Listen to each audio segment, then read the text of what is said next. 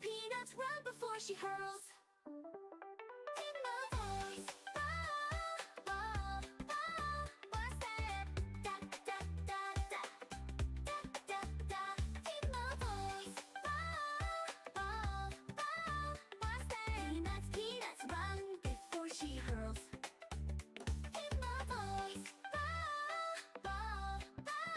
what's that? Mammoth, da da da. In my voice, what's that? Tomorrow, Mammoth Sumaru, and she's a mammoth girl. Big and fluffy, her stomping ground is her world. Peanuts, peanuts, what? Peanuts, peanuts, run before she hurls. Big and fluffy, her stomping ground is her world. Peanuts, peanuts, what? Peanuts, peanuts, run before she hurls. In my voice, what's that? Da da da da, da da da. In my voice, what's that? Peanuts, peanuts, run before she hurls.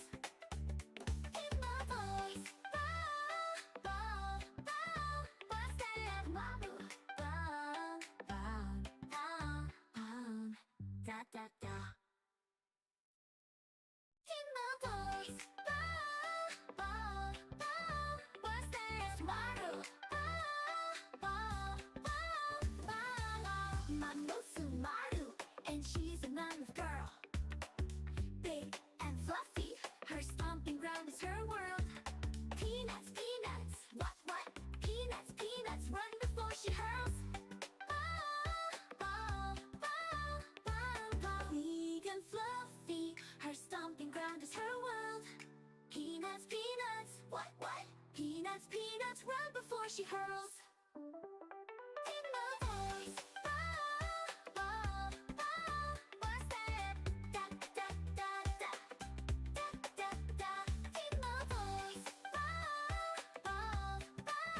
what's that? Peanuts, peanuts, run before she hurls. In my voice, what's that? Mamu, da da da. In my voice, what's that? Tomorrow, Mammoth Sumaru, and she's a mammoth girl. Big and fluffy, her stomping ground is her world.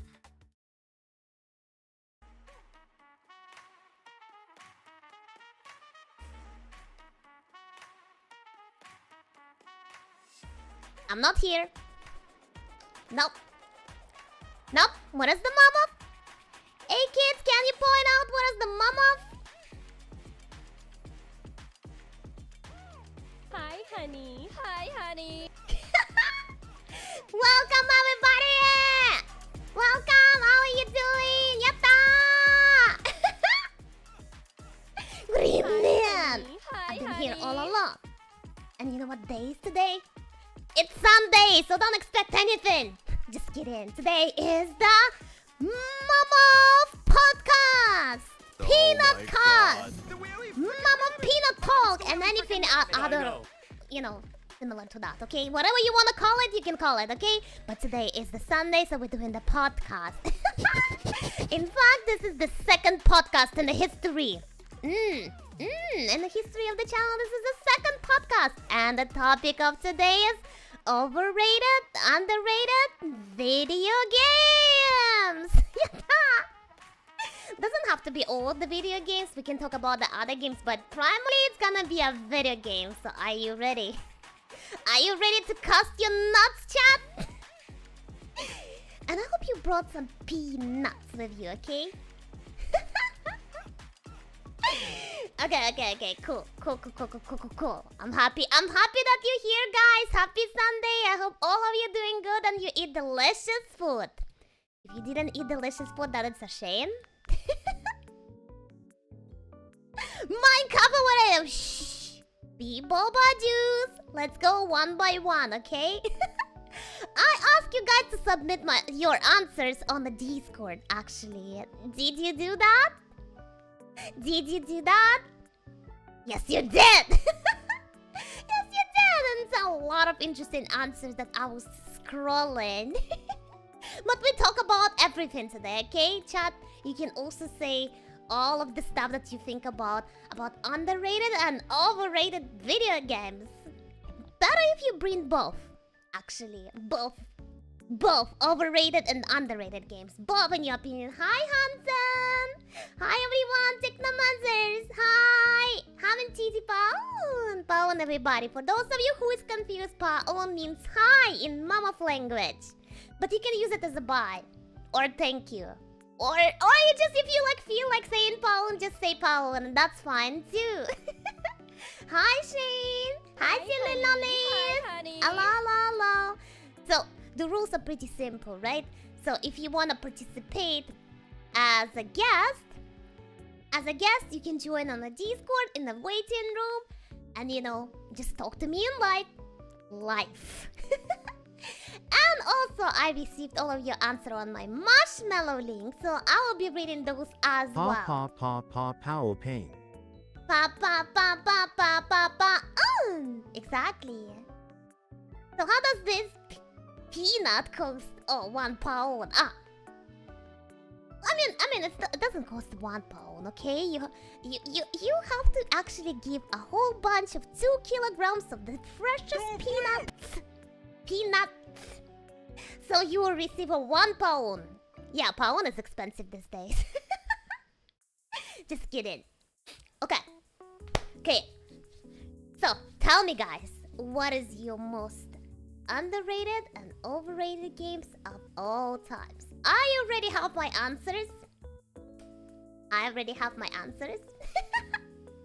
I hope you already got it in your head as well. I feel like the most popular game at now is Silk Song. Everybody is playing a Sing Song at this point, okay? Today is the most popular one, and I don't think it's overrated. I think it's all deserved. And also, just a gentle reminder of you guys that we're doing a September this month, okay? So we have a goals. We almost completed the medium level goals, okay? And since a lot of stuff that we need to be complete still, I think I'm gonna be having one extra stream, maybe like tomorrow or something, when I would just be fulfilling everything from what already has been done in subs. But there are still a lot to go, okay? So I'm like, and the more you go, the more funny becomes the things that I have to do, the more painful on my soul. But at least you guys might have a fun with those, so yeah. Currently, the one that we still have to do is 140 subs and 150 subs. And next goal is gonna be that I have to eat a very spicy noodle. And I got myself some Korean 3x spicy noodles that I will make live right in front of you and will eat it. And you know what? I will also add the extra chili flakes on top of it to make it even more spicy. And the chili oil. So I would absolutely die right in front of your eyes. Hi, honey. Hi, honey. Hi, honey, absolute Pika. How are you doing? Welcome. Overrated Cineson. Yes, I will be delivering the songs. I will be delivering all of the. I will post.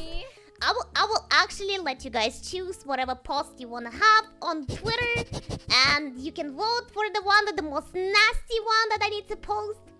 So yeah, there are gonna be like a few other stuff that I need to fulfill. I feel like it needs a whole day. And don't forget, the most important one that we got is Truth or Dare. Truth or Dare. Yes, exactly. Truth or Dare. It still has to be fulfilled. I think the FPS is overrated, the entire genre. It's a hot take right here. I feel a rage in this verse, I feel it's actually like somebody is speaking out of their emotions here, like, I hate the FPS game. I despise them. not what it reminds me of, okay? Okay, before we're gonna jump into the, like, just having a guest with us, Lolis, I hope you're ready. Lolis, I hope you're ready because you are the one who is coming next. I'm gonna read one marshmallow from Mr. Pringles, actually, Let me get it here. Yatta. Mr. Pringles said, this you just didn't specify the online game or not, I'll give 2. Let's go. First is a Command and Conquer Yuri's Revenge. It's fudging goated in its time. I was like wondering, like, what kind of game is that? Like, I don't remember. Yuri on Ice? I was thinking about that, like, it's Yuri on Ice? That exactly was my first thought when I came to, like, to this name. But no, apparently there is a game, right? And I hope I picked up the right one. Not the Yuri! Hi, not the honey. Chandra Yellow Phoenix, silly. I think they made a name in this one. So I found the actual image of it. Oh shit, wait. I forgot to turn off the chat box. Sorry. So yeah, I hope it's this game, okay? I hope it's this game that we're talking about because I was not sure.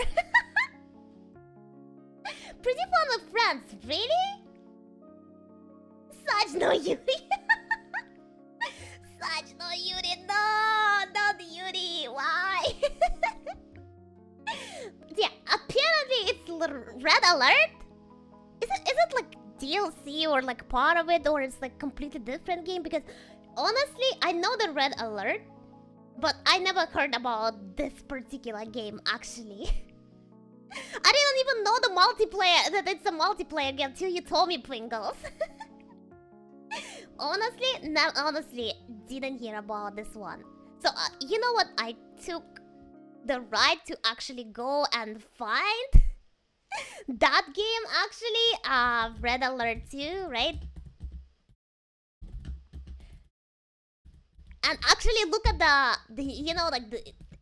trailers and everything of that game, and they actually made the whole movies about this, which is funny. Which is actually funny. They made a whole movies with that. It's quite creative, okay, guys? It's quite creative, okay? Let's see one of them, okay? So you get idea what the hell is this game about if you never played it before, okay? Mr. President, it's General Carville at the Pentagon on line 5. This is Dugan. Mr. President, I'm afraid we have a heck of a situation down here. A situation down here. A peanut stream. How bad could it be, Ben? According to NORAD, we've got Soviet aircraft coming at us from all directions and ground troops pushing up through Mexico. I don't know how they snuck in on us. You better double check this with NORAD. This doesn't make any sense. So it's not about the girls loving each other? Nope. Apparently it's about... Cold War? Moscow. Da, Premier Romanov here. What's going Can you on guys hear over the there, video, by the way? Why, Mr. President, whatever do you mean?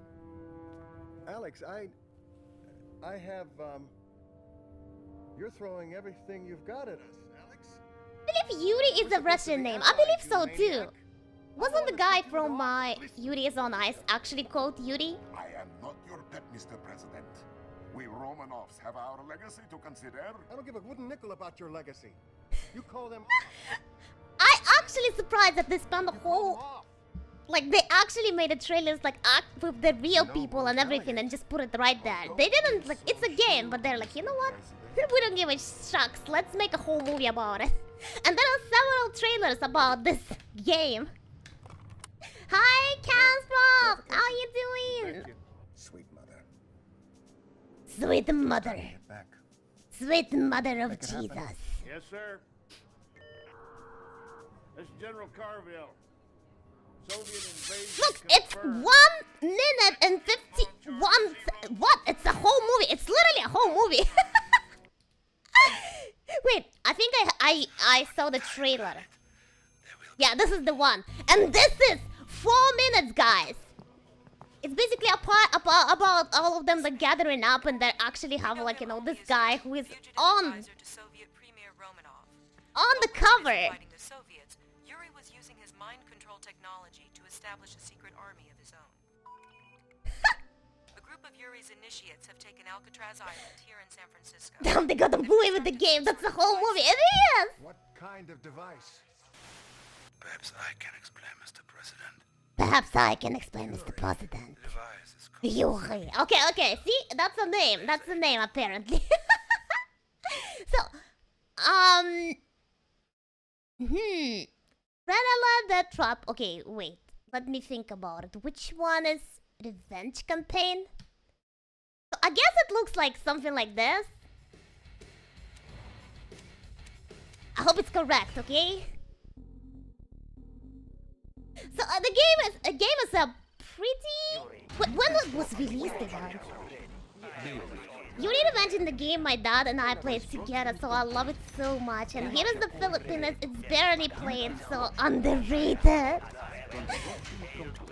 Did you guys, any of you from the chat actually played this game before? I heard a lot about the Red Alert. Like, Red Alert, like, just ask me, I'm like, yeah, I know that game, okay? I personally didn't play, right? But the standalone, actually, Red Alert, like this, I did not play. I didn't even know it existed.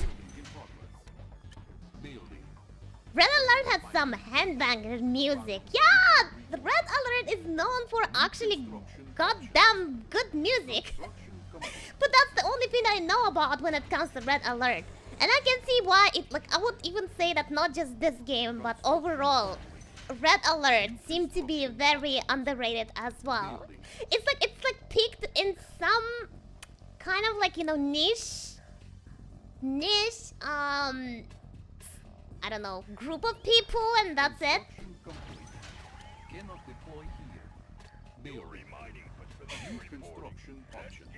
I believe Yuri is a Russian name.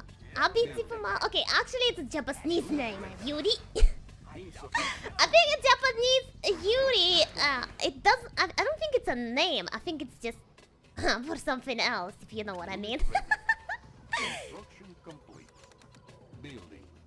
So basically it's like, you know, like a lot of this construction and everything. You know what it reminds me? It reminds me of the StarCraft kind of stuff. Is it kind of like that game that you have like waves of enemies just coming at you and you just like, you know, trying your best?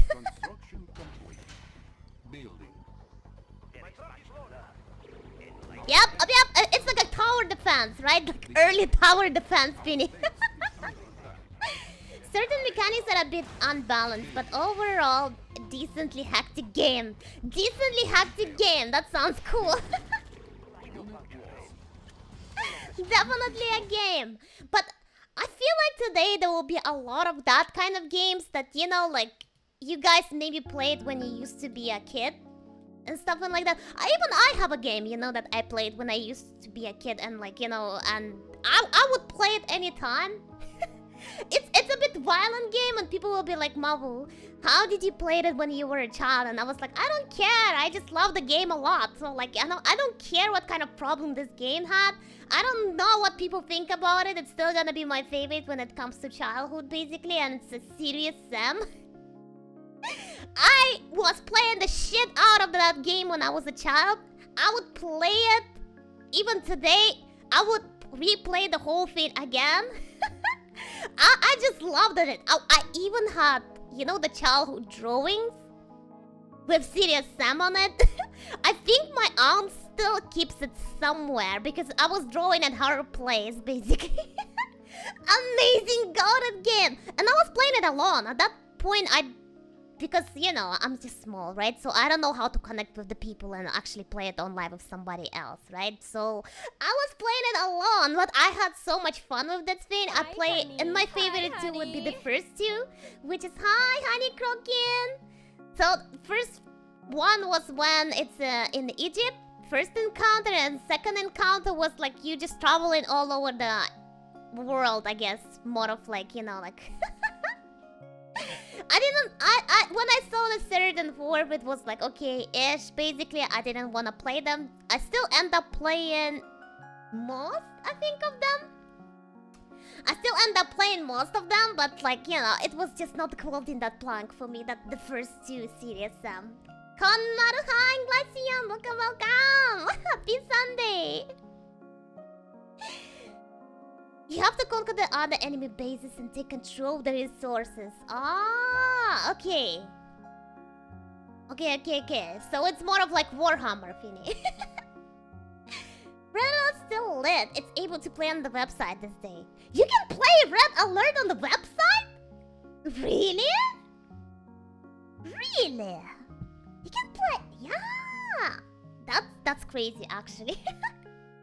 You know what? I would be actually surprised to see that if, for example, you go online, Serious Sam, you still find a lot of people that you can play with. That would be actually, like, you know, crazy. If there are still people playing online Serious Sam and you can actually find a decent amount of players to play with you in multiplayer. Serious Sam 2 was my favorite. It's so goated. I like the soundtracks, I like to kill in the bunch of waves of monsters with all of the guns that they provide me and stuff. CSM is online? Yeah, you could actually connect online and play with your friends. You can make a like a lobby with your friends, and you can play with like random online people co-op and PvP. Yeah! Yeah, there is a PvP mod as well. I didn't even know about it at all. Okay, so this is the first game we got on the list, which is Yuri's Revenge. And thank you, Pringles, for sharing your like games that you like. You didn't share all the games that is overrated in your opinion. But yeah, another game is... Second is the D&D. I know you all... I did it, but... You guys... I know you all know it, but I didn't knew you guys know it. Come on, what do you mean? I feel like D&D, when it comes to D&D, I would not call it anyhow underrated game? Question mark? And the D&D I think very it's not rarely just a played game, here, and okay? It's not thankfully just my a friends video played game. it. I have one memory of it. Me and my friends was in a campaign, and hunger was the main point. Every turn you lose hunger, and if you lose enough hunger you die. So at the start of the whole game, we befriended a unicorn, and at the end some goblins stole our foods and the DM made us kill and eat our unicorn. And at the end we found its family looking for it. Needless to say, we were traumatized by it. Not like this. Oh no! Didn't the Harry Potter told you not to eat the unicorns? The Harry Potter franchise didn't tell you guys to not to eat unicorns? That's crazy. That's crazy, actually.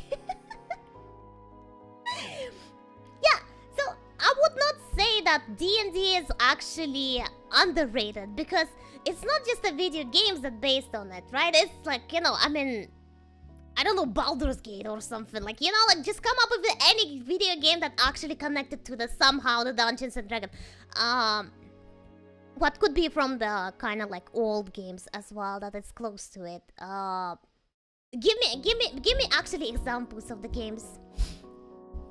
And yeah, I think it's not just a tabletop game basically that you play with the friends. I think there are so many connected to this, and fanfics, and I don't know, pretty much anything. I feel like even if you personally don't play D&D, people just know it. If you just say like, oh, I'm doing D&D, right? And like, you know, I rarely met the person who said like, what? Or like, who? Oh, sorry. The main issue with D&D and every tabletop games, dices. I mean, you know what? I sometimes go to the stores when they're selling stuff for like, you know, playing tabletop games and stuff like that, and they got some really cool dices. Like, even though I don't play actually D&D, I would love to have that shit just for a collection. They make them really nicely, and you know, like in D&D they don't use like a normal dice that they would just, you know, have like 6 maybe sides, right? How many dice actually has it? How many sides those dice actually have? 20? Actually, I think it can go more. I feel like I saw like something like really big, like, you know, like, holy shit, how is that fit? That's what she said. D&D is underrated when it comes to in real life, but right now it definitely got popular from the Baldur's Gate. Really? Really, I think even I remember back in like high school that people that I hang out from my class actually would like, some of them are played like, you know, D&D games. They're playing the D&D games and, you know, having fun with that. D&D is not underrated, yeah. I think especially nowadays it's the one most popular TTRPG ever. Exactly! I would never think that D&D is actually not popular because I think I've been hearing about it my whole entire life. Worldwide is goated, but here only a handful of people played it. So maybe in the Philippines, maybe it comes to the Philippines. I think, yeah, maybe when it comes to like, you know, Asia, D&D kind of like started to emerge just recently. Sure? Maybe it's just recently. Maybe just recently those kind of things made their way. I think like even Warhammer, like, you know, playing like tabletop games in general, because, you know, those kind of like hobbies are not cheap. Not cheap, yeah, sure, you can print out all the sheets and try to play with your friends and stuff like that, but the experience is still better if you have like, you know, at least some tools that can help you with this. Maybe like, you know, like those special dice that we're talking about, maybe some cards, maybe something else, you know. When I talk, we're gonna talk about actually tabletop Warhammer. That's completely different case. Like, you have to buy actually shit, which is expensive. Like, you have to actually purchase expensive figures and, you know, ideally even paint them and stuff, and like just to be able to play. And you have to have a lot of other shits, like, you know, so that is not cheap. And then not like, you know, everyone can just afford just to buy those, you know. And, you know, usually when the things making their way to Asia, it's usually more expensive than it's there. Alexa Lasta for D&D 5e. Wait. Let me actually find it. Ha! Do you like my cute penguin? Okay. Solasta, come on. Is it this one? Crown of the Magista. Oh, I see. I see. Wait, let me move it for you guys so you see the thing as well. Pop.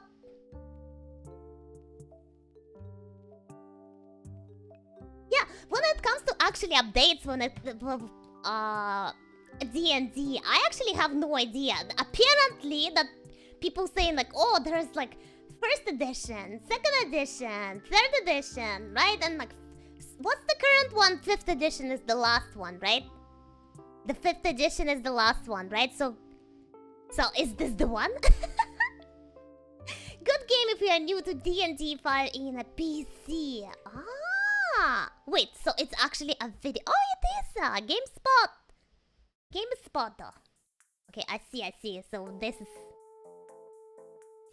I feel like, you know, like if you just wanna get the idea of not just get the idea how to play the D&D, but you just wanna get into like, you know, like the world of the, you know, how D&D actually work and stuff like that, you might wanna check out the Baldur's Gate first, just to like, you know, get the idea, right? And then when we come to this one, if you're like feeling confident, you know, like, okay, you know what, I wanna connect my life now with the D&D, I should definitely play this one. I would say, yeah, you know what, Valentina, by the way, also welcome to the Peanut community. My name is Mammoth. I am a Mammoth VTuber. This is my second podcast and we're talking about the most overrated and underrated video games. I think yours kind of falls into category of the underrated D&D games because I actually didn't hear about that. I'm that kind of person who is not updated with like D&D news. It's just like I know about the D&D. Okay, I play the D&D, but like I'm not actively following what's going on and stuff like that. So I never even heard about this game. I didn't even heard about this game, so I'm not even sure. And when playing online, you need to buy a subscription for the websites to be able to play and use all the subclasses. Ah, okay. Wait, what was the tool that you guys use on our Discord? What was the tool that we actually use on our Discord? Is it free? I'm not sure if it's a free tool that we use when we play the D&D, but I think it's pretty cool. It's pretty cool. Celeste is good, but I love Divinity 2 more. Divinity 2. Oh my god. I didn't hear this name for a while, actually. Why nobody's talking about the Divinity? I think Divinity is the perfect game to play with your friends. I tried to play with my friends. Definitely tried to play it with my friends. I think I didn't finish the game itself, but I think it was fun. I think it was a lot of fun.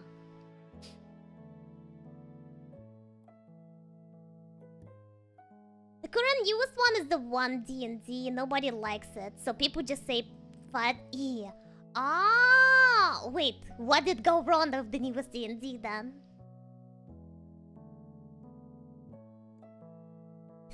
Oh no, Baldur's Gate is the one DMs hate when players have been introduced to D&D. Yeah, but you know, there is one thing about the tabletop games, right? So you want to catch the attention first, right?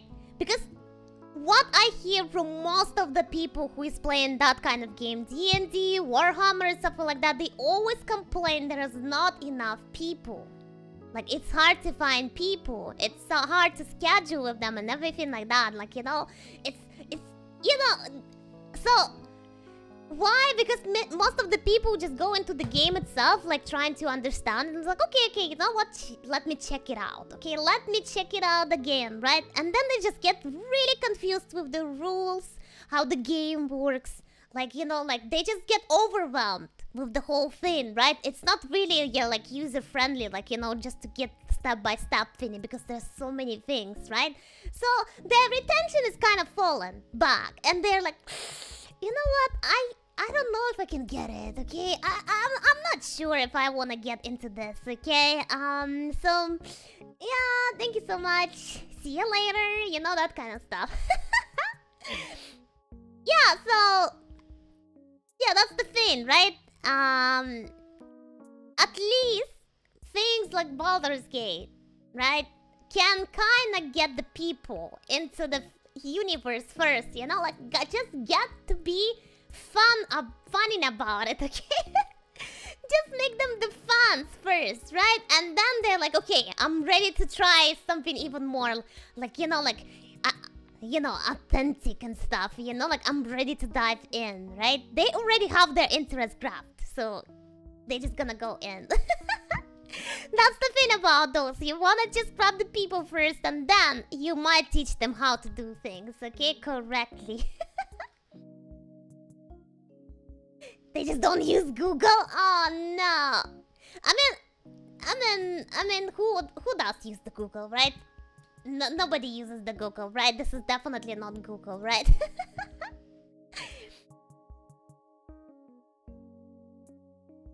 Just use the Roll20 website to play it. Yeah, wasn't it all free? D&D Beyond. Oh, that one is the paid one. Yeah.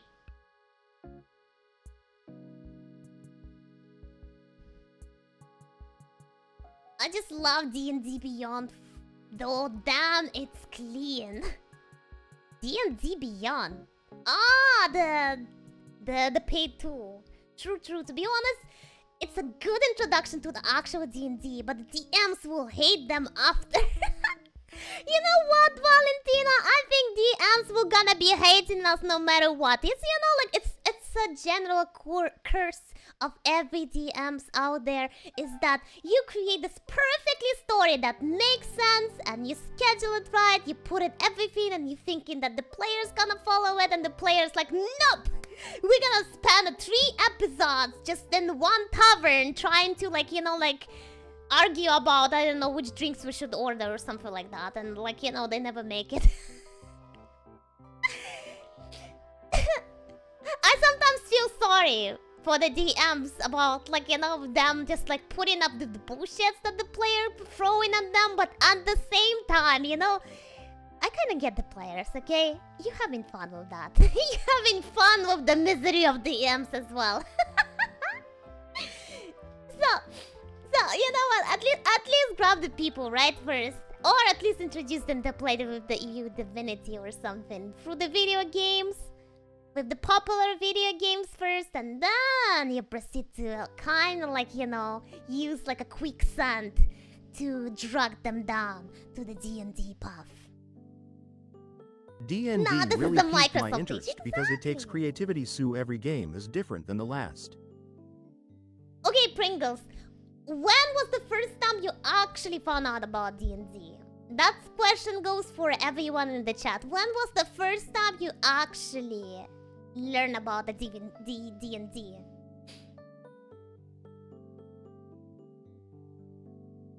Oh yeah, so Brother Yellow just barging here. I'm Val. Nice to meet you. Yes, please barge. Please barge.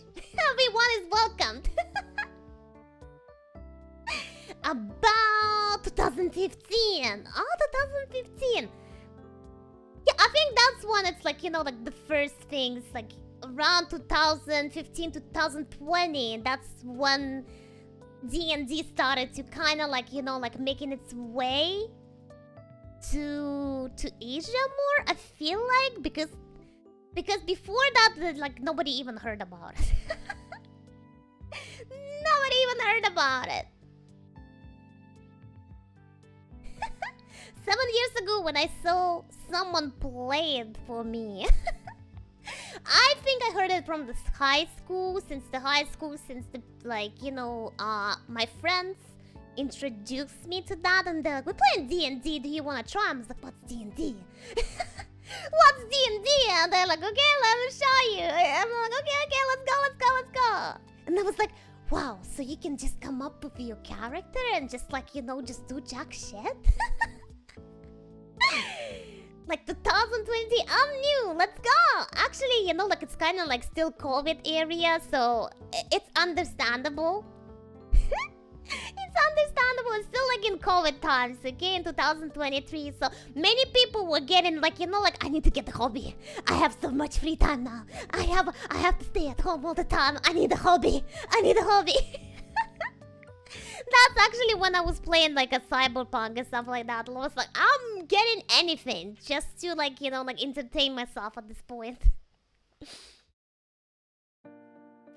I actually played since I was a kid. We're playing a paper-like adventure and gain status. Ooh, let's go. I think those people really lucky who actually had somebody to play with. Somebody to play D&D originally. I feel like you guys really lucky about that one. you have a, like, like first-hand experience when it comes to D&D.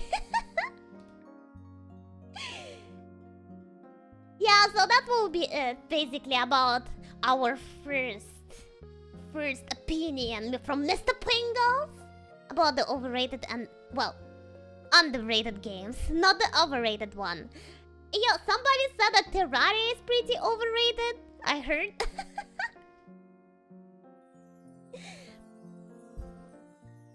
From Pathfinder Kingmaker game, let's go. Just didn't play with the dice. Oh, what does he play it with? I don't have any friends to play D&D with, cause most of my friends don't even know what it is.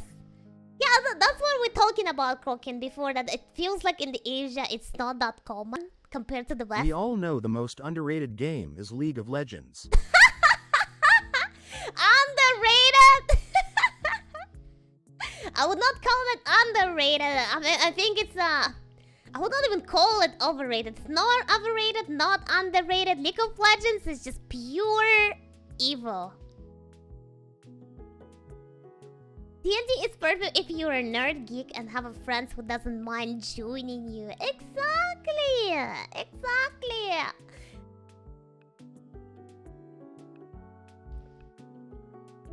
We use dice to play a game? I thought we used to fight people. No, Hans, we're not gonna be going and punching people all around the place. Chat, when we're hosting a D&D session with Mavu, I tried to play it with the community a few times, basically. I think it was pretty fun. To play. I'm still getting confused about a lot of things, especially how to use my spell. I have to literally ask everyone. It's like, if I use this, can I also use that? How far can I move? If I move, can I still use that? I'm like sometimes really confused about the numbers and everything. Like, how am I supposed to behave and stuff? We just need a DM and schedule. Exactly.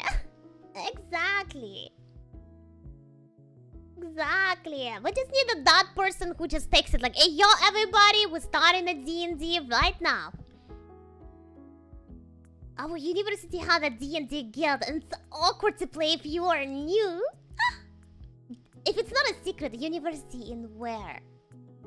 I mean, it's fine. I feel like those people actually, like, you know, like, even though they're nerding about the game, like, they still understand that you're just starting, so you're just trying to learn. So you just need to stick to one person that in that group who actually, like, you know, like, the most friendly, and they will just show you the way. Hi, Yashi! Welcome! But I'm surprised when I find people that do play D&D here. Actually, there's a lot of people playing at D&D. I think, how many people played? At least 5? At least 5, 6 people play the D&D here. And many express desire to join. It's just like, you know, it's just hard to kickstart this thing. Have to have that kind of DM that actually is like, you know, like, we're gonna start a new D&D campaign, I don't know, like next Thursday at, I don't know, like 5 PM CST and something like that. I think that's probably the case. I would disagree if you're in Thailand. D&D is pretty popular in Thailand. So in Brunei, it's not that popular. In Philippines, it's not that popular. But when it comes to Thailand, D&D is pretty popular. That's interesting. And you guys are literally neighbors. What we're doing today, games? We're talking about the games today is a podcast. And the topic is overrated, underrated video games.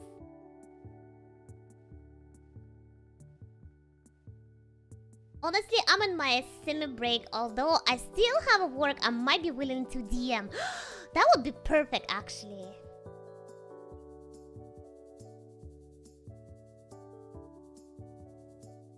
Hello, I'm new. How are you? Hi, Sarin Stops. Welcome. How are you doing today? Welcome to my YouTube. Oh yeah, guys, just a reminder of you. I'm streaming on both Twitch and YouTube at the same time, but I do encourage you to also check out the YouTube because I have some shorts on it and stuff. And my main channel still stays Twitch, okay? So that's the main channel still. Discussing hot takes on the game. Exactly. So yeah, but everyone is welcome to join. In the Philippines as well. Welcome. So, Valentino, oh, thank you so much for following as well. So, do you think that on the Philippines is also D&D is pretty underrated? We do have a lot of 4K table around the shopping mall. 4K table, let's go. Hard takes. Danganronpa is underrated. Do you guys know Danganronpa? Do you guys know that game? Honestly, I never played it, but I watched a lot of videos about it. Danganronpa? Ah, here. Here we go. I think most of the people knowing about the Danganronpa just because of the bear. The black and white bear. But I know Danganronpa. I think people know about it, but is it ever became popular? I don't think so, because I also heard about it in high school from somebody else, but I didn't hear that it became a mainstream or something like that. Danganronpa, the game. I see that compilation. Exactly, I know this game because I was watching the dev compilation videos. I just wanted to see that all of those cute and nice teenagers just die in the most horrible way possible. I also had a friend who was actually really dying for this character. What's her name? I actually forgot her name. Yes, I forgot. But he was simping on this character a lot. So yeah, that's how I remember this one. It's so underrated. Very good plot. I wonder why. Was it connected to some kind of like, you know, it was not available on the platform when it came out or something?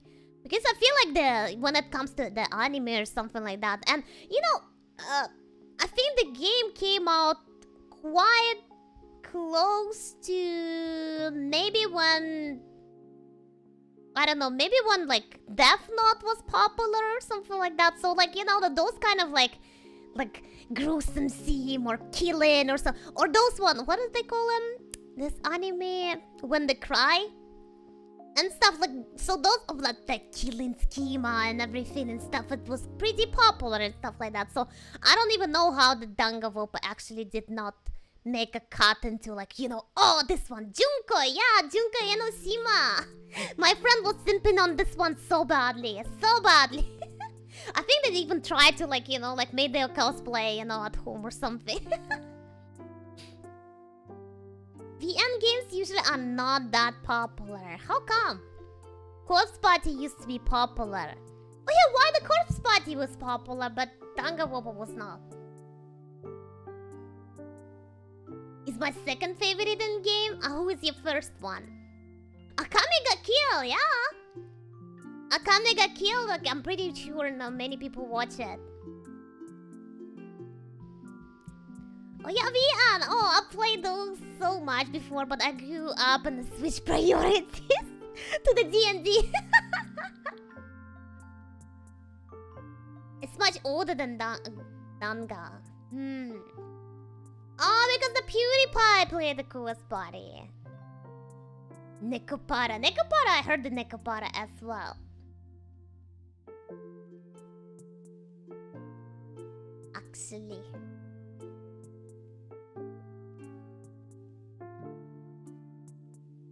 Nekopara! I mean... How about the Literature Club? Wasn't it also pretty popular at some point?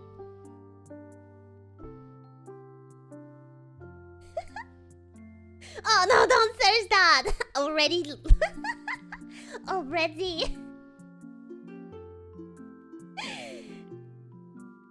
It's the same reason why the Squid Games was popular. Yeah, how come like, you know, Squid Games was popular when it comes to like, you know, like those kind of like games, you know, when you can end up, you know, dying and stuff?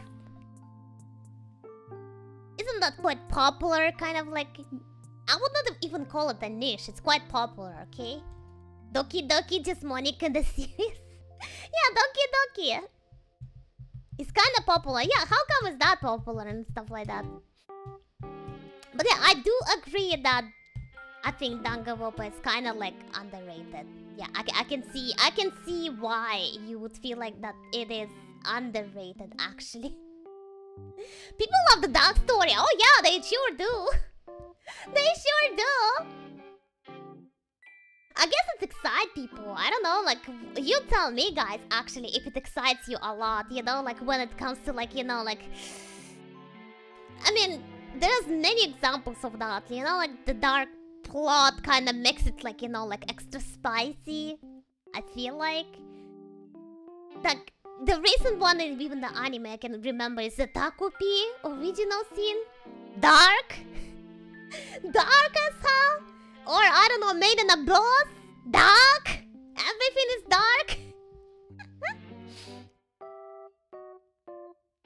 Mammoth is pretty popular. One of my best friends loves the game, and all she does is talk to me about it. I had that friend too, but that would be the only friend that actually talk about this game.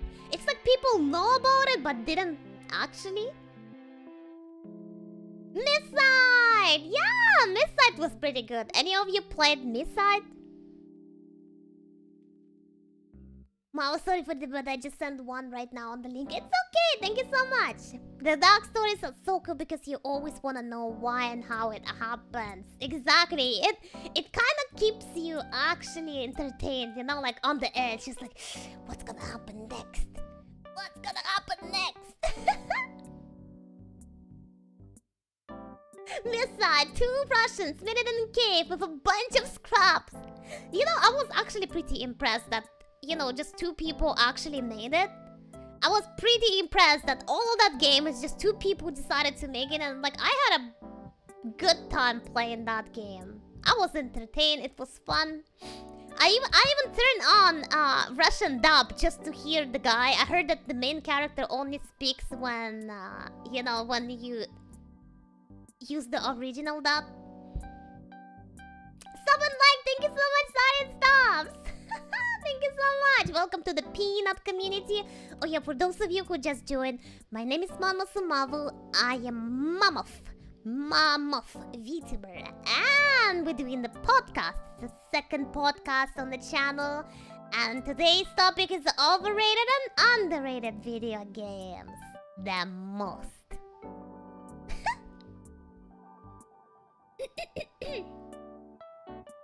Whole Night and the Silk Sound were made by like 3 people.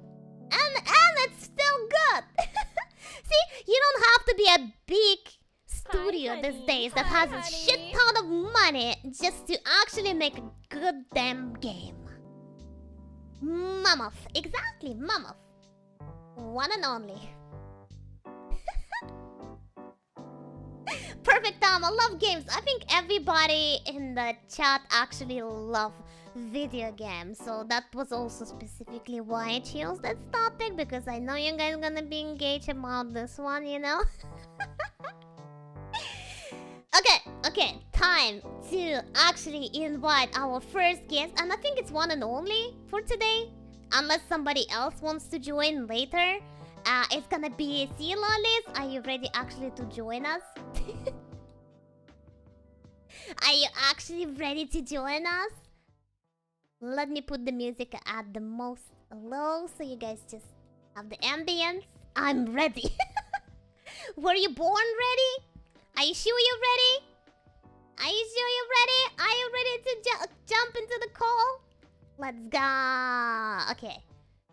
Let me set it up a few things. Bum, bum, ba, bum, ba, da, da. Okay, 1, 2, 3, 4. Do-do. Okay, say something. Hello? Can you say it more loudly? Hello, hello. Hello? Okay, I think you guys can I hear can't it. hear you, Mar. I can hear you in Discord. I can hear you in stream. I know. There you I'm go. not talking through the Discord. There you go. Welcome! Happy Sunday! Happy Sunday! How's it going, everybody? Name's not Markiplier. Sea Lollies FT. How is everybody doing? Let me set up your Fugia a little bit. And yeah, just continue. You can actually drop your answers already about the most underrated and overrated video game. Which one do you prefer to start with? Oh, can I actually give both? I have both of them. Both underrated and overrated, actually. Yes, please. Absolutely. Well, let's start with positives first. I have this one game where I think it's severely underrated. It's do you know Digimon? Oh, Digimon! Is it overrated? Yeah. I mean, underrated? Yeah, because a lot of people I know and a lot of people I saw don't even like the games. So there's this one game. As a kid, I played this a lot. Digimon World DS. Digimon World DS? and that's a very underrated game for me. I think it needs more love.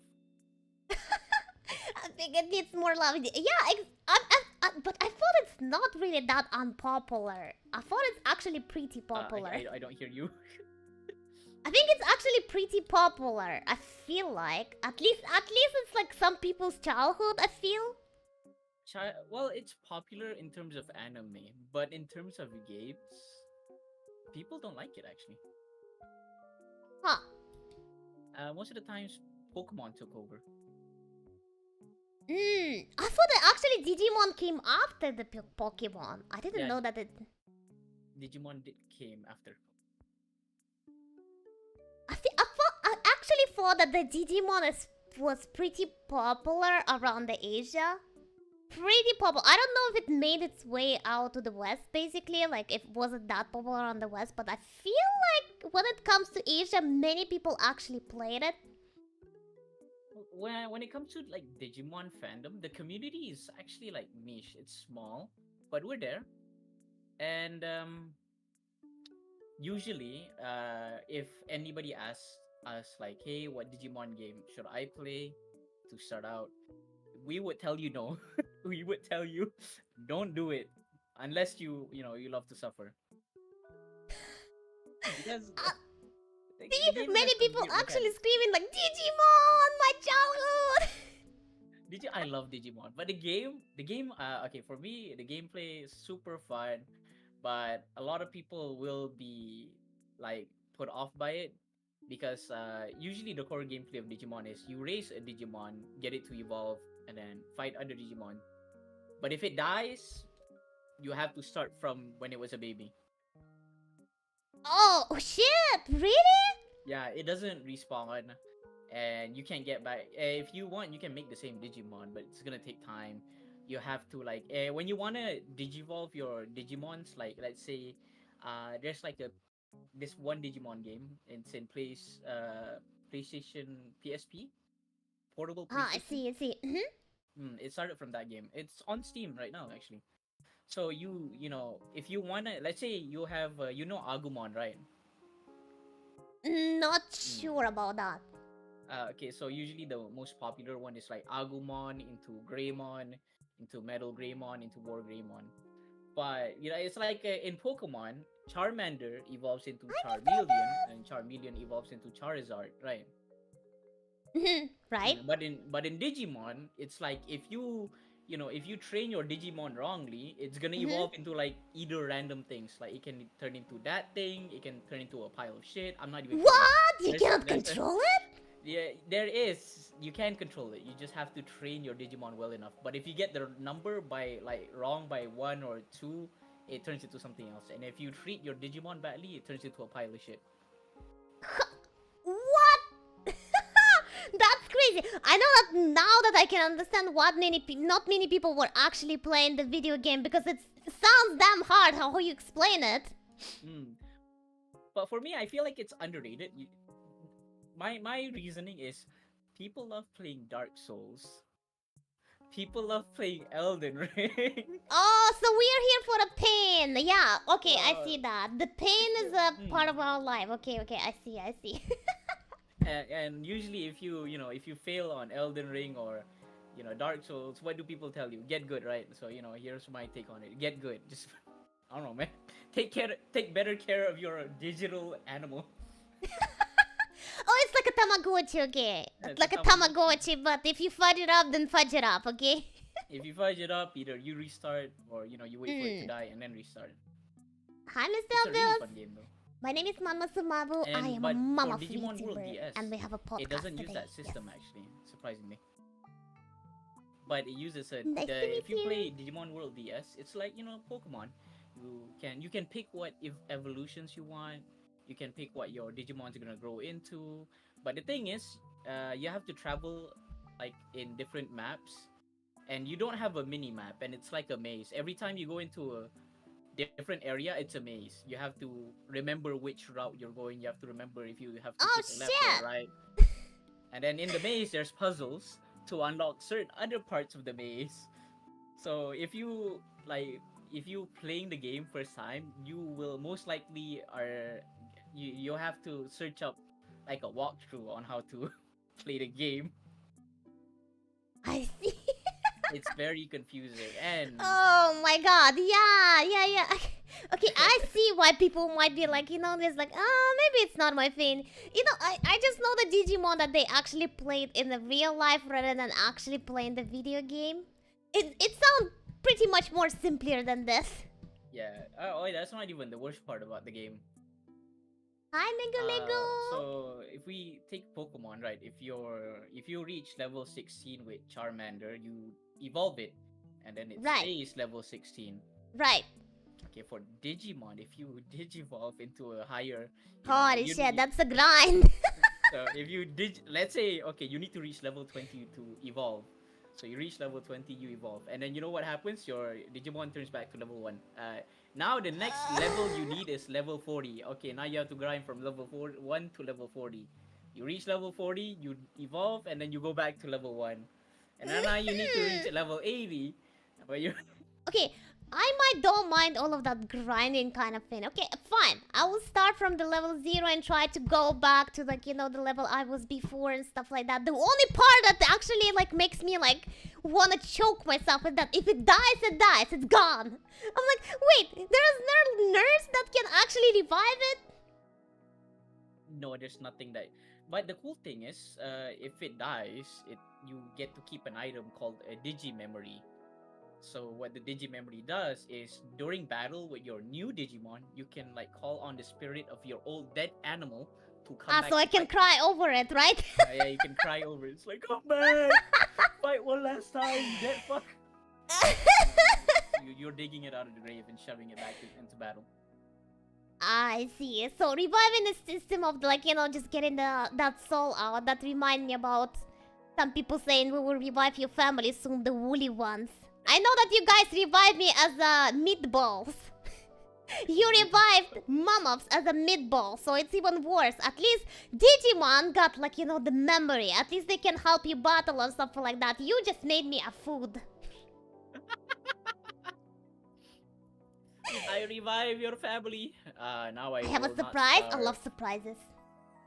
The worst thing about that game, level up doesn't increase shit. Exactly. Wait, what? Level Then up why doesn't you increase level anything up? to Then why Digimon. you level up for? When you evolve, you get your stats up. If you don't evolve, your stats stay the same. Shit. Shit. It's fun. I swear it's so fun for me. I don't know why, man. It's fun. It's fun for me. My god. So, yeah, the Digimon just took like, you know what? Let's take this Tamagotchi kind of thing, but we're gonna like, even improve it more. Oh, thank you so much for follow, boss. Thank Put you. in all those mechanics. I guess to be fair, for me it's fun because I played a lot of Pokemon too back then. Mhm. But Pokemon is like, if you look at modern Pokemon, it's so easy to play. Like going through the story doesn't really take anything. The only thing you buy Pokemon for nowadays, if you really want to play it, is for competitive Pokemon. Mhm. And then the actual game doesn't even matter anymore. People buy Pokemon to play competitively, to play the Oh online, shit. Or to play with your friends. I see. Oh my god. I can see how Digimon- fun it can be, okay? I can see how fun it can be with the Digimon. Digimon is super fun. You rage a lot. Like, why? Why are you not strong enough? That Oh, actually, like that comes to the D&D mechanics. You can either roll 1 or you roll 20. Exactly. And unlike Pokemon, all your moves has a chance to miss. All of them. All of them. Doesn't matter what you pick. All of them. Even if you have like a strongest ultimate that you have to grind and save up for during the battle or try to cast it and stuff like that, it still can fail. Yeah, they'll still miss. And the Digimon also has a typing system, which a lot of people don't know. Typing. So, yeah, like in Pokemon, there's like fire type, grass Right. type. In Digimon, we have the 3 basics. The 4 actually. So there's data, vaccine, and what is it? Virus. Hi, Nightmare. And then the other one is normal. So vaccine beats virus, data beats vaccine, and then virus beats data, and then Yeah. normal gets stomped on by everything. Damn. And then, and then aside from all those 4 types, there's also elements. So there's vaccine. There's like Digimons who are vaccine dark, so you have to be like, okay, I am confused majorly just from your explanation about the things. Yeah. No, even when I'm explaining, it's really hard to understand it myself.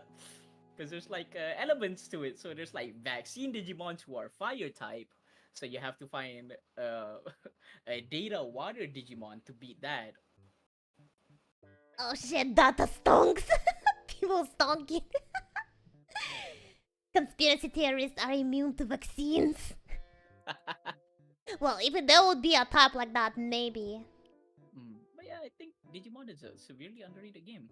I feel like if throughout all the pain you go through to play the game, throughout all the suffering you will go through, I feel like if you beat the game, you will enjoy it. Also, the soundtrack is really good. Digimon soundtracks in the games are super nice to listen to. Okay, I see it. The soundtracks is like I feel like 50% of the success of the game. Exactly. I mean, like Digimon's songs are honestly goated. Like if I compare Pokemon songs to Digimon but songs, once I have you get more it Digimon simple. songs. I have more favorite Digimon songs than I do Pokemon.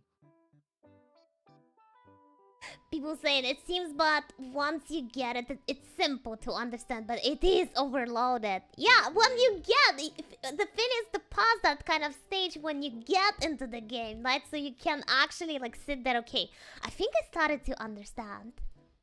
Also, Digimon's designs Hi, are Animatastic. really cool. Maru, I need you to search up one Digimon. I think you will like this design.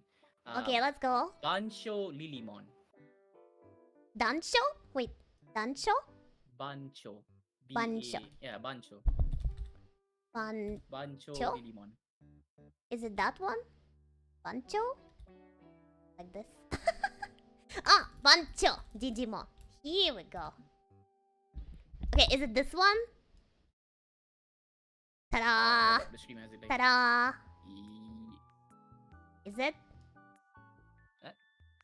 No. Oh, hold on. Let me type it in the chat. Oh, okay, let's go. Bancho Lilymon. A podcast! I will stay in silence! No, don't stay in silence, Animatastic! I was Bancho's waiting Digimon. for you!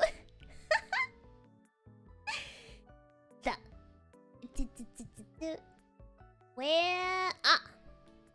Okay, copy this one. I hope it copied. Here we go. Okay, this one?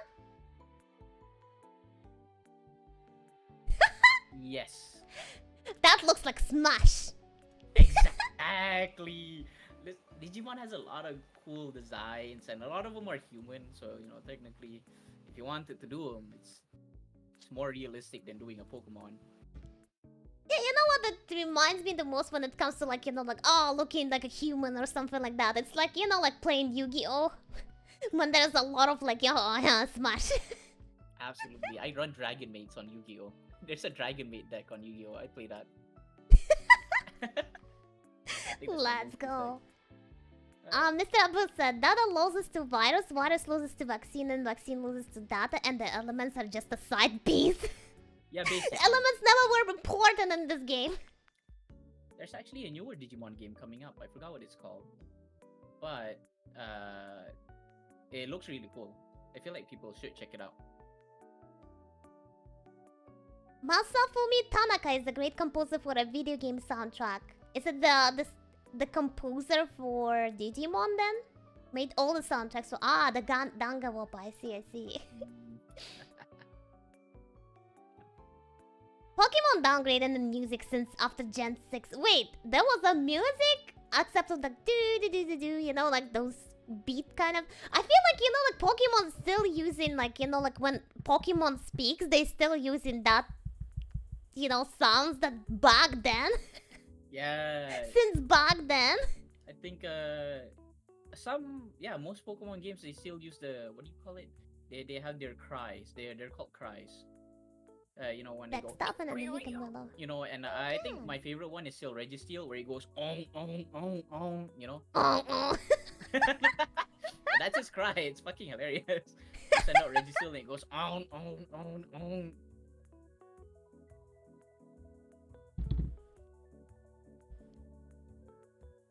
Wait, the funny part that when I was actually seeing people playing it in real life, it didn't look even half of that complicated. I'm like quite interested in what is different between people playing it in real life and playing the video game.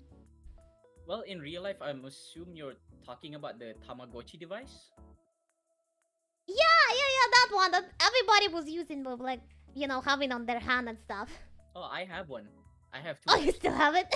I still have two. I have two. I have one for Marine Angemon, which is one of my favorite Digimons, and another one for Beelzemon. Ah, I see.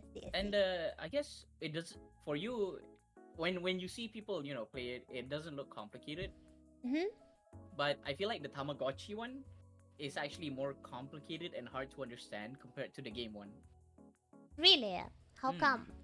Because for the game ones, you can, you know, search up how to get the evolutions you want in the game, and there's a lot of information about it. But the Tamagotchi one, oh boy, the Tamagotchi one, you would have to open up like 3 websites just to know what you're doing.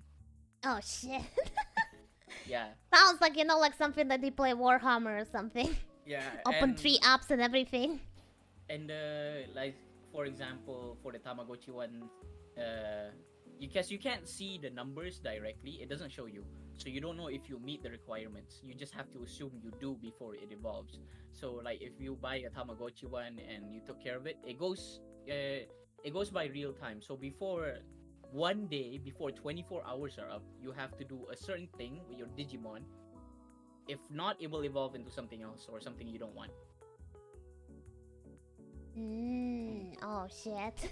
I even have the other device for the Digimon. So they actually released another version of the Tamagotchi where it's a watch. It's a The watch, yeah. the watch where it goes by your heartbeat. Pulse. Yeah, it's called Pulse. So the design and the concept is they wanted Digimon fans to go exercise because we're all a bunch of fat fucks anyway. So what it is basically you wear a watch and then you have to go, you know, running. It records your steps, and the more steps you have, the more likely you will get the Digimon that you wanted.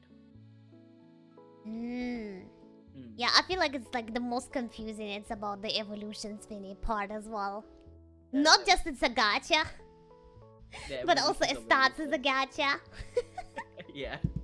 The evolution, Everything is gacha. Everything is gacha. The evolutions also doesn't make sense. You know how I said I have a favorite Digimon, right? Marine Angemon. Okay, so if you look at what that looks like, and then see what evolves into Marine Angemon, it does not make sense on how it turns into that. Okay, can you send me? Then I will actually see the evolutions of that. Okay, I'll send you what it looks like before it evolves. Okay, how about you send me the name and I'll try to look for evolutions as well. Let me send a picture to you. Ramon.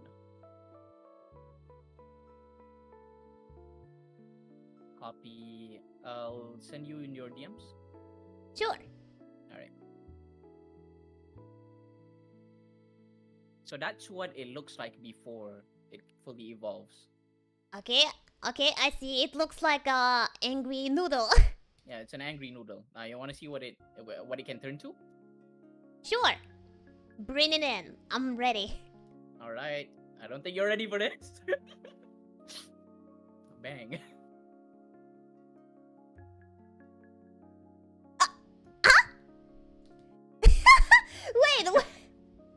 Wait, what is just... Why it's just... from the angry noodle, it just came something like, I don't know, like... Really cute angel thingy, yeah. Angel... I think it looks like a rabbit with the wings. But Yeah. a bit uninvolved in terms of the body. That's a mega level Digimon, which means it's one of the strongest versions. It's the final evolution. Final evolution! That's a final evolution Digimon. Oh no. Hi, Job Application! It's Welcome! really funny. There's like a lot of final evolution Digimons that doesn't look like final evolutions. It looks like it's supposed to be the baby. It looks like a devil devolved. It It's looked like a regression from its part. Okay, you just imagine the dragon becoming bigger, maybe get the wings, maybe get the, like, you know, paws or something like that. And it's, nope! Hi! It's like, you know, it's like that time when you, like, you know, you just grow with your parents and then suddenly you become a weep and you're like, yeah. It watched High School DxD one time and look what happened. And then the parents is like, I don't remember who is this person. Son, what happened? I'm the weeb, Dad. I love 2D girls. I wanna go to Japan now. I wanna visit Akihabara. And spend your last money there buying cute girls figurines and stuff. Yeah. High School DxD is peak. I didn't say High School DxD wasn't peak. I just said this is what happens when you do watch it at a young age. Listen, my first ever anime was fucking Rosario X Vampire. Oh my god, that So one, yeah. I was 7 years old when I watched that. 7 years old? Oh no. My sister. You know that back then they didn't have any warning about the age of, like, you know, Yeah. what you can watch, and just everything is available for you to actually pick up and start watching. Boy, my dad should not have given me that laptop at a 7 years old. And you know, you can always tell your parents, no mom, it's a Japanese cartoon, okay? And they have no idea. No, I watch it in my room, so you would never know what I watch. And I know, even at 7 years old, when I see all the really ecchi scenes, I will be like, yeah, no, I'm gonna watch this alone. I know it's wrong. And you, like, turn off it, it's like, oh no, this is so bad. Oh shit, I shouldn't have been seeing that. And then it's like, okay, when it's my alone time. Yeah, this is why I didn't have any friends during high school. Nobody wanted to be friends. Oh with me. no. No, Been to honestly, Japan and Akihabara? Oh, me too. How about you though? Me, I'm actually planning a trip to Japan next year with my friends. Let's go. I hope it's gonna happen and hope it's gonna be a lot of fun. Absolutely, it will. I don't know what I'm gonna do, but I just wanna go there and buy cheap anime merch because, you know, the anime merch there are like cheaper because they have like a bunch of them. A cheaper one, you can also find a good damn second-hand one, and pretty much a lot of available. If you have something in mind that you want, retro or not, you can find it there for sure. Yeah, and the first store I'm hitting in Japan is Hololive Shop. Oh boy. What about Oh boy. Liope merch? Silence really wants to go to Japan as well. You should go. If you can, please go. If you can, plan it. If you ever plan for a trip, consider Japan to be first in the list, 100%. But if anybody wants to go to Japan, I do recommend that you do it early because I heard Japan is actually trying to kick out a lot of foreigners at the moment. So it's a bit hard to get in there in the future. True. And I feel like it's overloaded. It's overcrowded now of the tourists already. And we don't know, like, if they will have enough one day and just say, like, no, we're just closing up again. Get out! No more! Get out! No more beeps! No more tourists! Go back! Don't visit us ever again. And then you're gonna have a big trouble visiting Japan. I feel like they're already restricting a lot of, like, pretty much not even like the people, but even countries. If you're coming from this particular country or something, they would check you thoroughly more. Even I had a actually incident happening when I was there. Basically, it's a small one. Nothing is like I was with the group rate, right, with my family stuff. But I walked a bit in front of them basically, and I just went past, you know, in the airport or the scanning and stuff. I just grabbed my bag and I got stopped. Got stopped by one of the officers. He's like, "Excuse me, miss, why are you walking here alone?" Like, you know, when the girl alone just traveling, like, lady is like, "Excuse me, what's your purpose of this trip?" Like, "I'm here with my family, please." And the family just comes behind me and they're like, oh, okay, understandable. What might you be doing here alone? You look suspicious. What are you doing? What are you doing? No, really, right? Like, you know, that because they see, like, you know, like the if there's a lady outside, like, you know, going alone, they will be like, why she came here to Japan alone? I feel like because of that, because Japan has like you know how Japan culture is with all the weird pervertedness and the sexual harassments. I feel like they were worried for you because you were, you know, a woman alone in Japan, right? I also heard that some females will be looking for staying in there, maybe like marrying somebody as well. So maybe that connected to that as well. That might be true. Yeah, they're trying to get the Japan green card. Yeah, I feel like they just not trusting anyone just traveling alone. Like, why would you travel here alone, you know? You're like, I'm just a weep, I wanna buy my shit. I just want to buy my pushies. So actually good that you go in with the friends. At least, like, you know, like if you just like gonna tell them like, I am just traveling here with my friends, nothing suspicious, we just, you know, really wanted to go to Japan. I think my experience traveling, it's only one case where I couldn't travel because the embassy rejected me. It was when I wanted to go to America. Oh shit. They rejected me. Huh? They They rejected you in the back? What? Yeah, I was trying to get my visa. I paid for everything and then they rejected me because I was a student. But that wasn't a valid reason. If I look through the embassy rules, that's not a valid reason. So they just I'm not, you know, I'm not sure why they rejected me. I feel like it's just I just feel like they don't like how I look. Hi Bucket! 俺はが大好きなんだよ。Me too, me too.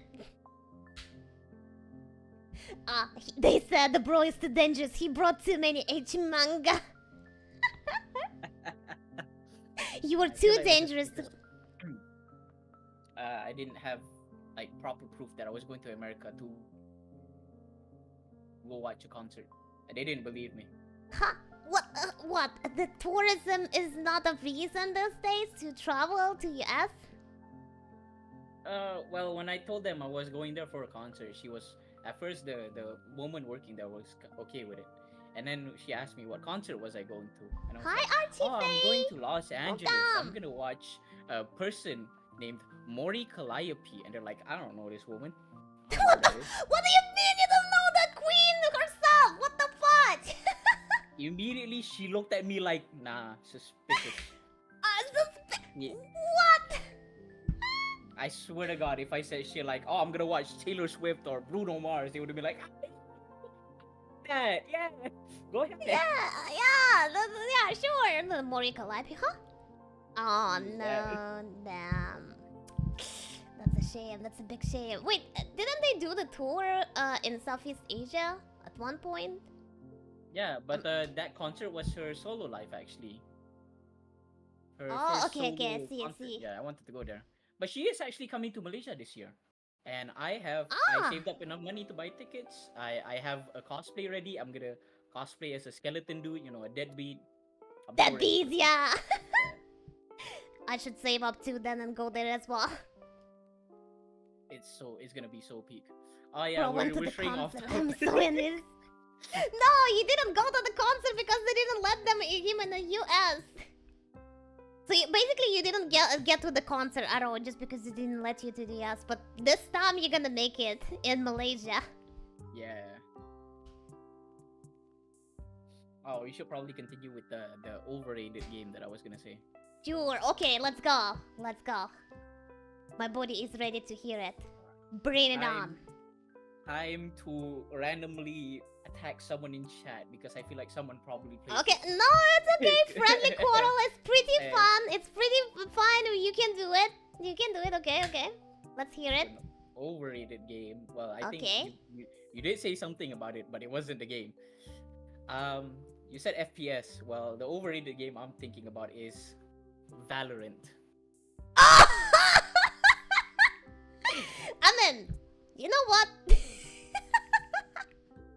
You know what? Fair enough, you know? On this one, I kind of put my, like, you know, even though I played it, even though I made the chat play with me and stuff like that, and at some point I played it a lot, I can still put a coin and says, like, yeah. Okay, my reasoning for it, okay? For me, Valorant isn't a shooter game anymore. And I'm not talking about, you just see everyone chucking Of course, it's abilities never like been. no It's all tomorrow. about the skins on your guns. No, Maru. Valorant is a dating game.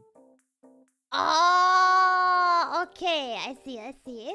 That's what it is now. Like, I can't say CS:GO is overrated because if you if I go in a FPS game playing playing the game, I would expect it to be met with an FPS experience.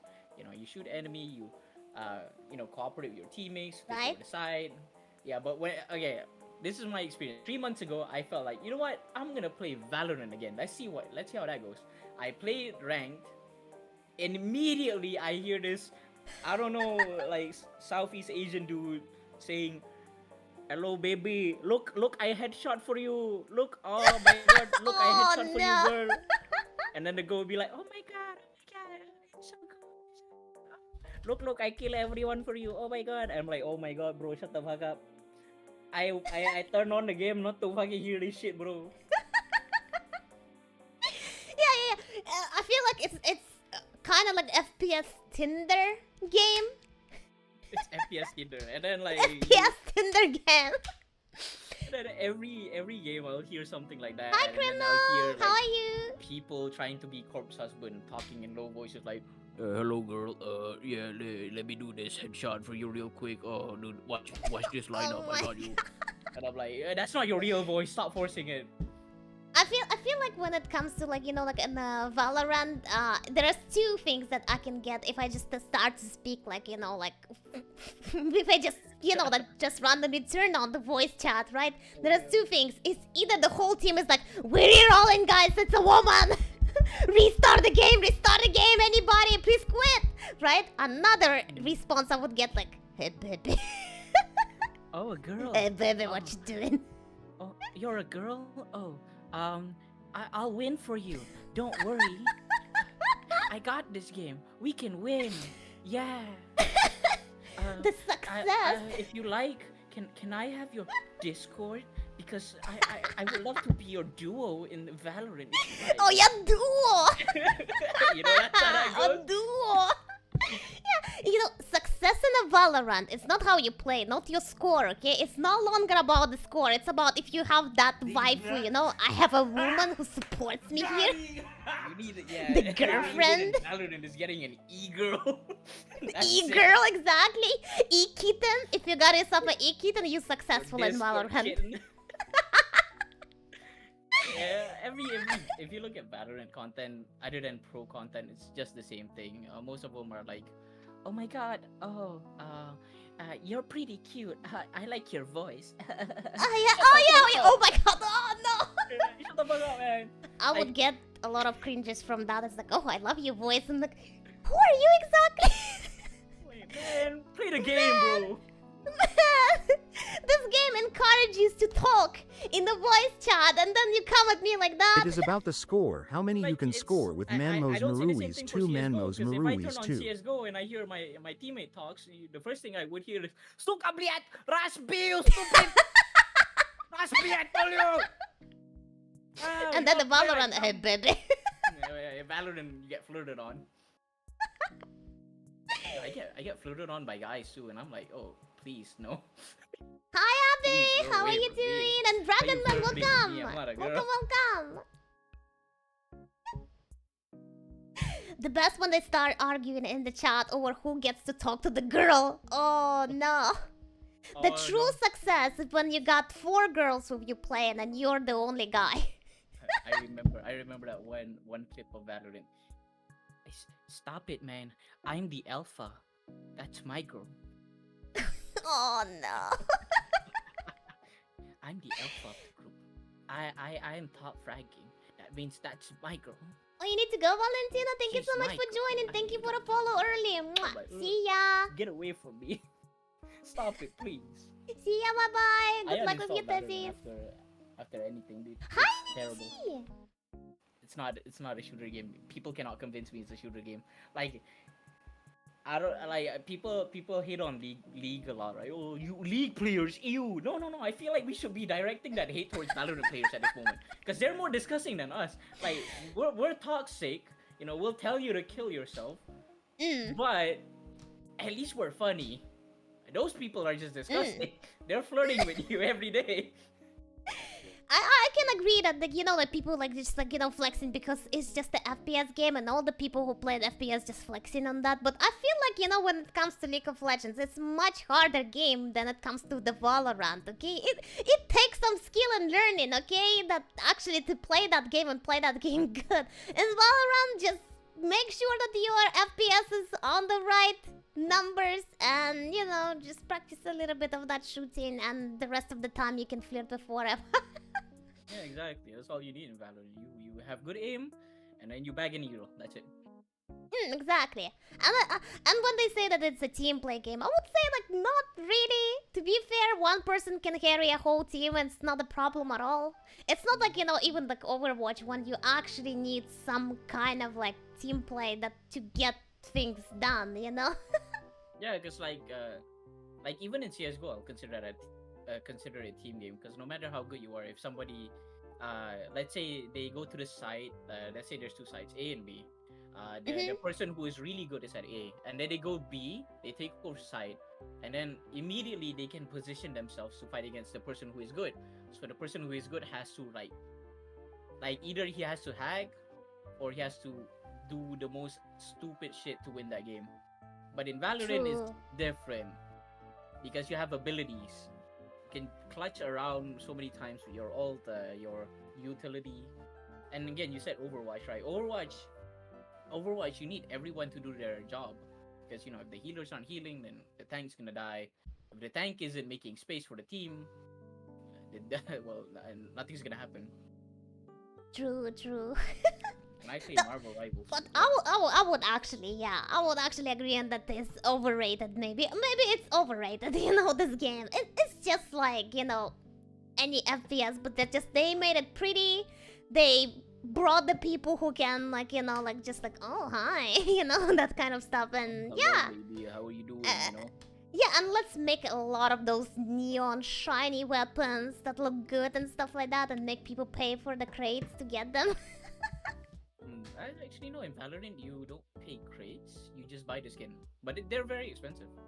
No, it depends when, like, you know, like when they roll it, like if it's available today, you know, actually the shop, if it's in shop available today to get it, not the crates, but like if it's available today and not. Some of the skins you cannot get them till you kind of accidentally stumble on it. Yeah, that's a thing too. A lot of people, I mean, that brings up another reason to why I don't like the game. There's another type of player that I really do not like in Valorant. Which is? Immediately when the round starts, you see him typing or he's gonna talk to you. Bro, drop your skin, bro. Drop your skin. I want your skin, bro. Drop your skin, bro. Bro, you got the Vandal skin? Can I have? Yeah. And then they just walk around you when the game was already like, you know, they just walk and then they're just blocking you and like, no, give me the skin, give me the skin. They throw the game on purpose just to take your gun. Like, they'll wait for you to die and then come like a fucking rat, take the skin, and then hide in the corner to keep it for the next round. Like, bro, go fuck yourself, bro. Why are you playing the game? That kind of people exist for sure.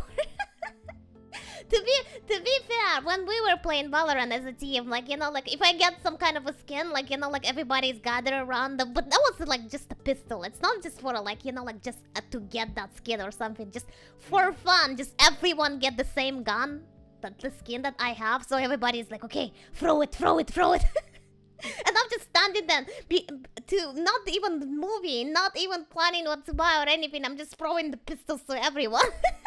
Take it, please take it. That one you can really. If you're playing with friends, I don't mind like passing around skins. But if that one is a normal thing to do, yeah. I'm trying to like focus in. I don't really want an 8-year-old screaming at me because I have a skin, you know. I hate Valorant players. I absolutely I despise them with the utmost anger of 10 sons. Like they can go burn in hell. They can go fucking die for all I care. Like I don't know, man. No hate to the people in chat if you play Valorant, because you're probably not like those fucks. They're just so annoying. Ugh, makes me shiver. I remember that one dude trying to pick me up because he was like, I know you're a girl and you're forcing a boy voice. And I'm like, no, I'm not a girl. No, I'm not a girl. Did you talk like a girl? Hell no, do I talk like a Yeah, girl? if you sound like a girl, if you look like a girl, then it's a girl. You don't know, I'm a dude with a beard. You're gonna regret it.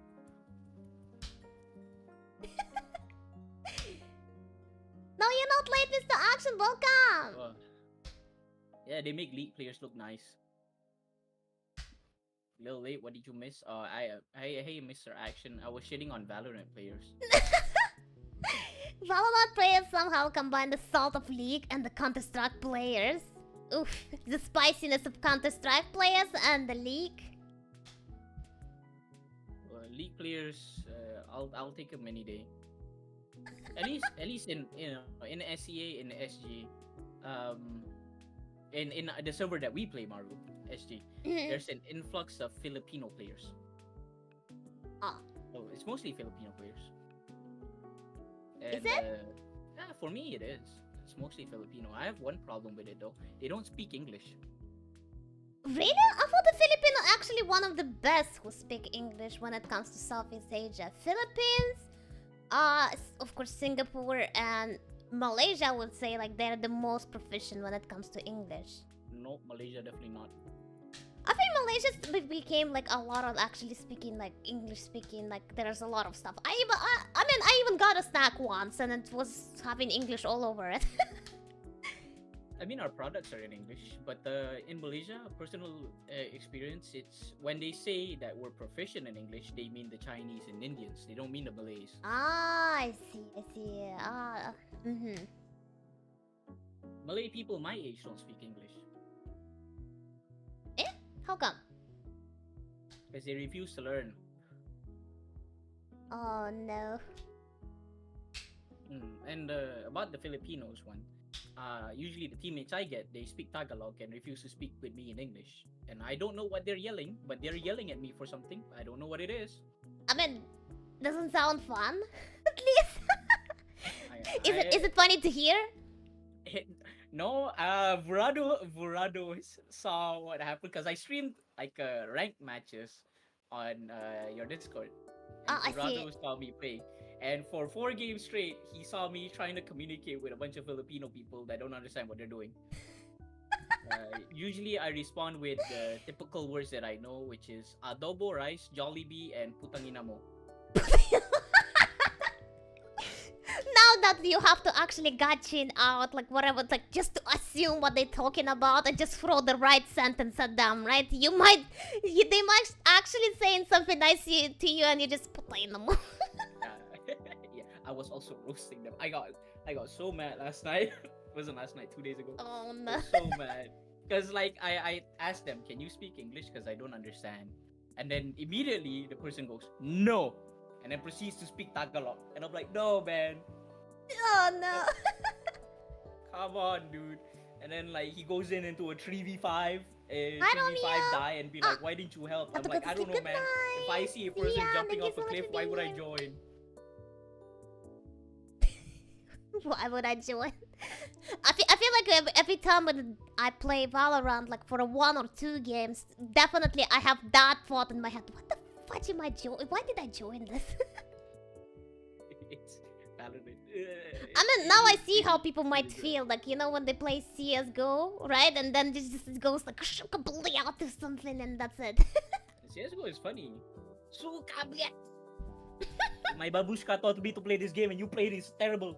My grandma shoot better than you, bro. The roast in the CSGO is so funny, bro. Like, I swear to God, when people roast you on CSGO, it doesn't make you insulted. It's so funny. No, they're like, it just makes you like a bluff. My friend shoots straighter than you and he's gay. Oh.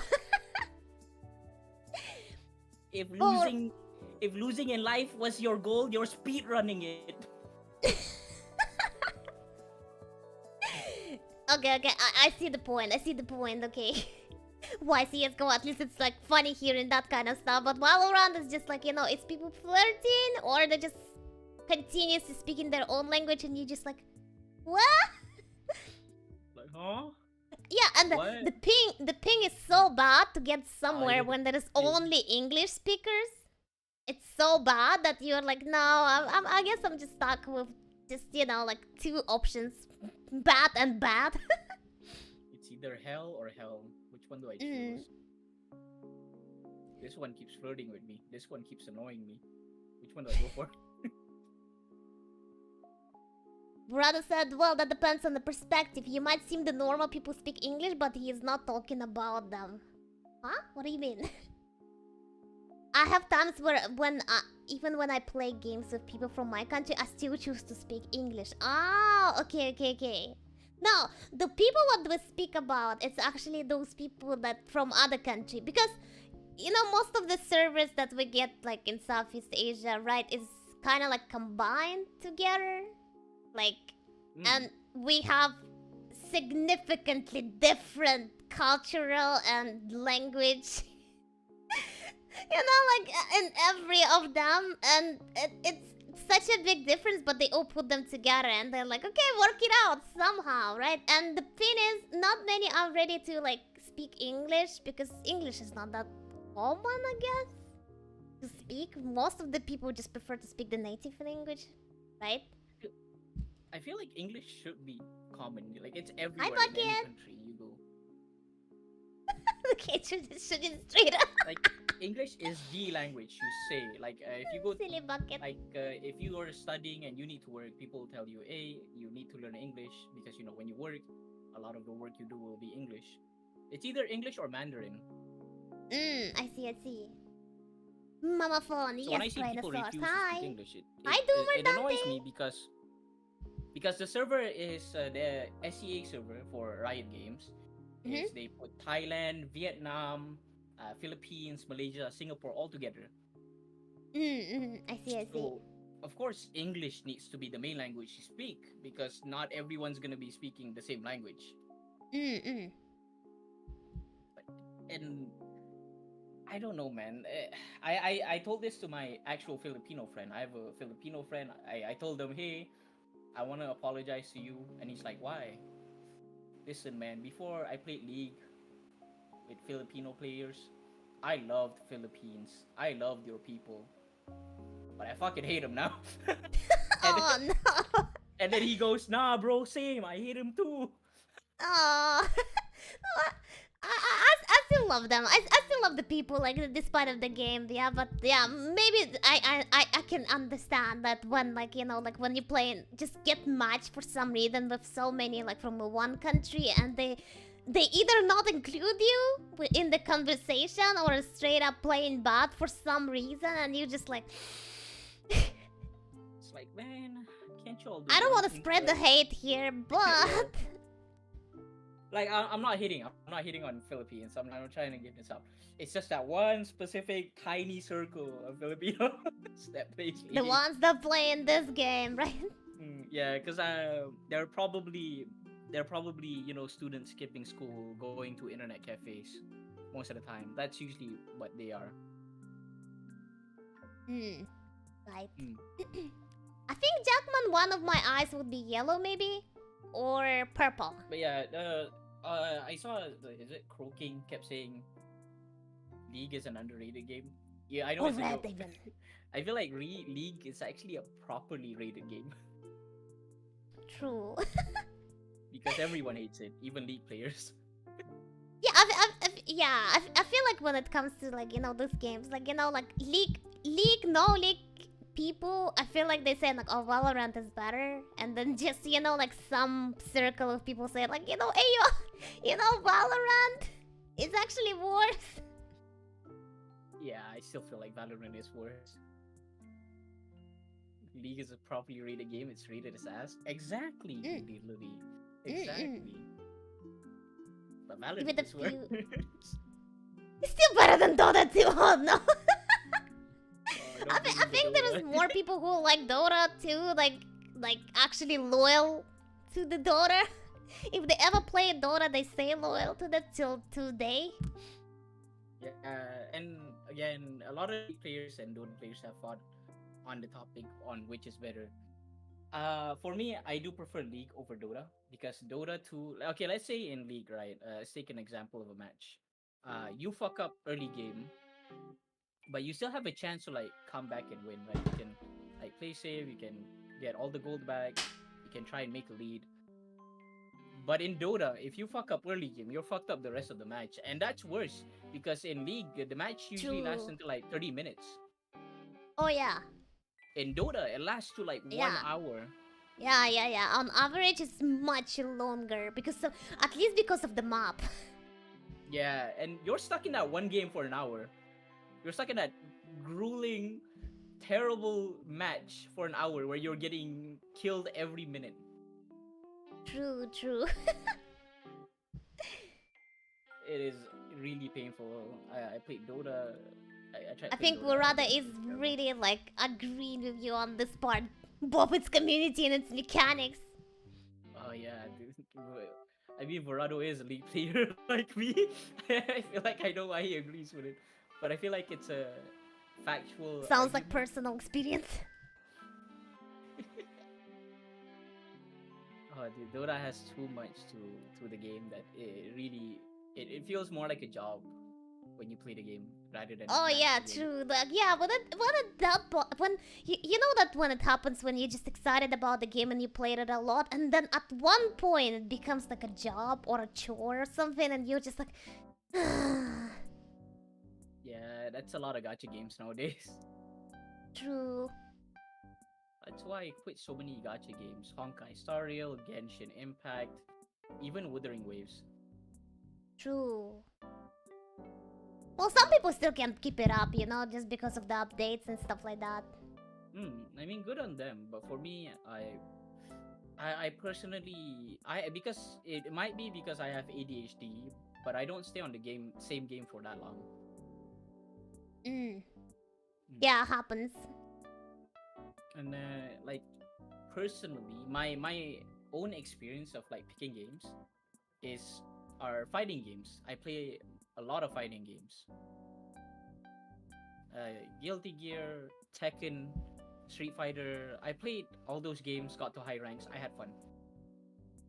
I feel like it's not that kind of like, you know, like quick games that you can do. If it's a quick something like, you know, like one match, not too long maybe, or like, you know, like when you just feel like typing or like, you know, like just, you know, something like that. It's fine. I think it's completely fine to play that. But I think I have a similar problem. That's why my schedule is always a mess when it comes to like, you know, games. Like, you know, today we're playing, I don't know, some horror games. Tomorrow we're playing League. After tomorrow we're playing, I don't know, like whatever.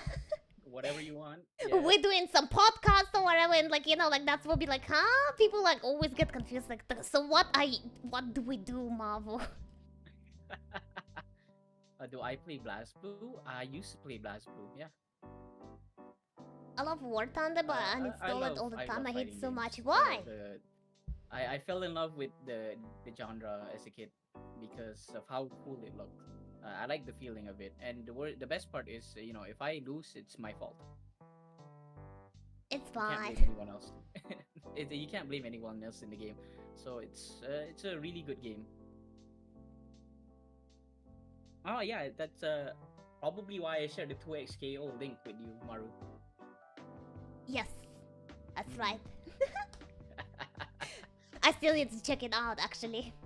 It's really fun. It's super. Okay, my personal thoughts on it. I feel like you would enjoy it. It's super beginner friendly. I will take a look. Sure. And I don't think not many people know, but 2xKO has an interesting mechanic. The game is a tag fighter, means you play two characters versus two characters. But in 2xKO, you can actually play with two people on the same team, meaning two players. So one person can control one character, and the other person can control the other character. Oh, okay. And you're playing on the same team, so you have to cooperate with your friend to try and do like combos or to try and save your friend. It's really cool. I played it with my friend. As like two people, we've been stomping like a bunch of random people in lobbies. Which game again? 2x KO.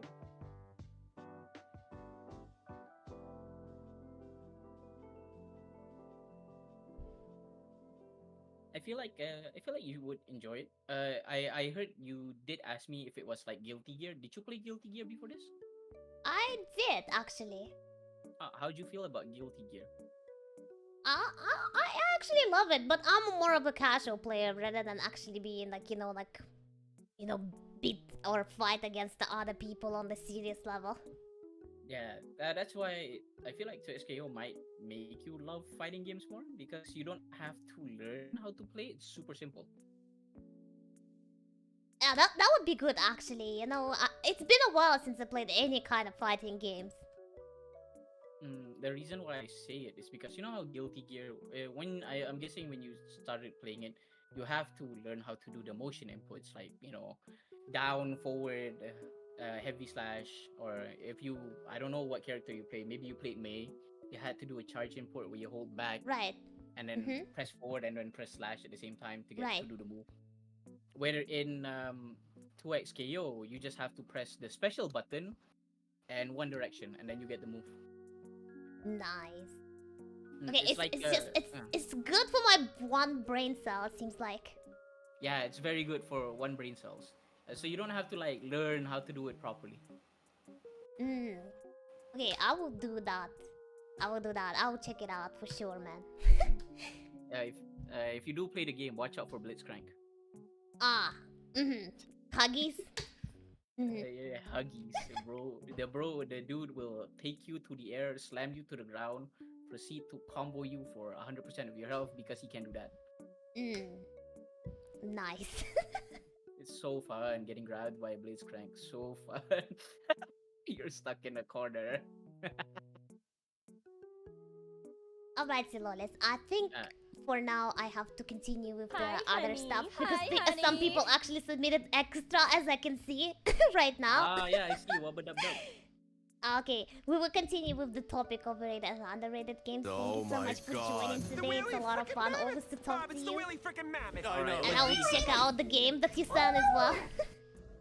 Alright, hope you have fun. Thank you. Thank you again for having me. Thank you Bye-bye. again. Thank you. Bye bye. Okay, guys.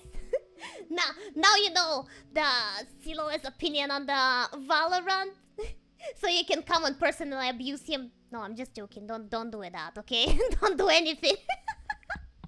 Be good, okay? Coffee officially made me so I don't sound like a zombie on the podcast. Oh good. Yeah, Wuba. It's a morning for you, right? Okorosuke! Hi, Mamba! Yeah, it's me, Mabu. War Thunder was awesome mechanics, gameplay, visuals, and such an unusual concept, but it's so hugely unbalanced now, and developers refuse to do anything about it. That's the worst thing, when you actually have a good game on the plate, but it just doesn't cut. What is my mom of steak? Not me. Not me. That's not me. Okay, I have another answer here from somebody anonymous. And boom. The opinion is the most underrated game for me is Sleeping Dogs. Have you guys ever played Sleeping Dogs before? How's the podcast going? It's going good. Thank you for asking, Luke. Did you help your grandma already? Sleeping Dogs. I will be honest, I didn't play that game, but I heard about it a lot. If I remember correctly, it's like, it's kind of like Yakuza kind of game. The combated story is goated. Damn, Sleeping Dogs, what a time. Yeah, it's like, you hear that name, but you not actually meet a lot of people who play that game. I even remember, I can't even remember the how the game cover looks like, basically, right? Because it also was looking so damn good. But people actually playing it, not really.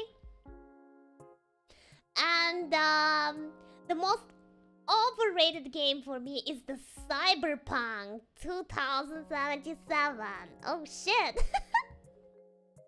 Okay. I feel like this gonna start some steering in the chat, okay? Because I feel like there's definitely two. I feel like that there is now more people who would actually appreciate Cyberpunk, especially after the release of the anime. Like, holy damn. Marude Ikuza. How does one join the podcast if possible? You can wait in the waiting room and I can just pull you basically to talk to me.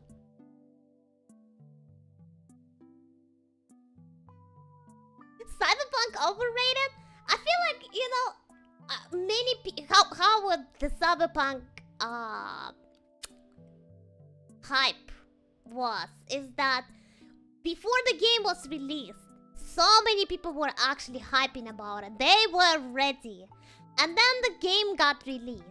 And, well, we don't need to say that it became a big disappointment for many people, okay? Not just because, like, it was not delivering stuff that was promised, but it also because it was working horribly. I remember that they had to do a mass return on PlayStation because it just was not working properly on the platform. Yeah, so even the developers started to fix it and stuff like that, the people kind of like move on because they already kind of like painted it. It's like, you know, like Curse of the No Man's Sky. They already painted the game good from the beginning and they're like, I'm not coming back to it. But then they made a very smart move of the pull in the anime, which brought a lot of people back to the game. I love Cyberpunk, but I can't understand his opinion. Mechanically, it's not as complex as one might think, but it actually does provide that many choices of progression through the mission as everyone expected to, and dialogue choices still mean much of nothing. True. The choices actually, well, choices matters little when it comes to Cyberpunk. I feel like you eventually gonna come just one of the endings that they already pre-described, but whatever you do basically in a game, with especially side quests and stuff like that, it doesn't influence much. I pre-ordered Cyberpunk, so I was disappointed as well at the launch. I did not pre-order it, but I bought it when it got launched. And the funny part, for me, it was not lagging at all. Like, I mean, it was insignificant. Whatever was happening was so insignificant to stop my game. I would just play normally Cyberpunk. I didn't have that many issues. I was one of those lucky people, I guess, who kind of like, you know, everybody's complaining around you and you're just like, for me it works somehow. I loved the game, but damn, Cyberpunk was rough on the launch. Exactly! Oh, kind Overlord! Hi, honey! How are you doing? Welcome! I've played that game like 4 times and boy, has gotten better since the version 1. Exactly! Exactly! Now it has a DLC and everything. It's actually pretty good. Overall, the anime pulled the people back to the game, for sure. It didn't influence much at all, especially after the tutorial. You mean like pre-story. The funny part when I was playing it, and then I just found out, okay, this is actually like, you know, it's just the prequel to the story, okay? This is actually like, you know, this just starter of the game. It's nothing, it's not even the main story yet. I was like, what the fudge? That was not even the main plot? Holy moly macavani!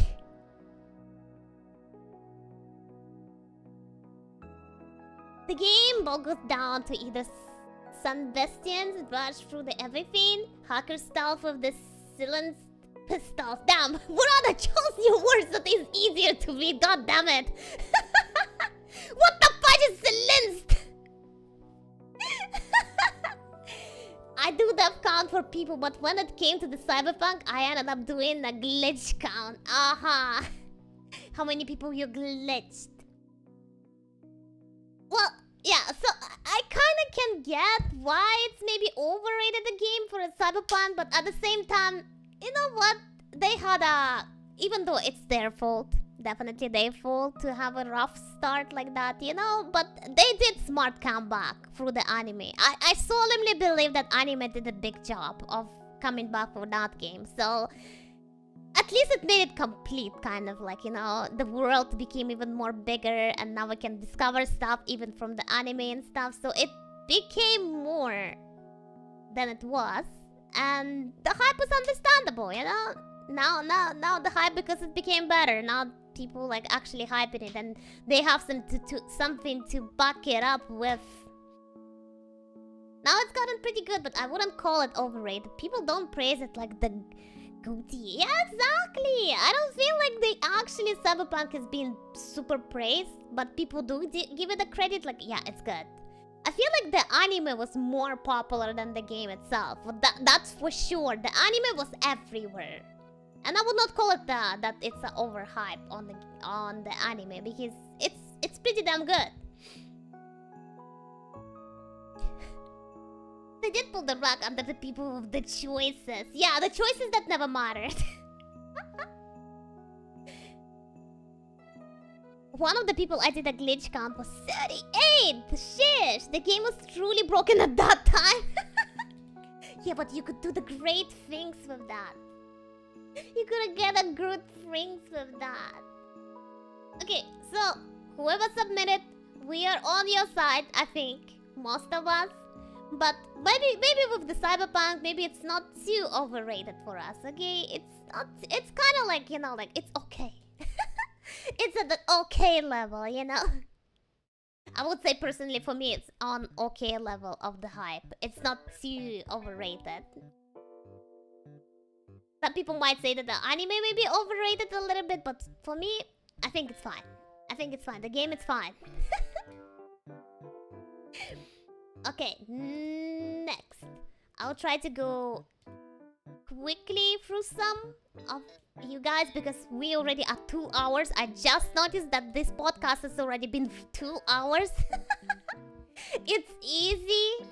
It's easy to kind of like, you know, get lost. So if somebody I would not be able to host today, I'm really sorry about this. I actually got from my marshmallow only like few people, like 2 people, Ruba and Siloles basically, who wanted to join live. So if I can, I'll try. Okay, one of the most underrated games of all time has to be a cultist simulator. You know what? When I was like, there is a cultist simulator? Oh, man of streams, thank you so much for the follow. Welcome, welcome. How are you doing today? Thank you. Welcome. My name is Mammoth. I am a Mammoth VTuber, and this is a podcast with the peanuts. Yeah. And the game we're talking about, which is underrated, is the cultist simulator. I'm like, what? Cultist simulator? That is? Is that a card game? Exactly. It's funny enough, but it is a card game. I had no idea about this. You know what? I think I'm gonna show you guys basically a cultist simulator. Like this. I legit didn't know that there's this kind of stuff existing, okay? This kind of stuff is existing.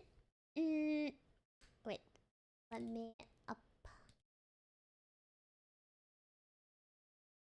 Whoop.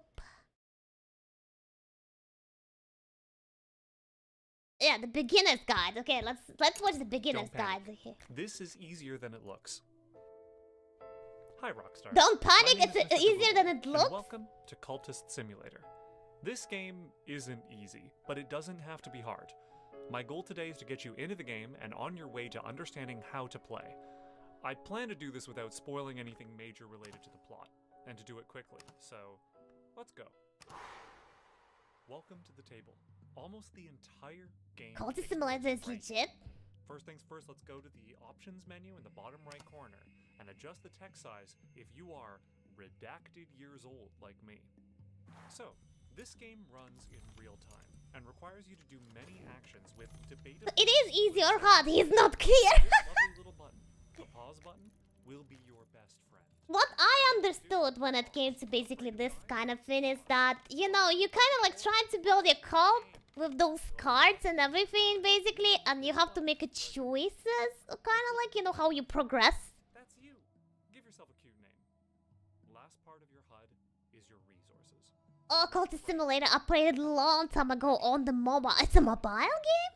We'll talk all about this later, but this will be a helpful little indicator if you're ever wondering. I've seen the Cultist Simulator recommended for me so many times. I just never seen it. We have here one action, work, and one menial. Just like, you know, like it's a card game and with action, but like apparently it's really interesting. Opens with a slot available. You can put stuff. It's easy to not lose. It's hard to win. One little click, and the game I mean, I think building a cult is not the easy thing. what all the icons mean, but it will give you any It's a micromanagement simulator, but with cards. Oh, that's perfectly actually describes this kind of game. will light up. And you know, like when you're gonna have a lot of cards. Let's see, like maybe like at the end of the game, Look a little weird. Time and boom. there's a lot. We're rolling, and now we're going to expand. I definitely see that you have to read a lot in this game. A lot.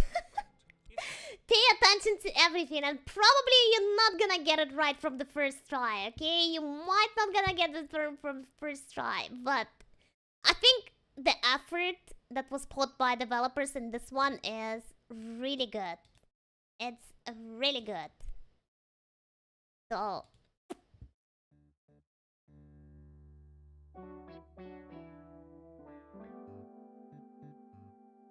It's one of the games that got me into the micromanagement games. Really? Really? This kind of game? I thought it was like for most of the people would be like, oh, it's a Factorio maybe or something. Or like, you know, those kind of like idle management.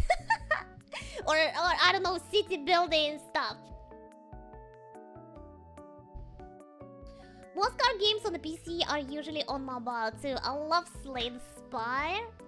Awesome card game, yet don't feel like a card game with how different it's set up.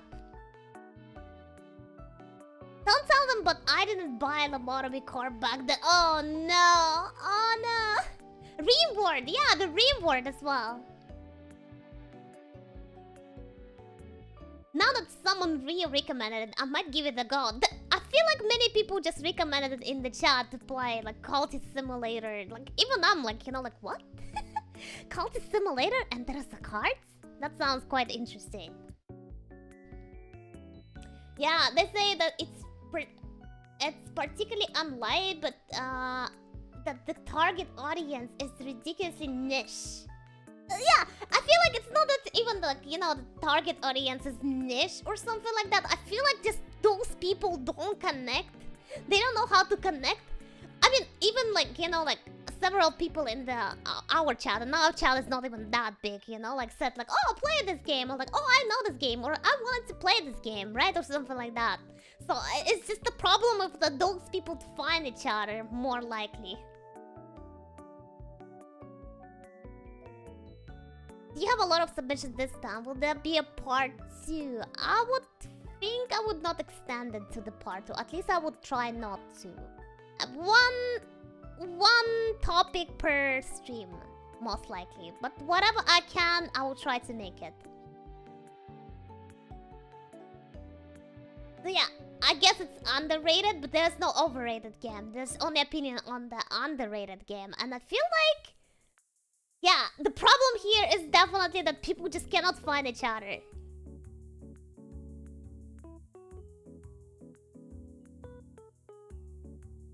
Okay, I have more actually submissions. I will try to go through them. Another one.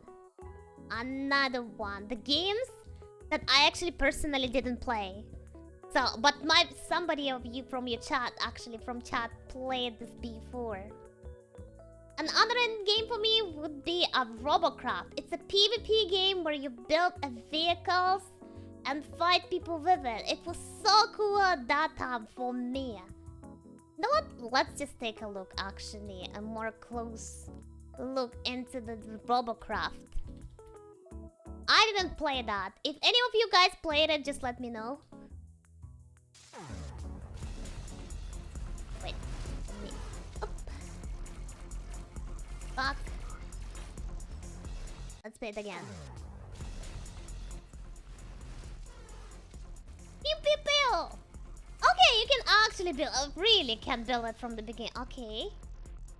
You can build pretty much anything! Okay, cool. So, you literally can build any kind of type of robot looking thingy and just go and fight them.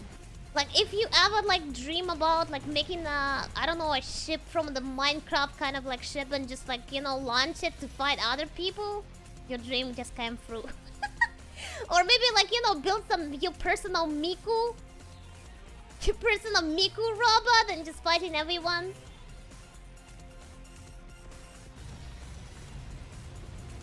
Roblox is golden on God. Nobody I know when I heard of that game. Nobody put. Even I don't know about this game actually. So like you know, I can see why people might not find. You know, the other people who played the game because they just never heard about it. I will fight for an HL hockey sport games being generally good, but most of them are slop. Oh yeah, you guys talking about the overrated games, which is any kind of sport games, FIFA, Madden, NBA, and stuff like that. I would say I don't know if it comes to the sport games, but I would say the MMA is pretty fun to play, I guess. If it's a sport game, if you can put it for a sport game, but I might agree on like when it comes to like, you know, FIFA or something like that. It's the same game! And they have like, I don't know, 13, 14 parts, 16 parts or something like that of that thing. And every time done the same, just the graphics gets better. And it's EA, okay? It's a EA. It's a EA game. It always like, you know, it's not even that good.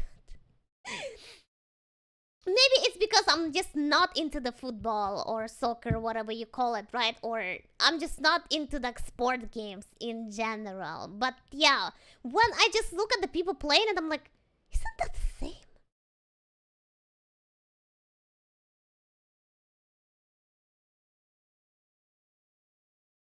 Sport games are just same thing over and over again for a bigger price every time. Exactly! EA UFC is actually a legit fun fighting game. Agreed. Yeah! Yeah, like, maybe like if it's UFC, like when it's a fighting sport game, then I agree that like might be fun, okay? Like you actually have like a whole card progressing as a fighter, right? And you can learn the moves, right?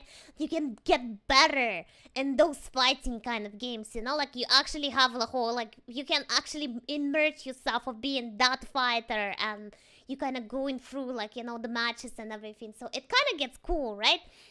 And overall, right? But when it's just the like I don't know, FIFA, it's just the people running around and just passing the ball. But maybe it's just because it's me and just don't get football in general, okay? So like never been a fan of the football, so it's even more boring for me to actually look at the game because at least in real life there are some kind of emotions and people like, you know, feeling the game and everything. They're just like, ooh, going like, you know, like at least there is energy and everything, right? You know, but when it's a game, it's just like people running on the screen. It's might as well I just turn on the video of, I don't know, fishes swimming on my screen for my cat to catch them.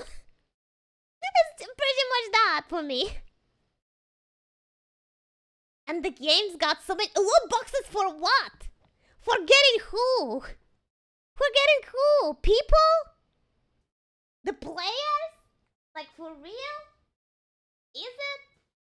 Hi Giuliano, welcome. Someone who actually done the cage fighting is surprisingly realistic too. Yeah, they're making them good, right? I mean, I'm pretty sure the FIFA games are also pretty realistic when you look at them like that. The only upgrades they have on the sport games are just updated players and more microtransactions. The microtransactions. I don't want that. And people spend enormous amount of money on them. Just to get that player that they want. But But it's a game that they play in, like, most of the time alone. You get to see the top view of a real person on the field. Maybe you get to see him scream after making a goal. Scream! I most likely will see the one of the characters just falling on the ground and just holding for its leg, and you don't even know. Like, the student was not even like playing with the ball. Somehow he got injured. Dramatic fall. Yeah.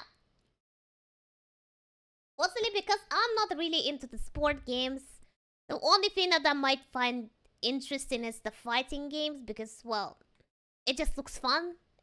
It just looks a lot of fun to me, basically. Then sport games, it's even worse for me. I'm not fan of anything when it comes to the football, basketball, baseball, whatever is that. I am just really far from that topic, so I can relate with the full heart that when it comes to the games.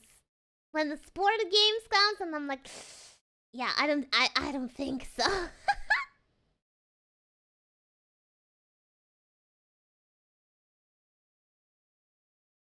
Yeah, and the worst thing, it's only for that particular game that you buy all of those loot, and when they release the next one, you have to buy all over again. Yeah, so you have to do the gacha all over again.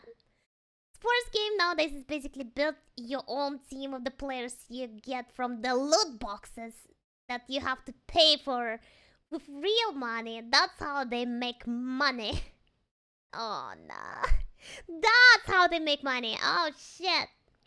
They're not even making money from the selling the game anymore. They're just selling the loot boxes. Accidentally had someone touch their shoulder and now they have to go to the hospital. Football players who are fragile. It is. It is like that. Okay. I have more stuff going on. Okay, I'm gonna skip Luke just in case if you want to talk about it.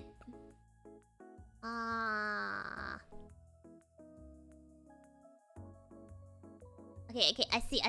Okay. Now, actually, I would like to invite Wuba. Wuba, are you ready to join?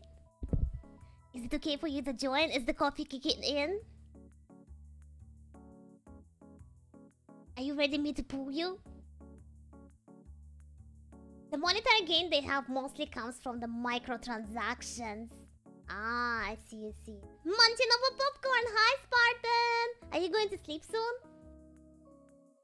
I am ready. You are ready. Okay, let's go.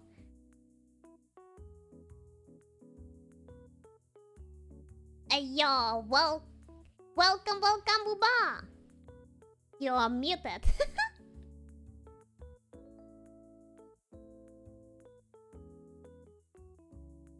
Hello? How come I cannot hear you? How come I cannot hear you? What? I just have everything normal with Silolis. What happened? Hello. Okay, I can hear you now. Yes, it would help if I have the right input set up on Discord. Oh, I see, that happens. Happens to me as well all the time. Okay, here we go. Okay. Drop your opinion right there under the chat. Don't be afraid. They will not judge you hard. Yes, I'm going to go ahead today and start with the overrated game that I have an opinion on here, and that is Dead by Daylight. Overrated. Overrated. Oh, And I see. I have played over 500 hours of that game. I have strong opinions on it, admittedly. So, it is overrated, but I played 500 hours of that game. Yes. It honestly, it is a very different game than it used to be. But like, it's like a horror game that's no longer really a horror game. How come? In my opinion. So, the way that the sort of development of the game has progressed over time has kind of like lent it more to almost trying to be more like a competitive game. Well, with that I mean like it. Oh man, words. It's like the way that they've like put sort of safeguards into place to make it so that like you're kind of like forced to play in a very specific way as the killer in the game. Oh I'm yeah, assuming or like only everyone. specific characters because the rest of the characters doesn't work. Right, right. So you've got like this long list of like people you can play as, and there's like five that under the current like structure of the gameplay actually allow you to really enjoy the game in any way. Huh? And they're all like the sweatiest possible choices. Well, I mean, I know when I'm praying as a prey, right? Like I'm being really like grateful when the killer is just letting me go. I don't Right, know if it's a right. part of the gameplay of playing it right or good, but like like sometimes there's just this person and you like, oh, hi username. Yeah, exactly. And it kind of gets to the point where it's not fun because the gameplay loop itself is not exactly very complicated. I mean, you're just Mhm.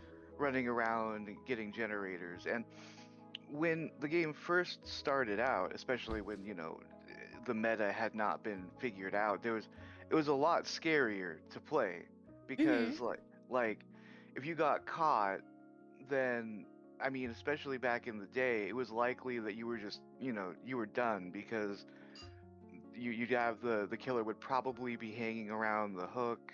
You would be just kind of hoping you could escape. All of Right. these there weren't all of these perks that would just allow you to escape easily anytime anything bad happened to you. So there was a lot more tension to it. Whereas now it's become it's more accessible now, but in doing so, it's kind of lost any sort of like horror spirit to it. You're just playing as scary monsters chasing people around, but the only really horror part of it is well the lore and the way that you look. Um, I mean, Yeah, if you they're look no at the longer way, scary. Most of the people now hungry actually for some of the killers. oh, absolutely. I mean, they Like even made like, a oh dating please game. take me. They even made a dating game not that long ago Right. with some of the killers, which I thought was absolutely hilarious. But It is hilarious, actually. Like, it's kind of like I understand, you know what? I will take that. yeah, I mean, to be fair, I mean, you look at him, it's like, oh, hey, okay, Oh, got hey, something going on. yeah.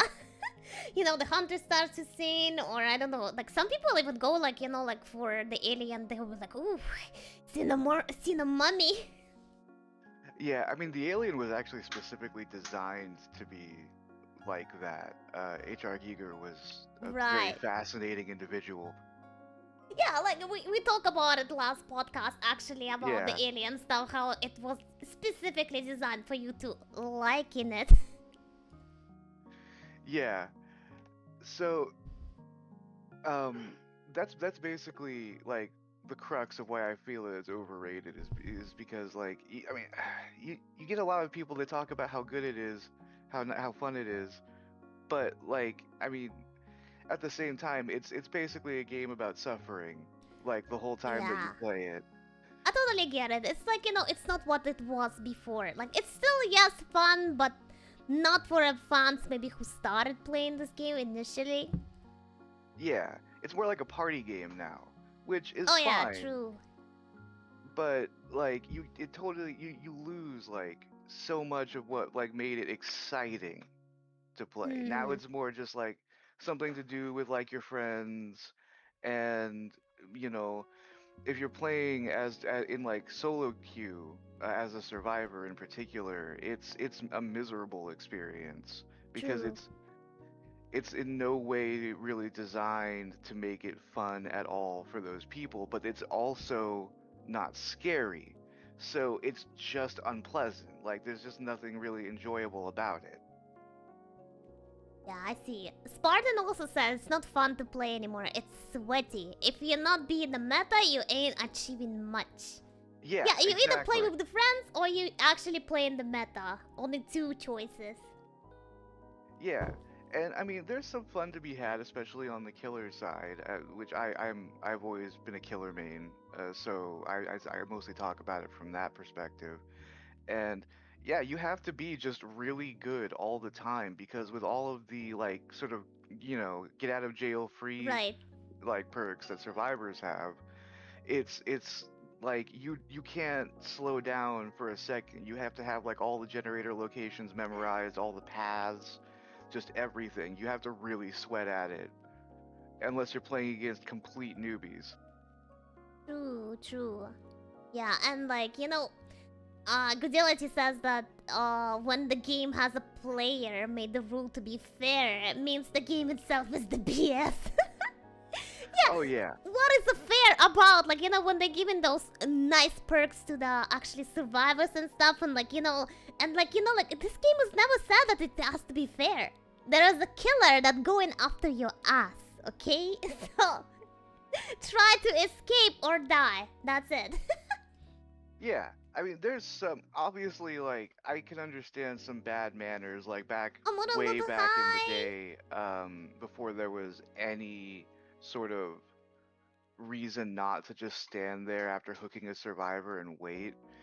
Especially with some of the killers, you could basically just soft lock somebody out of the game. But at the same time, it's sort of like I think about like the Friday the 13th game that like came out a while back that people really enjoyed, where if you got caught by Jason, you just died like immediately.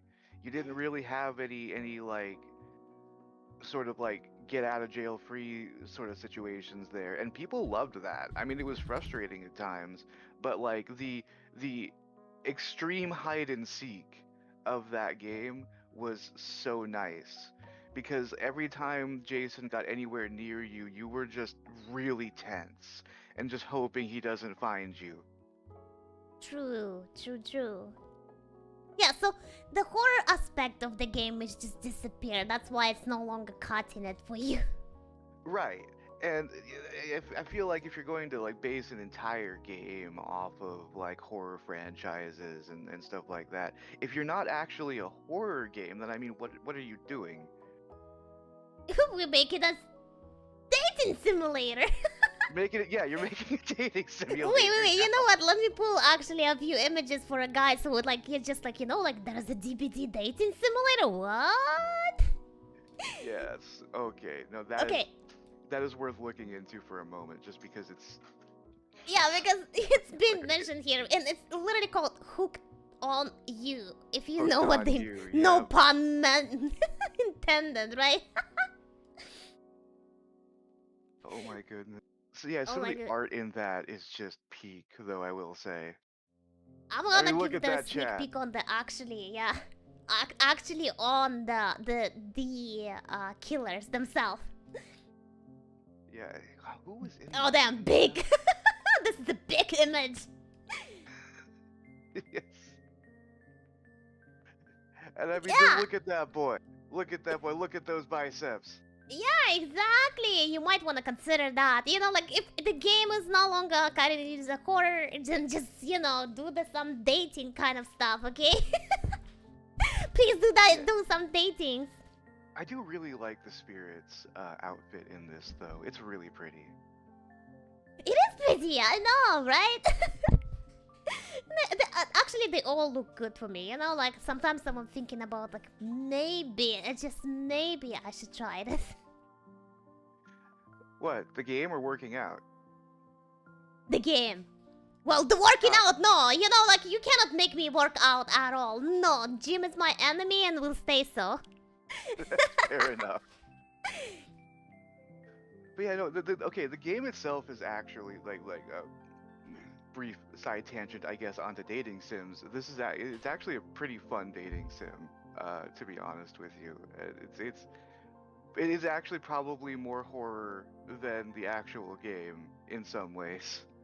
In some ways, it probably can pass as an underrated game compared to the DVD. Yes.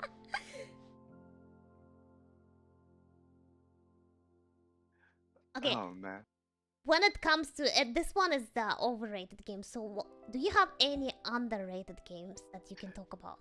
So many, but I had to pick one because otherwise I would be here for a while. Um, I was kind of stuck between talking about the Rogue Trader game, the role-playing game for 40K that came out, but I can't really talk about that without spoiling it. So instead, I was thinking, so the Stalker series, particularly Stalker Shadow of Chernobyl. Ah, okay, okay. Uh, Mm-hmm. Talking about horror games, that's a fucking horror game. Um, and not in like the big scary jump scare way, just in like the way that everything is about it. It is like perfect Eastern European horror in my opinion. The way like modern like atomic horror kind of stuff. It Mm-hmm. hits like the post-apocalyptic vibes like way better than anything like Fallout or anything like Mm-hmm. that. It's bleak. It is so bleak, but in like the best way. I see. To be fair, I feel like a lot of people actually played Stalker. Yeah, but like you don't really hear like it's one of those things where like if you're already a gaming nerd, you probably True. know about it, but like True. outside of like people who really like look into like non-traditional FPS games, like people just don't know about it. And I True. or have only like maybe heard about someone talk about it. Right. Yeah, when it comes to like atomic stuff, they will be straight up going to Fallout right now. Like, but like Stalker will come after some time. They'll be like, oh yeah, there's also Stalker. You know, it doesn't come first when it comes to like the Yeah. atomic thingy. And Like Metro is like the like Eastern European like right. thing that most people look at because it got a pretty good bit of attention. True, true. But not a stalker. Stalker is like, like those people, like, like in the shadows, they're like, the goated people. They're like, I know this game and this is something I can offer you. Just try it, Yes. bruh. This is the good shit. Exactly. No, if you it requires you to be able to deal with what I refer to as Eurojank, which is the general. It's a buggy game. The vanilla game is very buggy. There are mods that fix it, and like without like adding a bunch of stuff to the game, they just fix the bugs. Kind of like Vampire the Masquerade Bloodlines had a great fan Right. patch that did that.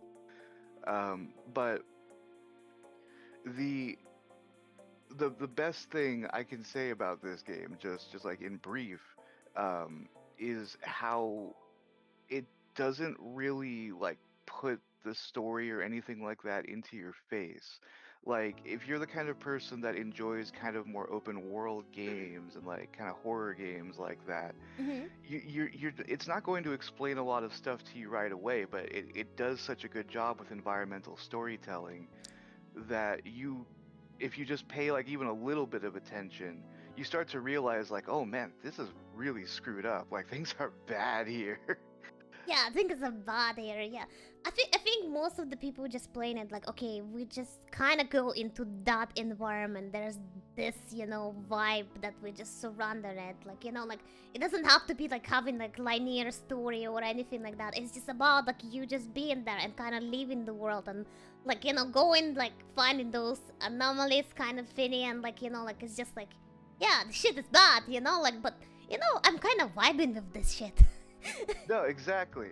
And I really the AI in the game is actually just really well done. And I know people have like this is like one of the selling points that people talk about, but um they went through the effort of designing like an entire ecosystem setup for this game where like all of like the animals and stuff actually like act like animals and they actually model what they're doing even when you're not in an area.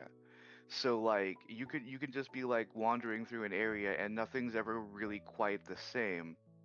Like I see, I see. there's very few like defined spawn points for the mobs and anything like that. Like I I have so many like with open world games like this, one of the biggest things for me is like reactivity with the world, like feeling like I'm actually immersed in it, and very few things have done it as well as that, because like designing a game to do that in a way that doesn't completely break it, which is part of the reason it had so many bugs, is It's is hard, is yeah. extremely difficult. Yeah, like if I think about the immersive world, it would be like Red Dead Redemption 2, for example. And damn, Oh, that that's a game is good, yeah. heavy, and there's a big team that making that, okay? Like, and they are notorious for making the good games and big open worlds and everything like that, right? But Stalker doesn't have that, okay? Stalker doesn't have any of that, so that's why, like, we're trying to make this world immersive as possible, right? But we just limited a little bit on the resources. Yeah, I think GSC Game World, the developers for them, I think that they had like 30 or 40 people on the dev team, Right. which is just mind-boggling for making something as like complex under the hood as Stalker is. And I'm just talking. I'm literally, this is all me just talking about the first game. Like the sequels just expand upon it and build it up even more. I just man, I'm trying not to just like completely like I'm good, and talk you? you out here while I'm kind of like nerding out about this, but like the gunplay as well, it's got one of the best ballistics models of any FPS that I've ever played. Like it really captures the experience of using crappy, broken down weaponry with like bad ammunition and just trying to fight these awful monsters with something that will barely shoot straight. Oh yeah, as how is should be actually when we're talking about that kind of world, you know? Exactly. Like it's and the few like characters, because like one of the things I do appreciate is that like everybody who is there like is there on purpose because they're trying to like make money off of like all the weird anomalies and stuff that have been generated within the zone. Everybody's kind of like really properly gritty and gruff and serious, and you don't really see that many people because like you shouldn't. It's a post-apocalyptic like isolated like zone, so they don't have that many opportunities to make memorable characters, but they do with every single one. I just off the top of my head, I could think of like basically every named NPC in that game is memorable, and that is something that like very few games can like manage, because like not only usually do you have so many that it's easy to forget people, but the writing is usually kind of but they just, again, I keep saying this, they just nailed it. They nail it. Yeah. I mean, that's why probably it's loved really hardly by the people who actually played it, because like if I met somebody who is a Stalker player, right, they would be saying a good stuff about the game, despite of any lags, despite of any bugs or whatever is going on and like missing from the game. They will be always like, this is a good damn game. Many would recommend me to actually play it, and I'm like, my brain cell, I don't think it's smart enough to play this kind of game, okay? I would really love to watch somebody to play it, actually. Oh, dude, yeah. I mean, it is more of a thinking man's FPS, I suppose, is a way of putting it. Yeah. Um, it's really rough, especially if you are the kind of person like I am and you just install like 10 realism mods and have to like pre-plan your expedition for like a day because you have to like make sure that you're not just going to starve to death or something. Um, but like even just the vanilla game, like the systems that they've put into place are really solid. Um, and I see Verado is mentioning the durability system for the weapons. I do have to disagree with that as somebody who has used firearms a lot. If you take like something like an AR into really dirty conditions and fire off hundreds of rounds, especially if the ammunition is bad and starts fouling up the weapon, you will jam out a gun really easily in like 300, 400 rounds. Now we're gonna start a very healthy, friendly debate about how the game work. But actually, the other comments seem to be really positive about it, so especially who played it. And Mr. Action suggested that there's a new game which is called Project Silverfish. Have you heard about it? I have heard about it in passing, but I haven't looked into it. That's one of those things. I have like so many things that I have to get through on my list right now. Adding new things just extends it. But Spartan seems to be liking the game a lot, actually, when it comes to the. It says 20 plus mods and pray the game doesn't crash on start. Yeah. I mean, it's the Skyrim experience, but in Russia. Well, sorry, Ukraine. I love and hate Stalker so much. Honestly, the games are punishingly hard, but in so many ways, so just die in so many mistakes you can make. But the game and story are honestly incredible. 10 out of 10 games. Yeah, many people actually mentioned how hard it's to get into the game or how to play it, basically. But the rest, basically, once you get it, you get it. You enjoy the world. Yeah, like if you're the kind of person that just like plays Call of Duty, as like the most basic FPS I can think of. Yeah, the basic FPS just not gonna get it. Yeah. Just No, not gonna it's get one it. of those.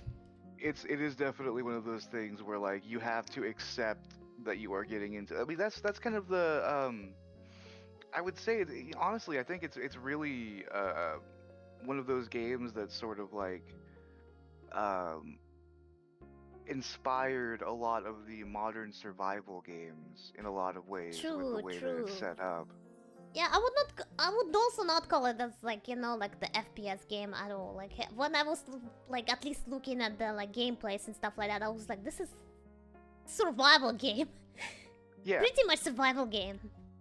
Yeah, no, that's actually one of the reasons that I think that it makes for a really good post-apocalyptic game in particular. Like it understates its horror, but like the horror isn't really necessarily like you're not getting like a jump scare. I mean, there are a couple of jump scares, but for the most part, you're just like going through this extremely weird, awful place, and the environment is just so oppressive and desolate.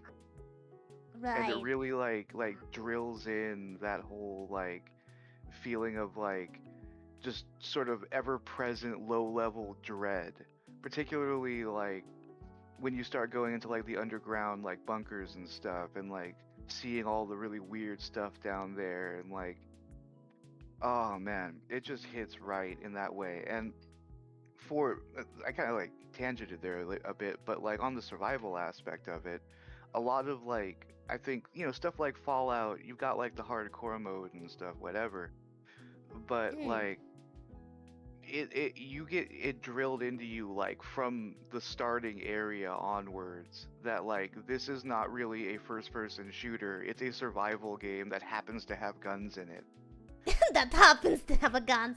Yeah, as the Krogan says that I recommend the people that are hardcore survival gamers players. It's not the FPS, but I guess it's been recommended to the FPS players wrongly when they're supposed to be actually recommending people who is like to go into survival games. Yeah, I mean, no, I feel like even those people who play in like farming simulators or something like that will actually find this game more interesting than the FPS player because it's not about that.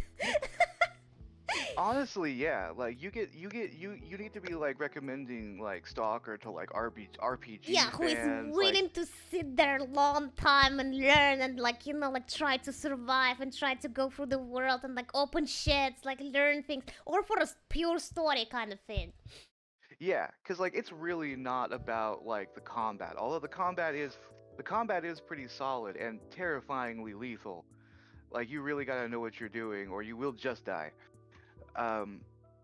But like the atmosphere, the story, everything like that kind of goes into that, they hit the nail on the head with that so much. It's for people that want that kind of experience, and I think that's part of the reason that I feel like it's underrated is because it gets recommended to the wrong people and then they just bounce off of it. And it's like but like it's never like you never really talk like your average like friend who like maybe likes horror stuff and like really likes playing like Stardew Valley or something. Right. It's for them. Weirdly, Yeah. it is for them. Weirdly, yeah, weirdly it's for them. Yeah, I agree totally on that one. That it just needs to be finding the right niche of the players rather than try to search for somebody who just likes to shoot. That's it. Yeah, I mean, if you want that kind of thing, that's why Metro 2033 exists. It's basically the other side True. of that coin. That's Mhm. that's the FPS. True, exactly. So you need a lot of patience to play Stalker games. Exactly, that's what we're talking about. It Yeah. has to be people who is just sit there and playing one game for several hours and just still not getting enough of it, and they still coming back and coming back. For those players maybe who has a 500 hours on the one game and call it overrated. Yeah. Honestly, I think that like Skyrim fans might actually enjoy this game like to a degree. If they're True, not actually. it depends on if they like modern like games like that, because I know a lot of Stalker or not a lot of Skyrim players are just there for like the fantasy stuff. So like if you know Yeah. True, true. And honestly, even I considered several times to actually pick up this game for myself because I was like, you know, like I do like the open world. I like to go around. I like this, you know, atmospheric kind of like games and stuff like that. And but it's just I knew that it's hard to get into this game. It's just hard to understand and just like, you know, but the horror aspect into it, like just not the horror, more like despair kind of like, you know, like yes. vibe of this game is also what attracts me a lot. And like, you know, like it's just like I want to see it, you know. I want to take that trip. I want to take that. Is it what is it, Chernobyl, I think? Yeah. Chernobyl, yeah. Yeah, take the trip there.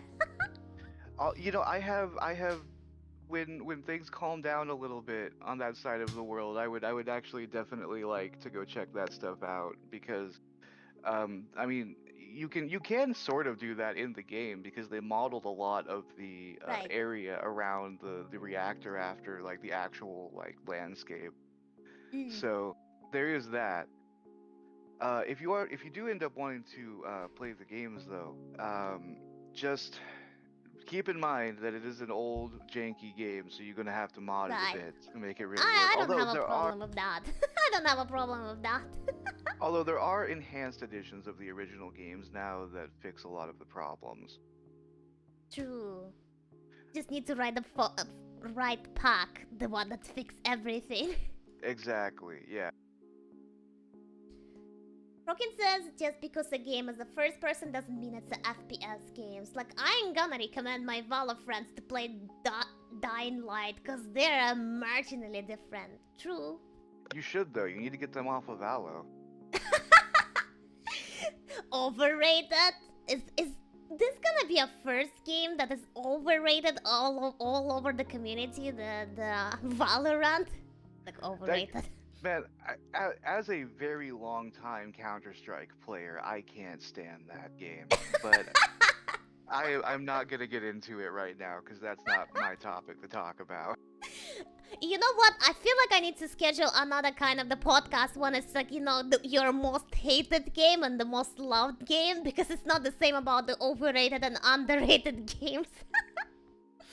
Oh, I could. I think we yeah, can I start would a love to wars. be on that one. I would be here for a while on my soapbox for that. I think the chat is gonna start a war. Just there are gonna be bloodshed if, like, you know, like we just talk about the most hated game and the most loved game. Why are we trying to split? Wow, words. Why are we trying to split the community apart?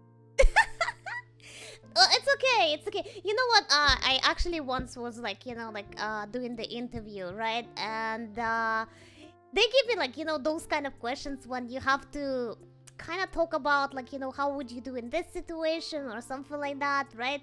And like, you know, if your manager says this, or if your team member comes and doesn't do his job, what do you do and stuff like that? And I'm just like, I don't know, I just go to manager, okay? I just tell that this dude doesn't want to work. What the hell you want from me, right? I'm not getting paid for, I don't know, kicking his butt, right? They're like, no, you're supposed to fight him. Like, actually fight, you know? Like, actually fight him. Like, you're supposed to yell at him. You're supposed to, like, you know, like, just... You know, just get your point into his head somehow through the yelling and stuff. And they're like, you know, that's how we do it in this company, right? We're just like yelling and fighting with each other and stuff. And like, but once we come out of the office, we're all friends. You know, like outside of the work, we're all friends as always. And I'm like, that sounds like a very toxic environment. Thank you very much. Yeah. I think I can end this interview right now. That's wild. I have never seen No, serious. I was so surprised. And the company that I was applying was not small. That's the thing. It's still actually around. But you know, like I don't want to discredit the name of the company, but still, it's still around. It's big, quite big, right, and stuff like that. Especially, I feel like in Asia and stuff like that. And I would just mention that it's a traveling kind of like company and stuff like that. And when they said that kind of stuff there, as a tech team, I was like, the what? That's... I'm completely flabbergasted by the idea of like a relatively large successful company just openly being like maybe behind closed doors, but just in the interview, just straight up like, yeah, no, you gotta go to war. Let's go. No, yeah, like they just it's an interview. Like, you know, I'm just sitting there and it's like I'm trying to look professional and stuff like that, and they're just telling me like just go and fight some dude that doesn't want to do the job that you tell them to do, right? And then I'm like, why the fudge did I do that? I'm not even getting paid for that. It's your job. It's not mine. Yeah, no, that's not your job. You have managers for that. What the hell? Yeah, exactly. So, yeah, that kind of, you know, like reminded me about that kind of incident. Like, you know, then just like, you know, like we're gonna fight, but we're gonna be friends again once we're out of the podcast. I love it though. That's crazy though. Like how do you keep people like I I mean, I'm just, like, probably fixed on some people this now. like it, How do okay? Maybe, you know, I mean, we all have our own fetishes, right? So I guess some people just like that kind of spanking. I mean, I'm not into judging that, but look, you know what? Leave me out of it. I mean, hey, I guess if that's what you're into, then yeah, you know, just hey, go to work just to get yelled at, and you're getting paid twice. Exactly. Yeah, that's kind of vibe we get in. So if we're gonna talk about like, you know, fighting in the chat, so might eventually we just, you know, kind of like be friends again outside of the podcast. Yeah, no, that's not gonna happen. It's fine. You just need proper aftercare after the yelling. Oh yeah, true. Just drink some water or maybe beer, you know. Get like a Pizza Friday or I don't know, whatever. Everybody is a friend again. What's your job? Emotional damage. Yeah, you know, if you're talking the current modern businesses and stuff like that and tech teams, it's just like, you know, like it's something like wild going on, and like you're just like, wow. Oh man. You might stumble on something normal, but then another day you just stumble on something like completely like, I mean, I remember also my boss once like told us, right, I'm taking you on a dinner, right? And we were all happy. We were like, okay, let's go. Like, you know, we're gonna eat some, I don't know, I think it was sushi or something, right? And then he was like, you know, we were thought like, okay, he's paying for all of us, right? Cool, right? And then the dude just turned out and he's like, okay, I'm gonna pay 35%. Okay. I don't know why 35%, but just that is just like, I'm gonna pay 35% now, you pay the rest. And we're just like, wow. What? Why specifically 35% of it? Why? Why you told us you're gonna treat us and then you're just like 35%. No, he's treating you to 35% of the meal. You see, you just didn't ask Uh-huh. about the Ah, specifics. okay. I am the problem. I see. I see. Yeah, you're the problem here. It was me all along. You just gotta think about these kinds of things, Mama. Stuff like that makes me glad that my job is just getting punched in the face. I would rather just do that. Right, your job is only getting punched in the straightforward, no words needed, just get punched in the face and that's it. Or try to punch somebody else so they knock out. And honestly, people are a lot more polite to each other when everyone knows that they could kick each other's butts. Like, seriously. Oh yeah, of course, because you know that all of this rage releases while you're fighting and you're just like, hey, bruh. Like, you know, like... You know, that's a true definition when you fight each other and then you go out of the ring and you're like, you know, like, bruh. Yeah, no, it really is. Like, literally yesterday, wait, was it yesterday? Yeah, no, yesterday was, Friday. Literally, we were sparring for like an hour and then we immediately just like go out for drinks afterwards. It's great. True. Okay, only if it's a physical punches that it works. But when it comes to like, you know, people just yelling at each other emotionally or like, you know, trying to argue each other with the words, it doesn't work. Yeah, no, that doesn't work at all. I mean, I've never seen a kind of situation where people are just arguing and then no one's happy at the end of it. There's no real resolution there, and especially if somebody is in a position of power, I mean, there is no winning that. You just eventually lose either in the moment or down the line when they screw you over at your job. True. True. Ah. Don't you just love corporate life? Ah, yes. The fresh smell of the corporate bullshit. Right in the morning. Like, I specifically follow it now account of the like those short videos when they just like making fun of the corporate life, like, you know, whatever they like to say, whatever they like to, like, you know, like have as a benefit or something like that. I'm just like, yeah, this is true, this is my life. Oh no, Goody, are we making you sad? Oh, Mr. Action, it's like, as I say, it's better to be a warrior in the garden than a gardener in the war. True. Oh, no, man, but that reminds me, I oh, gotta right. water the plants today. Oh shit. Don't forget that. Okay, it's still morning, you can do it. Yes. People is just, I cannot deal with the corporate BS myself. Nobody wants to talk about corp when on the night before Monday. Yeah, how from the video games we just go into the corporate life? Probably because it's Sunday. So this is what happens when I talk about horror. We start thinking about the horrors of real life. We're actually talking about the horrors of real life, that's right. Okay, Booba. Goodness.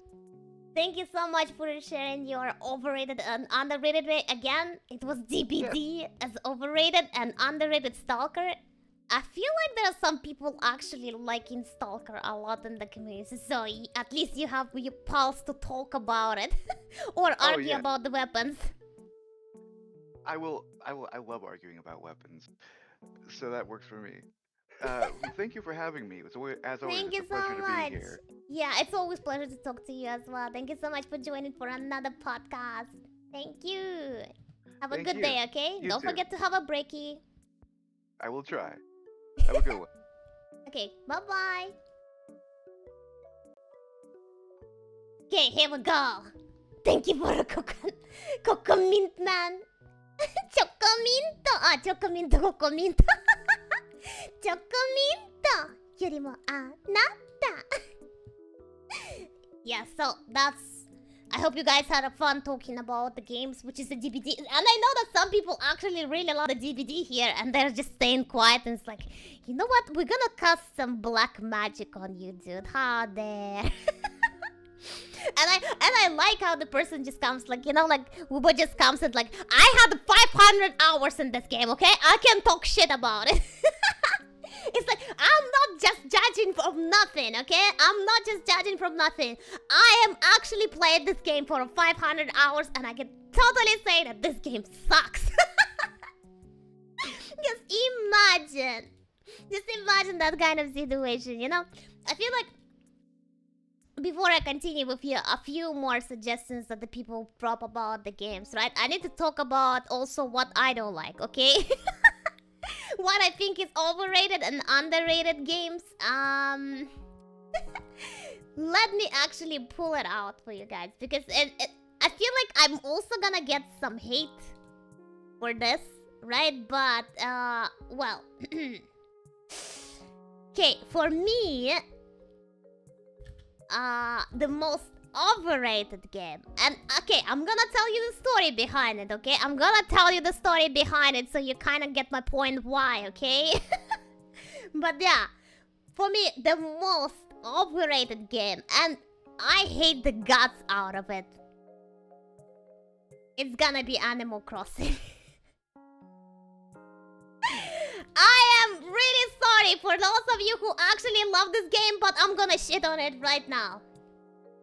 I'm gonna shit on it right now, okay? So, the story short, right, that this game came out during the COVID time. And it boomed. It not just became popular, it boomed. Okay? I was the one who got into that hype. Okay? Just because people were talking about everybody came to kind of like, you know, like just put it in my damn brain about this game. Like, Maru, you should play this game. Maru, please get the game. Maru, you should definitely try it. We're having so much fun with our friends and stuff like that. And I bought this, okay? I bought this. It's my fault too, okay? It's my bad that I actually got a second-handed Switch. Yes, I got the Switch for the Animal Crossing, guys. And I got the game, which the price risen up significantly because everybody were buying this game. Everybody, budget buddy, everybody this game, okay? So the price on Switch came up more expensive. So good thing that at least I got decent price on the second-handed one, right? And for a game, almost twice of the price as it should be. Hi, Aohiro, welcome. Thank you for subscription. So yeah, and oh my god, guys, I'm not gonna even shit you guys. I played this game for 3 real days. I played this game for 3 real days, and I just like, nope, I'm done. I'm done with this game. What is this bullshit that you sold me? And then the people like telling me like, yeah, you didn't get this game because, you know, you didn't have a friend. It's fun to play with friends. It's not fun to play with friends either. It's not fun to play.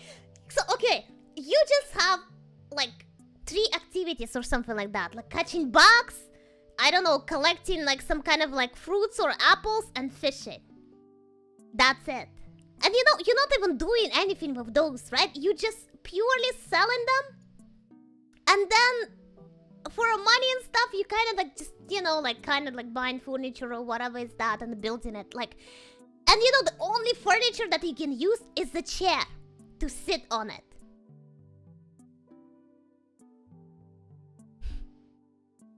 Like, you just have that. And the rest is just a decorational thing for your house. It doesn't serve anything. It doesn't serve anything. And you're working out of 2 asshole raccoons. Seriously. That's all thing. And then you go to the city and there is nothing to do. It's again some kind of a stock game that you trade in your damn apples to the, I don't know, whatever is there. Like for a coconuts or something. Yeah, and then it's nothing. It just doesn't do anything. It's like, oh my god, my coconuts now selling more expensive than before. It's like, what the fudge is that? And then you go to your friend's house and it's the bullshit again. You just see like, oh, look at my house. Look at how beautiful it is and pretty. And I was like, yeah, so what? We cannot do anything here anymore. And he's like, oh yeah, we can, of course. Let's trade. I sold the game. After a week, I think I sold the game. I just said like, I I don't get it. I just didn't get it. I tried very hard to play the game for 3 straight days. And you know how it's all dependent also to your timing. And I just simply didn't have a time to play it like during the day. I can only come at night, and some things are not even coming at night. You know, like in the evening or at night, it's just not there. Like, what am I supposed to do? I cannot play this game during the day, okay? And there is nothing to... Okay, you know what? I thought that I'm getting myself into some kind of a farming simulator, okay?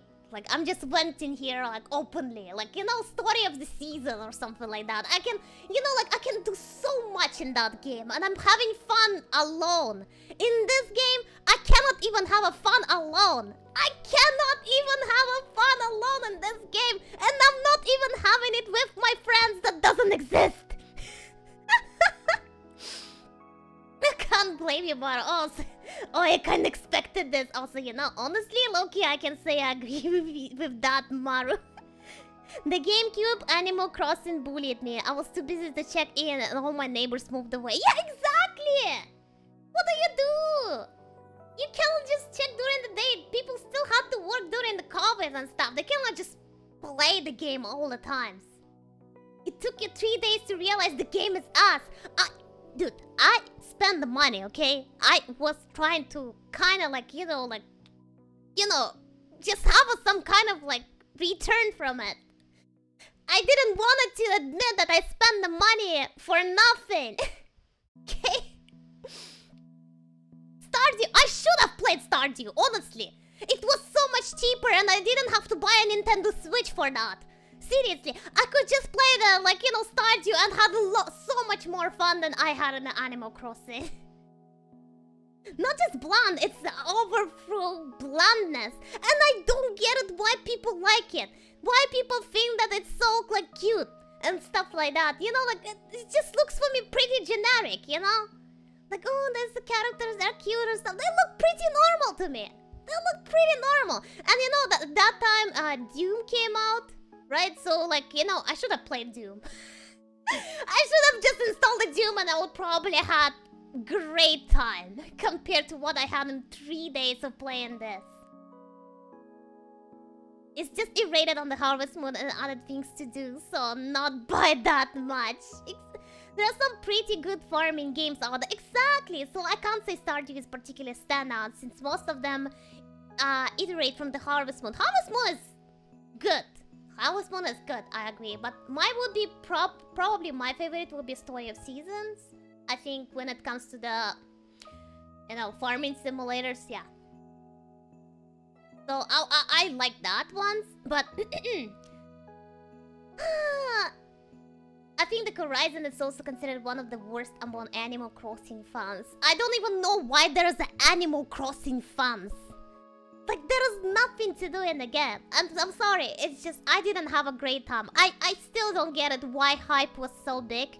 And why in the game, after people got back to their jobs, the game just died, in my opinion. And people just, those who still remember about the Animal Crossing and having, fans and stuff like that, they just kind of, just remnants about the time back then in COVID when they wanted to have some game when they go outside to touch the grass and they had Animal Crossing.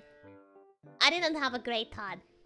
I still don't regret buying the Switch because after that I bought the Pokemon games. After that I got Story of Season, the new one that came out. I got a bunch of Otome games after, so I actually don't mind buying it, right? But the Animal Crossing, I sold it to somebody. Good thing that time the prices were still kind of good because many people wanted to have it, right? So I sold it pretty much for the same price that I got it, and I'm never gonna come back to it. Is the Story of Season your underrated game, Pat? Surprisingly not. Actually, surprisingly not. The designs in Animal Crossing are generally cute. Everything is basically safe as generic as possible. It's just generic. It's not like it's that super damn cute and stuff like that. The one good thing about Animal Crossing that I can say I love is the Doom Eternal New Horizons situation. You mean when, who is that? Isabelle? I think? That dog? You know, like Doom's main protagonist rabbit dies, so yeah. Animal Crossing is just maximally casualized farming game. It's not even a farming. There is no damn farming. It's just collecting items that just exist there. It's not even farming. There's not even anything close to the farming. And whatever you build it is just pointless. They cross the streams in the best way that time. Yeah! They cross the streams with Isabel and the Doom guy. Yeah, being a friend. That's the only thing I like about it. But partially why I also got the Animal Crossing game, but oh well. You can plant trees. Blech. Don't talk to me about that. I am not Animal Crossing. I'm sorry. You are. Now it's not overrated. Not many people talk about it. But at that time when it was happening, I consider this overrated.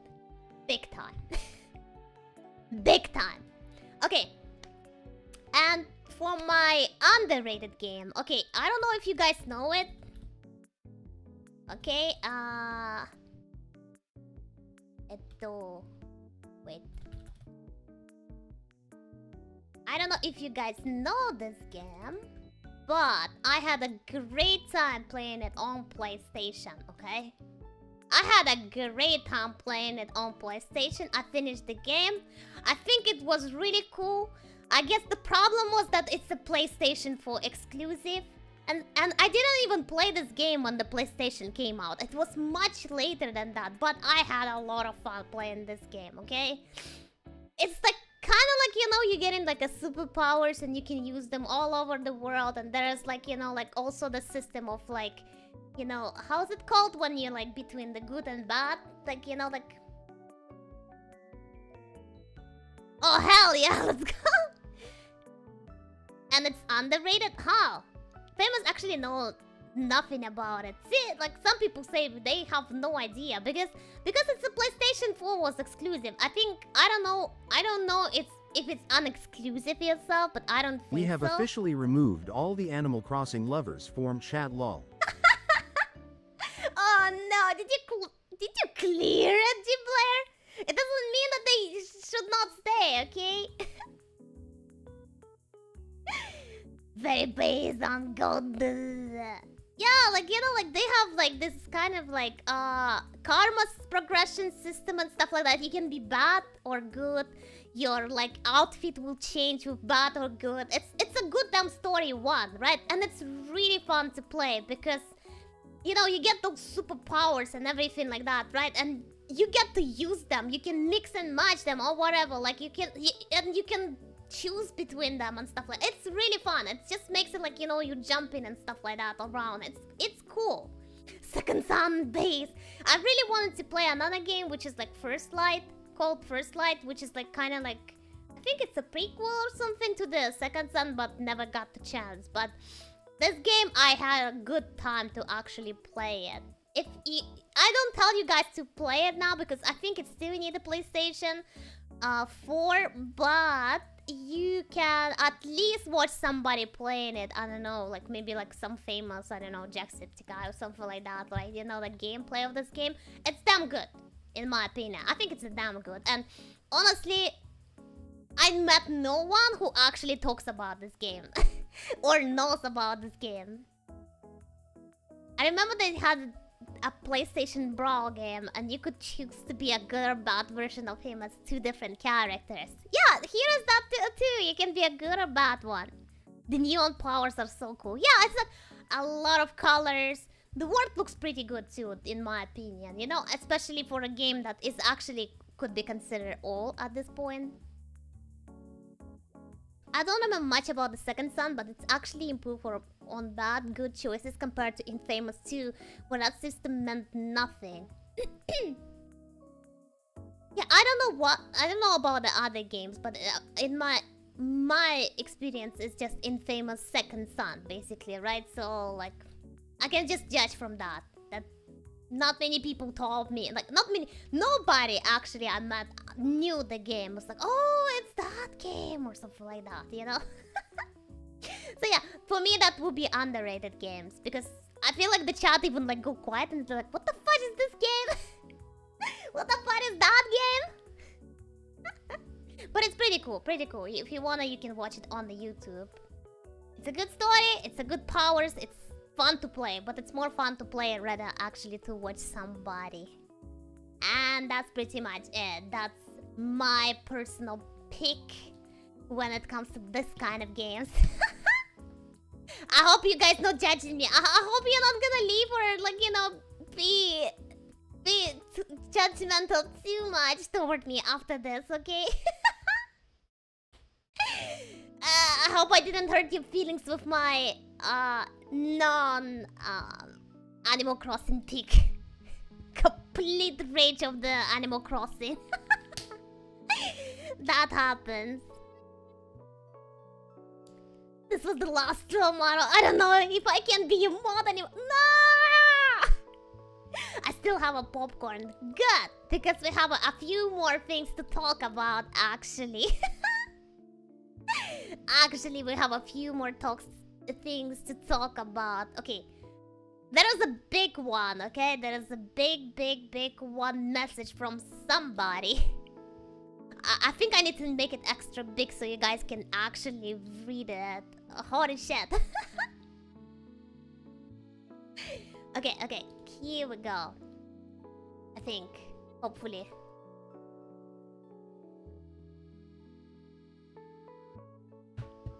Hi, honey. Hi, honey. Hi, honey Blasco! Welcome! Okay, here we go. Overrated games, GTA 5.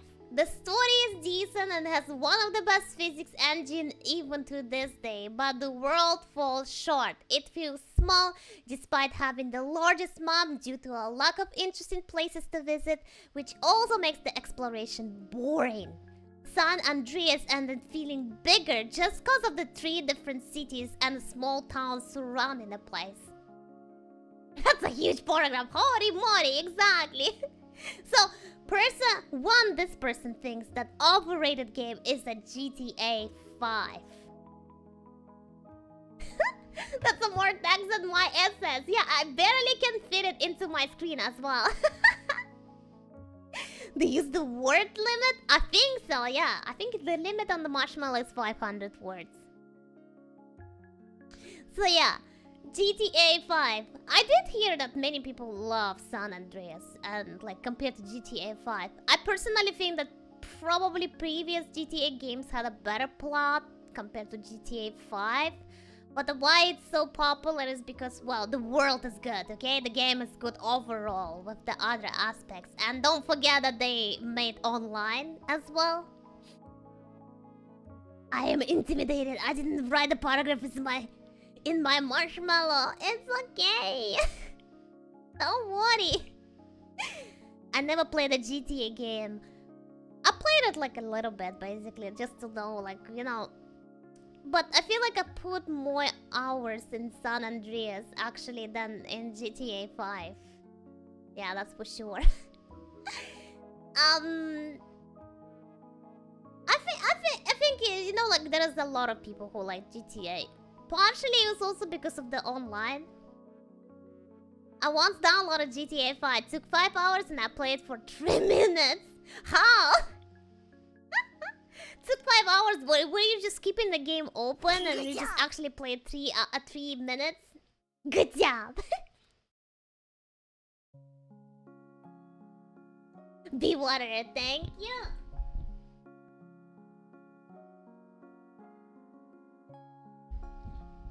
I still remember playing GTA 3 for the first time. That game blew my mind back then. Yeah, that's for sure. Oh my god, it's Ilfa! Let's go! It's a Smalls! Welcome! How are you guys doing? Hi!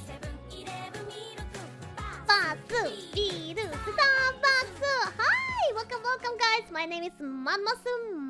I am a Mammoth VTuber. And today we're having a podcast about overrated and underrated video games. Hi Smalls! Welcome! How are you doing? No, I was actually drinking all this tamburado. I just didn't announce it. We came for the podcast! Welcome! Smalls! How are you doing today? Hi, Salas! Hi, Ilfa! Thank you so much for a raid! What were you playing today? Welcome! I am a variety streamer. Sometimes we're playing horror games. Sometimes we're talking about stuff in the podcast. And the current topic is overrated and underrated video games. So you can actually put your intake into this one. What is your takes about the games? Hi, Small! Welcome, welcome! Hi, Ilfa! Yes, we're all happy to see Alpha. Unless you need to go, Alpha. If you need to, go somewhere or you're really extremely hungry or anything like that, please do so. We're playing some Dawn of War Definite Edition. Let's go! Also in the day 10 of my subathon. Let's go!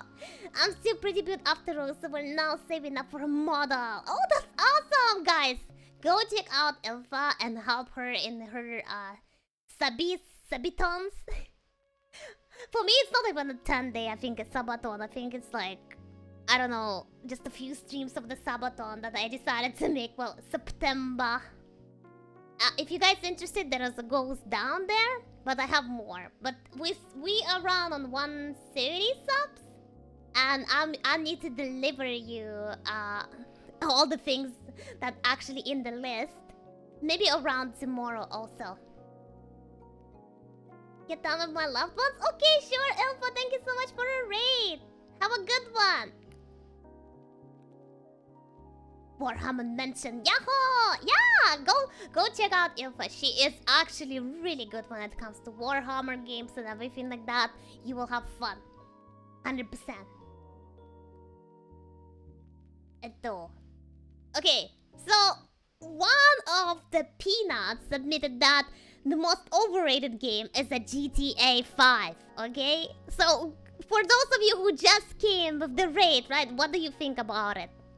What do you actually think about the most overrated game for them is the GTA 5? They just saying that San Andreas, maybe, I don't know, even Vice City maybe was more interesting to them rather than the GTA 5.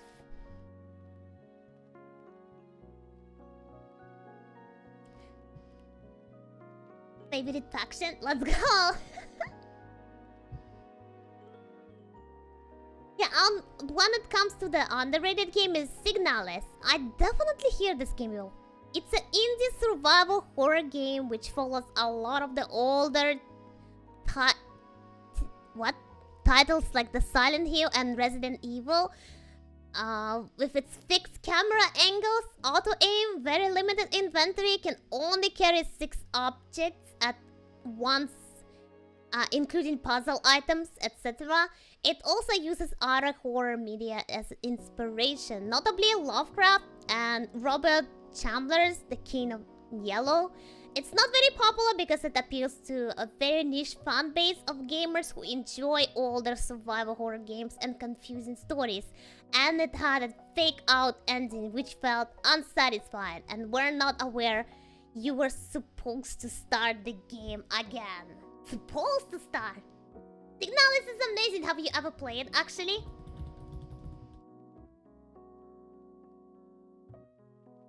Hidden Yellow? Is Fear and Hunger based somewhat on that book? I wonder. Probably. Okay, Signalis. Yeah, I definitely heard about this game, but I never actually played nor I watched. It looks something like this. Something like this. The poster for this game kind of reminds me of the... It's like an eye, right? So it looks kind of like Arcane.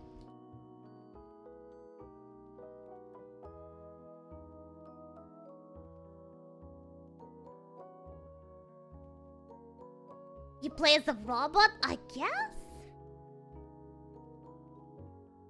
I guess? Here's what I saw. So big. Yeah, it looks like an Arcane, you know, like kind of style. Cute robot girl. Ah. As a sort of android, yeah. Now it's so good, the story too. Oh, okay. I feel like some people actually like this game so much that even at this point, at least I would say that in the chat, it's not underrated at all. It's a mental horror somewhat. Now is such a gem, but yeah, I definitely heard the name. Never actually seen anybody playing it, or seen maybe like some kind of playthrough or something like that. Nobody talked about it. Nobody talked about it. I definitely read it from somewhere, but nobody actually talks about it actively. Because it take a lot of paying attention to the understand and connect what's going on the game. Well, it's that kind of game maybe that you want to play alone. Just take your time, reading stuff and everything. You'll have to pay attention to everything to understand at least a little. Touché. But I would say that many games actually have to, like, you know, you have to pay attention to get the story and stuff.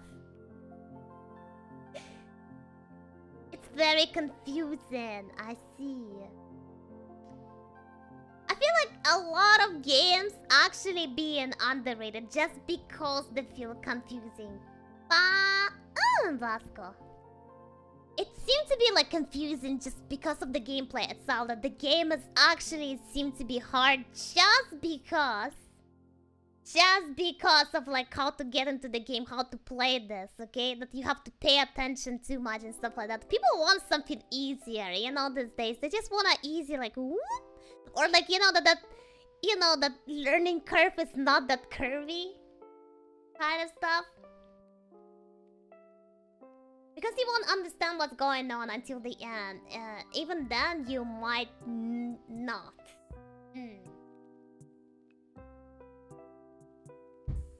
Yeah, like what I heard today, basically about the overrated games. I mean, underrated games. It's a lot about that. The game is confusing. I don't understand the plot. I have to like pay a lot of attention about this and stuff like that. So like I will get the idea. So most of the time it's just something like that. I love my games the way I love my woman, with a lot of learning curves. Perhaps. But yeah, guys, if you know somebody that you can recommend Signales, I really encourage you to tell them about the games. And like, you know, it felt like you guys just like, oh, okay, that game. Okay, I see. Something like that. Were we roasting Animal Crossing earlier? Yeah, I was personally roasting the Animal Crossing as my overrated game during the COVID time because I am not getting that game.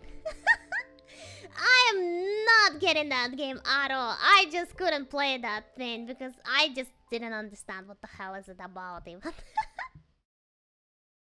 But that's just my intake, okay, on that. Okay, look, if you want to join... Oh, Shadow Imoneka, thank you so much for the follow. Welcome to the Peanut community. And, if you came with the alpha, my name is Mammoth. I am a Mammoth VTUBER. Maybe she told you about it. If you just came on your own, then nice to meet ya. I thought we have today a really nice podcast about the overrated and the underrated video game. And everybody is trying to not to fight each other because sometimes it might get like hot. We heard some controversies today. I don't know if we're still friends, okay? We're not sure if we're still friends after learning everyone's preferences when it comes to the games, okay? My take was that the most overrated game is the Animal Crossing, and I just know that people gonna hate the shit out of me when, like, you know... Some of them, when they find out, maybe like watching the video after or something. Luke, do you wanna join? L7? Do you wanna join the podcast live? Are you ready? Make a short. Make a short. This will be the most unpopular short that I'm gonna have, okay? The most unpopular shirt. Okay, let's go. Hi, can you hear me? Hello.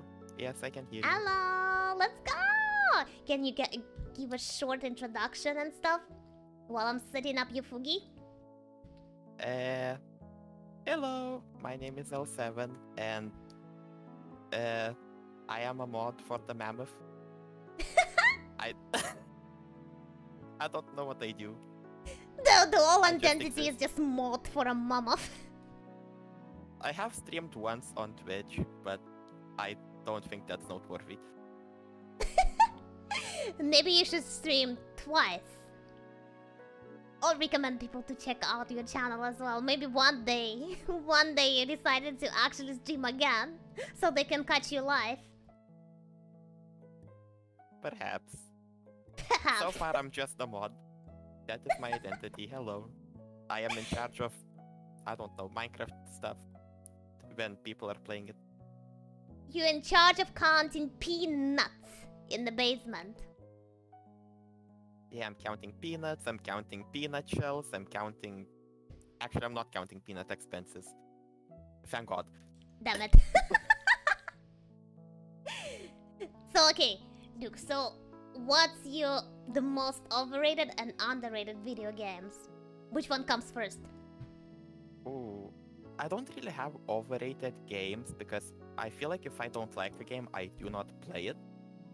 I was True. gonna suggest Animal Crossing before just for the sheer boredom that I felt while watching some people play it, but I know that there's games for everyone. Like, if I say that I don't like a specific game, someone will come at me. It's fine, okay? Maybe they just wanted to talk about it. Like, maybe just want to argue. Maybe they just don't want to beat you out straight away, you know?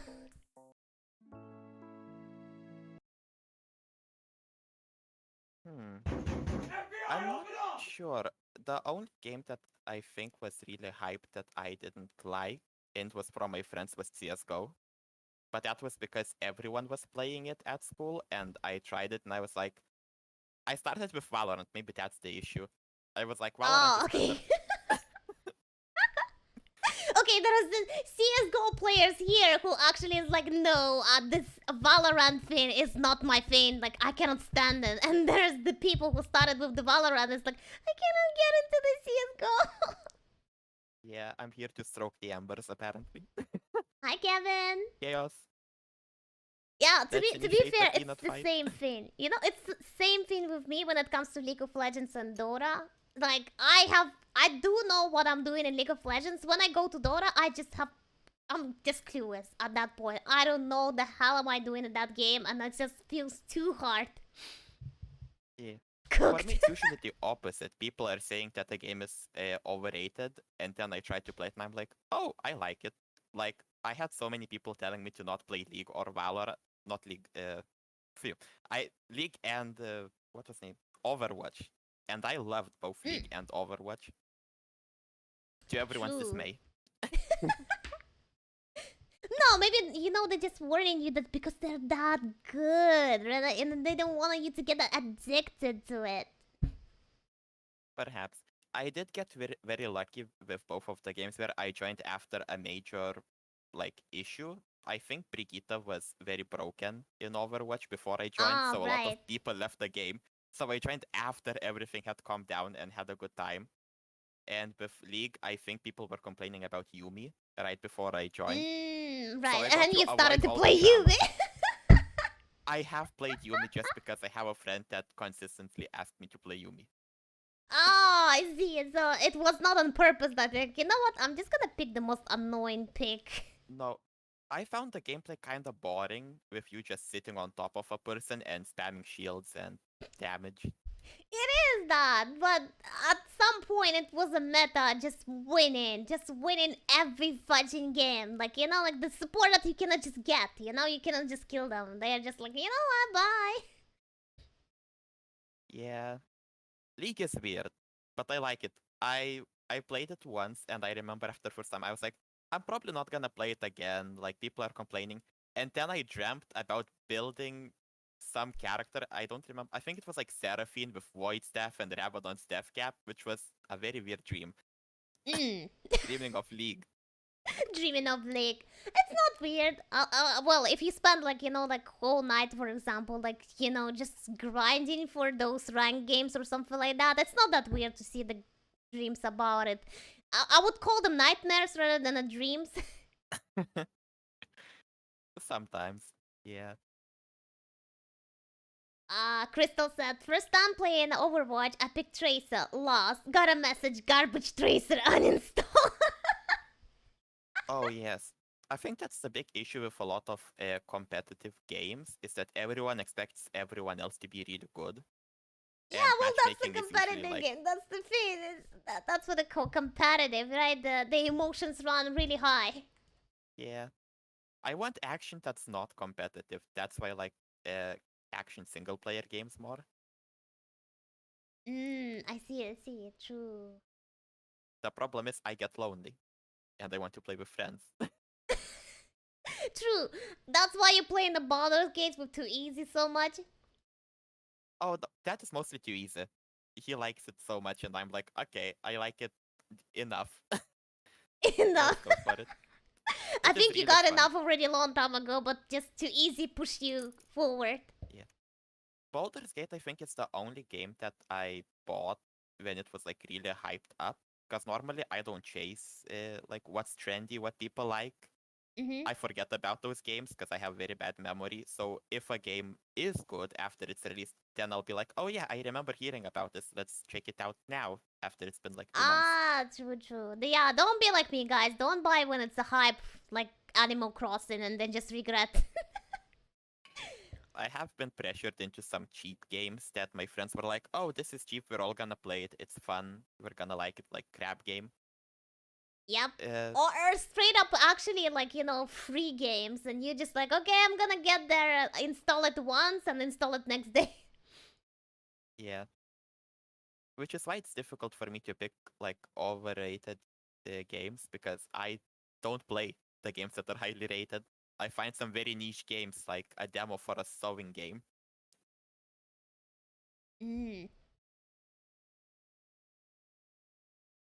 So then if you don't really have the overrated games, which you say like, okay, kind of like borderline a CSGO just because the people kind of playing it and I cannot get into it. So how about then, underrated game?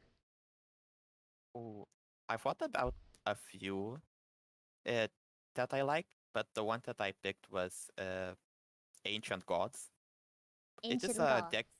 Yeah, it's very similar to Slay the Spire, if anyone has played it. I got introduced to it before Slay the Spire because growing up I had one issue, and that was I had a phone but no internet connection. So I needed to find games that I could play offline in my free time at school. I see. Yeah. Okay. Can we just watch like maybe a short trailer to this one? Because I feel like not many people know it as why. Yes. The main problem with it currently is that it's a beautiful game, but there's no screenshots of it.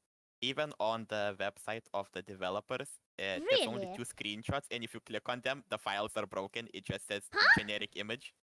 Why though? Is there a kind of like, copyright video or whatever is that? I don't think so. I think it's just a niche game that not a lot of people know about. Okay, let me show you guys the trailer really quick. The trailer might be like a little bit more fast-paced than the game, as the game is pretty chill.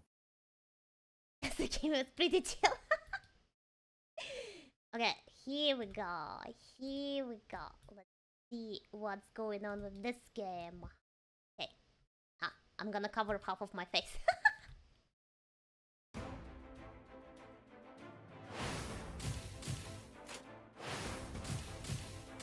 I would say the game looks really cute. Yeah, the art style is a big part of why I like it, and all of the characters have this hand-drawn feel to it, and they're all animated with Live 2D. Okay. Oh, I've definitely seen advertisement at some point, actually. At some point I saw the advertisement for this. And then it just disappeared. Yeah. It is 20 euros on PC, however it is free on mobile, and two things that I really like is that it doesn't have ads, which is a big problem with with mobile everything. And as you mentioned, you just can play it offline, which is good, right? Yes, that is my favorite part. It does have a gacha aspect to it, so you can get different champions, except they actually, I think it's balanced. It's very nicely balanced where they do give some buffs, but they're not, like, you don't need to have a champion. You can still get the buffs while playing the game if you're lucky.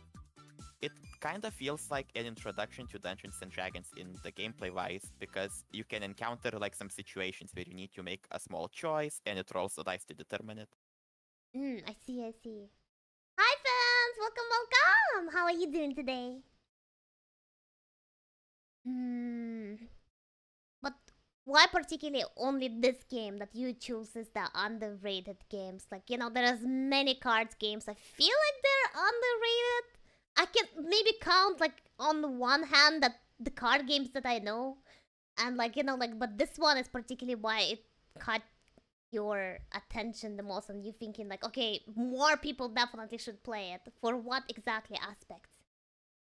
Well, I am a casual gamer, and I like having a game on my phone that I can play while either before going to sleep or while waiting for something. And I feel like a lot of games on phones are either garbage, at this point knockoffs based on all those horrible ads. I don't know why they keep making games after the ads at this point.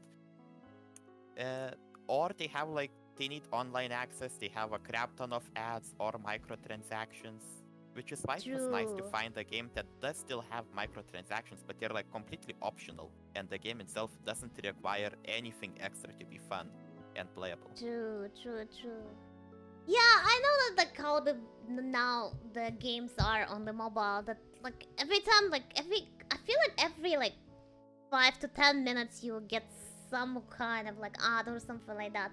Even on damn webtoon that I was reading, like now they have that option that you have to watch the ad. And you know what? I would rather actually pay the coins to open a new chapters on the webtoon rather than actually watch ads, because it becomes a pain. And it's the same damn apps. They don't even try to give you variety of the things. They just advertise in one particular game, and you're just like... Yeah. Mobile games are kinda bad currently. I also like that, despite being like a card game, if I remember correctly, in Slay the Spire there are 3 different characters with different cards. In Ancient Gods, there are not only a lot of characters that have slightly different buffs, there's also 16 different classes, 16 different classes, which are categorized into 4 different types. There's 6 types of damage that you can deal, block. One of the classes even has gambling as its main ability. At the start of turn, you roll a 6-sided dice to determine how many energy points you have. Another class I can, would definitely save not up play points. with that. I would definitely not play with that one. My luck would just disappear like after the first time, and that's it. I would just be losing with that character 100%. Yeah. One of the interesting parts is that you can mix up to 3 classes on a character. So you will have a main starting class, but you can, throughout the game, you can collect different cards to get some very interesting combos.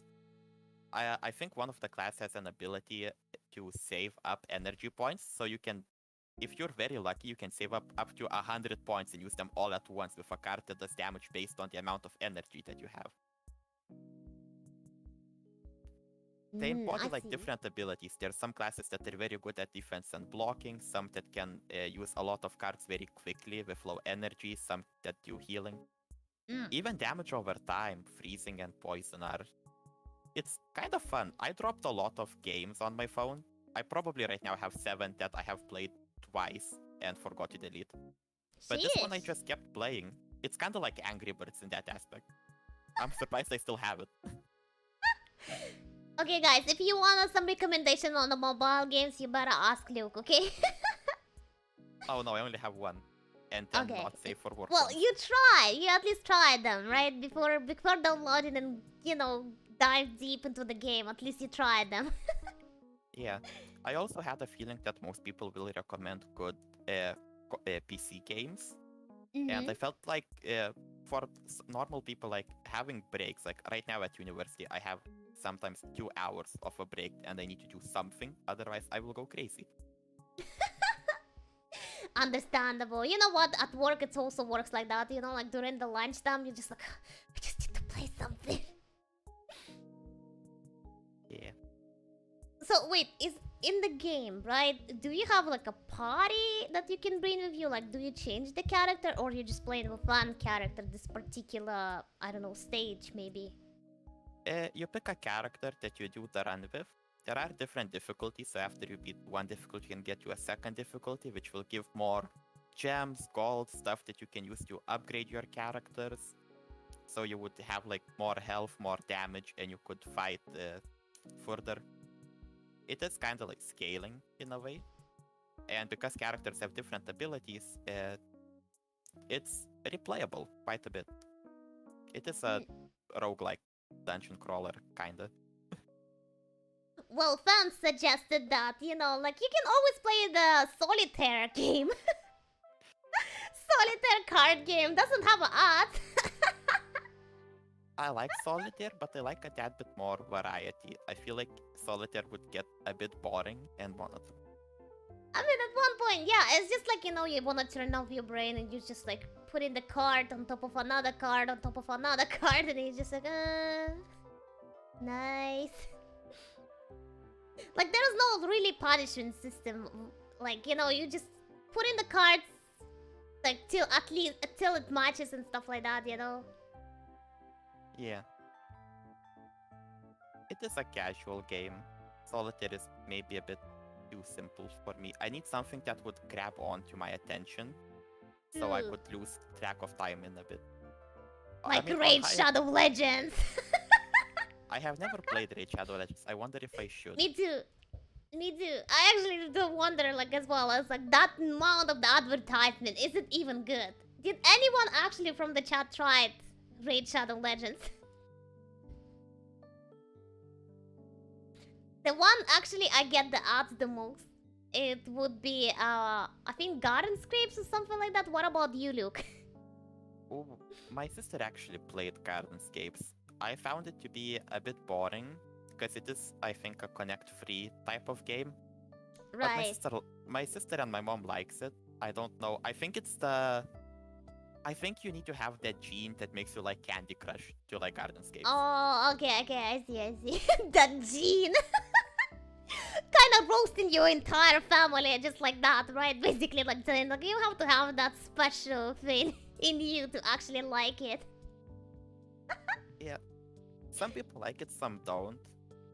It's weird because I used to describe myself as a person who plays chill games. I like Stardew True. Valley. However, at some point, I'm like, I am so tired of this. Let me go shoot something. It's like, you know, Let like, me you go know, hunt my rage friends. comes out, like, you know, like, okay, time to punch somebody. Yeah. I don't want a calm game anymore. This is too calm for me, okay? I like a little bit of the chaos.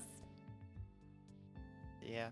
I do think that some of the underrated games are very nicely highlighted on Epic Games when they release some games for free.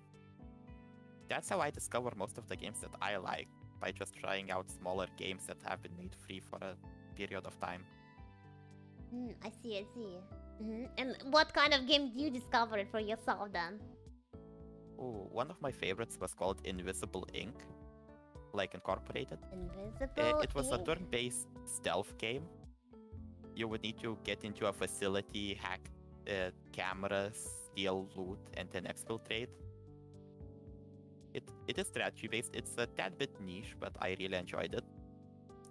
Another one was called Oxenfree, which was about it was a story game about a girl with a radio who went to a weird island and discovered some secrets, like mixed through radio signals from the past. Oh, that actually sounds interesting.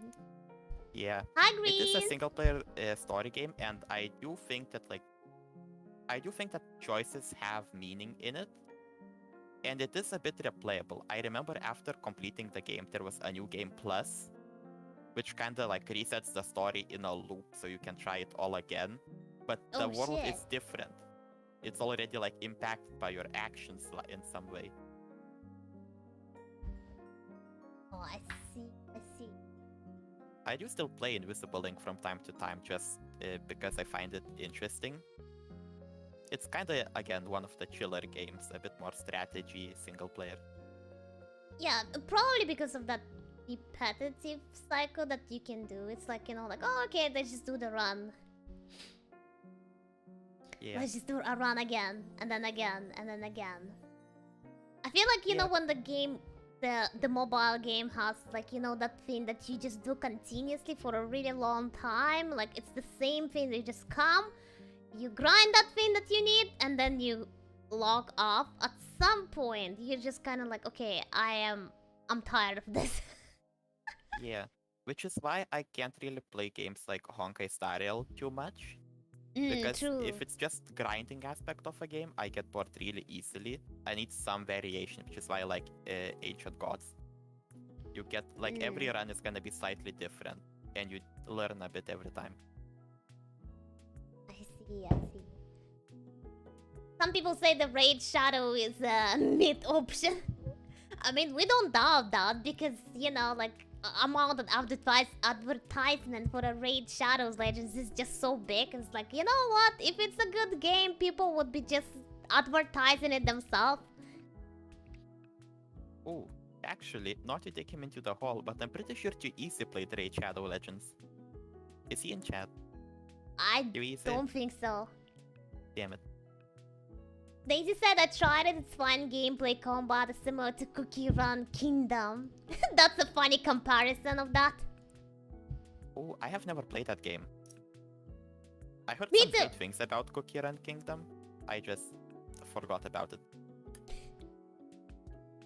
And Spartan says the Star Rail is a 50-50 coin flip. I mean, yeah, as long as you can pay, it's all fun with the pools and stuff like that. But when you actually need to come back every day just to grind those things, just to upgrade your character, and the progress is so slow, you're just like, okay, I'm done with this. Yeah. That's one of the aspects of games that I don't like, is the pay to win. It's not pay to win, it's pay to play at this point. I like a game that I like that it's an option in a game, but I want the game to be able, like, to give the same experience to people who do not want to spend money in game. True. And yeah, and they will be like, okay, you know what? You just pay for that makes your life easier in the game. You know, your character can be so much more powerful than you have. But if you decided not to pay, then okay, just a little bit of struggling. You like that, right? It just favors, like, even like builds and everything. It's just favoring the players who pull like almost like I don't know, 5-star with like 5 unlockables or something like that. The weapon is maximized and everything like that. Those people are getting like, like, oh, you can go and try this build, or you can build this team or something like that. And it's just like, making it like really powerful in the video. And then you will actually, when you try the same builds on just, your one pool of the 5-star and weapon maybe like, exactly the same as in the video, but it just doesn't do that kind of damage. It just doesn't do that kind of incredible things as in the video, and you're just like, is it because I don't have it maximized? Yeah, I feel like one of the aspects of a game that I would like most games to have is, if you find a random character that you like, you should be able to, the game should be able to make you be able to beat the entire game with it. Like, when I played Star Rail for the first time, I found Misha, the little bellboy from Penacony, and I was like, that is my new favorite character, I'm gonna use him everywhere. And then I learned that in-game he's kinda bad. I want the game to be able, like, I know that, I think that's one of the main problems with games that are not released at once, but are continuing to be like released and updated and improved, is that they keep adding more stuff that power creeps the other characters just to get more money. So like people would pull for them, they would pay for them. True. Yeah, the other characters that just doesn't pull anything anymore. They just work as the support characters for a better characters that they're releasing. Yeah. And then the problem is, because they keep adding more stuff instead of upgrading the old characters, there becomes a very huge gap between the abilities. Daisy said the Star Rail has so much reading and dialogue. Agree.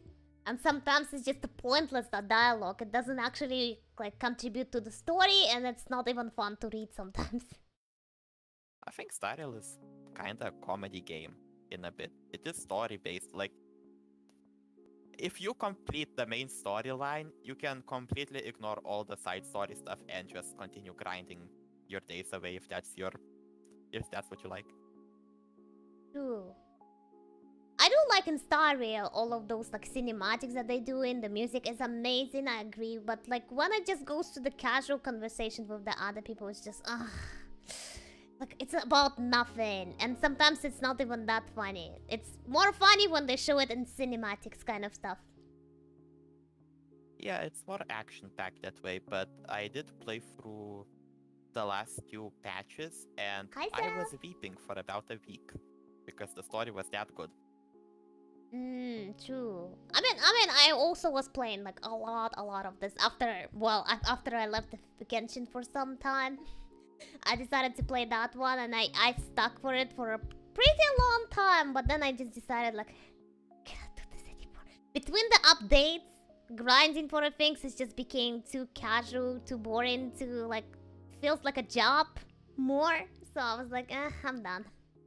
Yeah, that's the main fault with the games.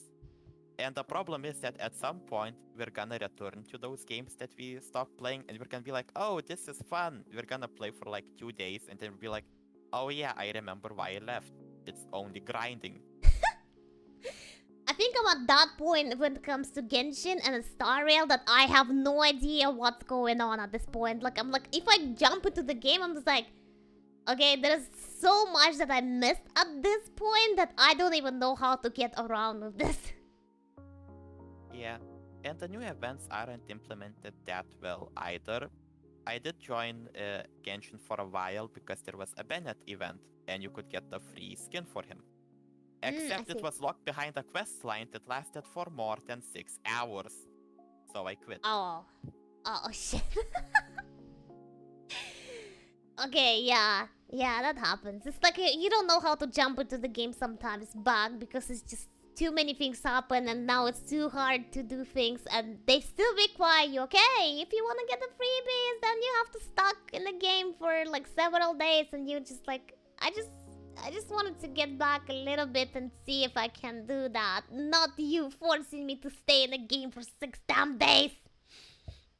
Yeah, I also feel like Genshin didn't live to my expectations because at the start of the game in Monset, it felt like a chill game that you can just play whenever. I feel like it was advertised as that during quarantine, like, oh look, it's this chill game where you can like kill these slimes and hilichurls and cook food. And then it just like, here's 99 characters within 99 drops of 99 types out of 99 different regions. Right. And now it became, yeah, I guess it's a quest. Like they just drop in like the seasonal quest or something like that, and just like do that, do this, do that stuff. It's like you have to always play that game. You always have to be like, you know, just stay in that mind, just to stay in the game and what's going on with that. And then, you know, like some things that they did, like, okay, we have an event, right? I don't know, let's get the special skin on Ayaka or something like that, right? And then you're just not gonna get it anymore because it was behind that seasonal thingy. You cannot purchase it, you cannot get it. Well, so unfortunate that you didn't play the game. Too bad. Should have played the game at that time. And you're like,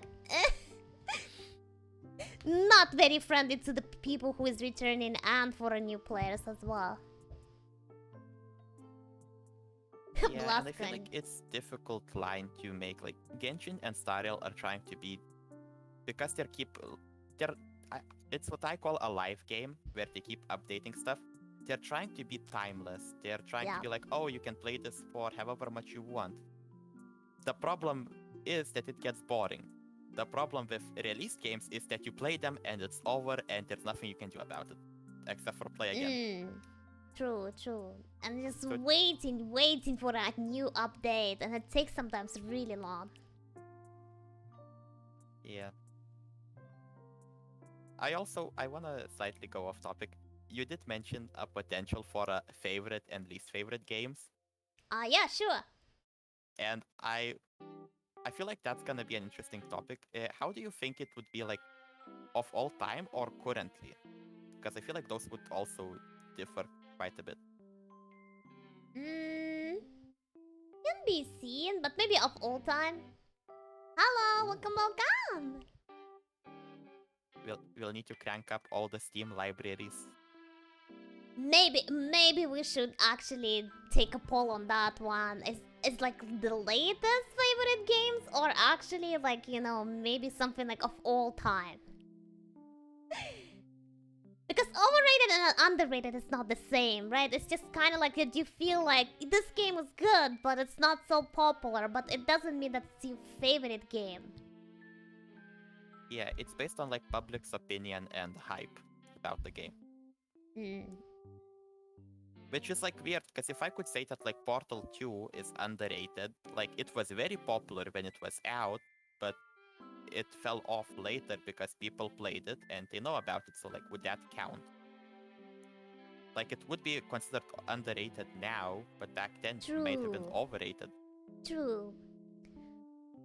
But I feel like at all times, you know, like it's underrated maybe at all times. Like it's just been there, maybe some people heard about it, and then it just went nowhere, you know? One of the problems with judging games that I have currently is a lot of people judge based on the price. And I have a game called Octopath Traveler 2, which I love with all my heart currently. However, it's 60 euros. So I was like, if I say that this game is underrated and people see that it's 60 euros, they're gonna be like, nope. How? Like, I don't care how good it is, it's too expensive.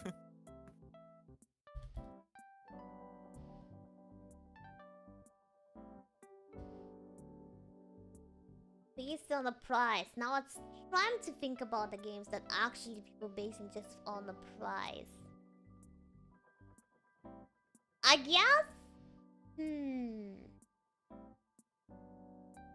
While you are thinking, I will say that Baldur's Gate 3 is fully worth the price.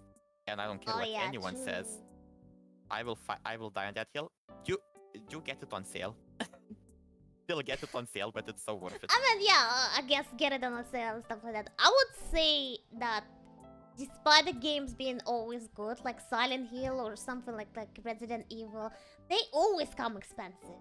They come at pretty high price at all times. Like sometimes it would be just me stopping it, and sometimes, like, you know, when they have a discount on those games, it's still expensive in my opinion. I'm just like, ooh. Like I get the pull because of how expensive it can become. This kind of games, you know, it's like, yeah, like, you know, I want to play it because it seems to be very good just because of that high price, and many people buying it, still willing to pay for it.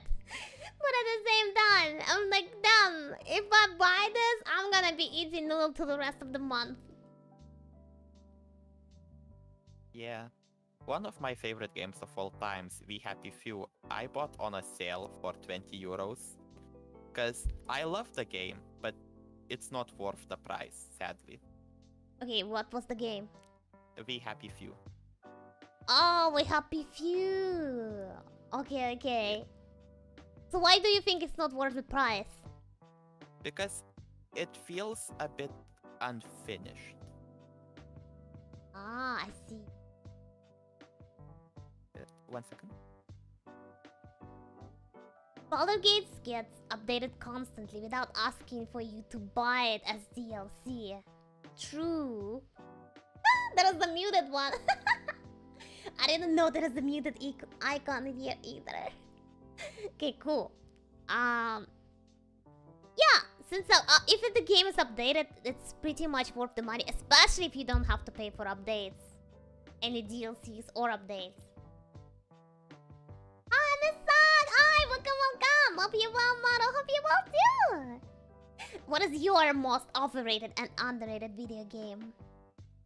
Baldur's Gate has infinite replayability. Exactly. So basically, even if you pay that price, it was a little bit expensive at the beginning, right? But you know, the more discounts actually crawled away, and so now you can actually afford the game at a good price. I think. Are you back? I'm back. I'm so sorry. No, it's fine, it's fine, it's fine. If you need to go, like, there is no problem at all. I have a few more actually things to read, like a few more cards to read, and I think we're good for today podcast. I feel like there was not as much fighting or anything like that as I expected about this kind of topic. I feel like that's a good thing. The community is pretty chill and open-minded. Yeah, open-minded, yeah. But I was like thinking, like, maybe there will be one, you know, at least one argument, like people actively will be like, this is good or this is bad.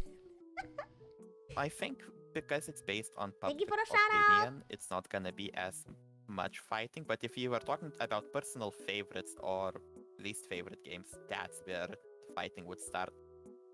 True. Yeah, could be. Maybe we should cook it another time for that one, just for a liked and disliked games. Just before going, I did see someone saying about replayability in Baldur's Gate. I need to add the abundance of mods. Baldur's Gate has been out for a short time, and it has so many mods that can completely rework the game, include stuff that you wanted. It's amazing. Mod. Okay. Does the mod actually break the game? You know, like was back with Skyrim when you just mod the game and then just completely destroy it?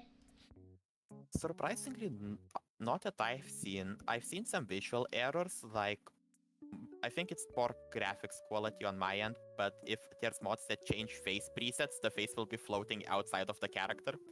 I would say it's actually a feature rather than a bug. Yeah.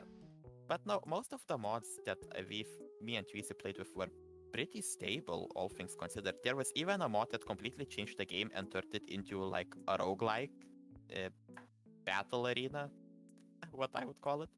And it was running pretty well. There were like no major issues with it. Sounds good. Do you know, guys, that Luke and Too Easy made me actually in Baldur games? Thanks to the mods. Huh? Oh, yeah. I forgot about that. You already forgot about it. There is me actually. It was created once. I think there is some screenshots on the Discord. If you guys want to join the Discord, by the way, if you want to join the Discord, type !D's or Godzilla taps for you because a good mod. Good job, Godzilla. You get the good job, Godzilla. Okay, look, thank you so much actually joining today. It's completely fine that you joined, like, you know, that just on the whim decided to come, because actually I don't think I have anyone else who wants to join the podcast. So, like, you know, like having you also, like, you know, like as a new face, it's really actually refreshing. Thank you. Thank you for having me. I hope you join for another one too. Oh, perhaps. If it's about favorite video games, I definitely should. That's not a request. That's not a request, you know. Okay, I'll add it to my mod to-do list. Okay, thank you so much. Have a good the rest of your day, okay? Thank you for having me. Take care. Thank you. Bye-bye. What are you doing? Well, I am doing the podcast today. Welcome. Sorry, I don't speak Japanese. I speak only English. So today, we are having a podcast with the community, and the topic is overrated and underrated video games. Yeah! And also, my name is Mammoth. I am a Mammoth VTuber. Thank you very much, everyone who joined me today. Thank you. I really appreciate that.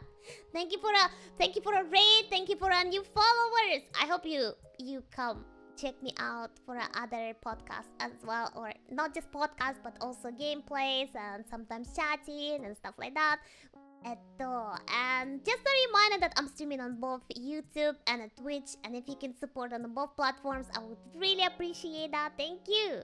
Hi Karen and shout out. Welcome. How are you doing? Miss you, Karen. Clapping hands. I think I have a few more cards to add to today's podcast. And that's it, I think. That's it. Perfect, actually. It's a good time to finish as well because it's been 4 hours. Unfortunately, I'm those people who has to go and work on Monday. I have to go and work on Monday from the office, so that's why I cannot, even though I would love to stay as much as I can, but still have to do the things. And yeah, I would be scheduling next week the special stream, just chatting kind of stream when I'm gonna be fulfilling all of the goals that I actually own you. At least most of them, right? And hoping that you're not gonna be pushing again for another goal, so I would have to cook it right away and, you know, in the stream itself.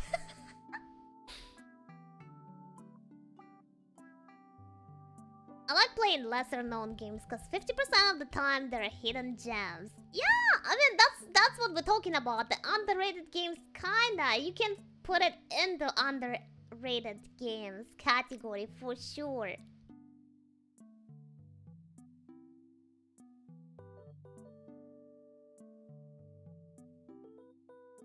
Oh, so actually you wanted to join. Sorry, I didn't get any notification about that. I don't understand English very well, but it's interesting. Oh, I really hope that it's interesting for you, but that makes me think that we need some kind of subtitles again to have for a stream. Okay, you know what? I'm just gonna drop the last few things here. Wow, there's actually a link to it. Record of the what? Icarus War? You know what? Let me go and check it out live, actually. Record of what? Icarus War. Okay, okay. You know what? Let's watch this. Let's see what actually they talking about, okay?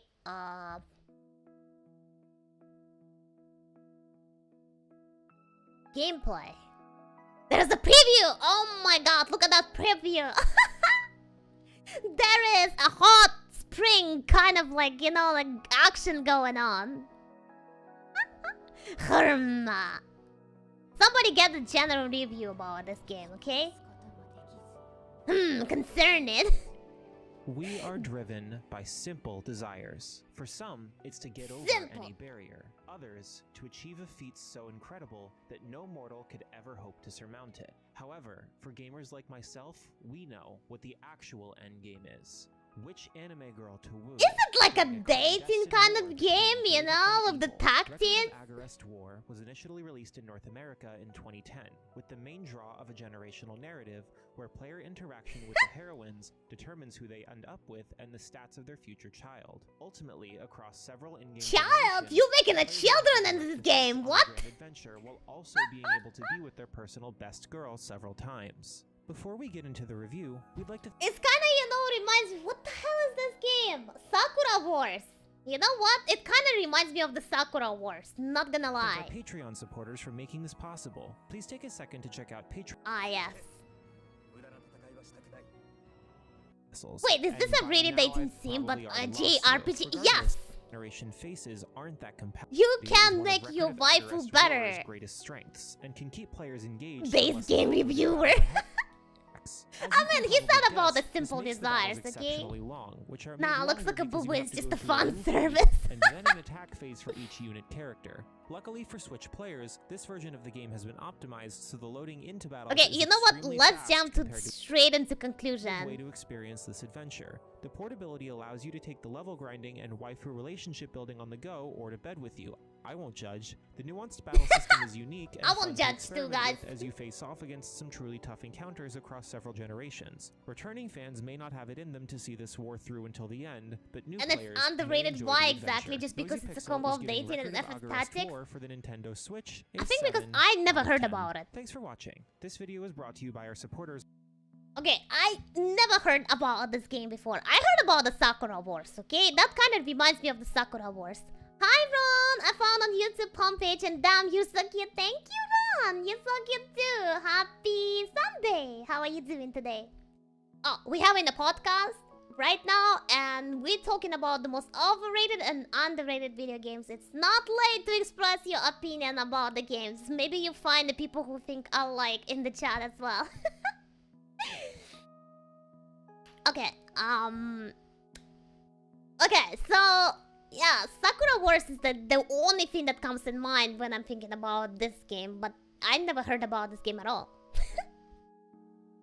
Have you played VA11 Hall 4 before, Maru? No, I definitely did not play with something like this kind of game.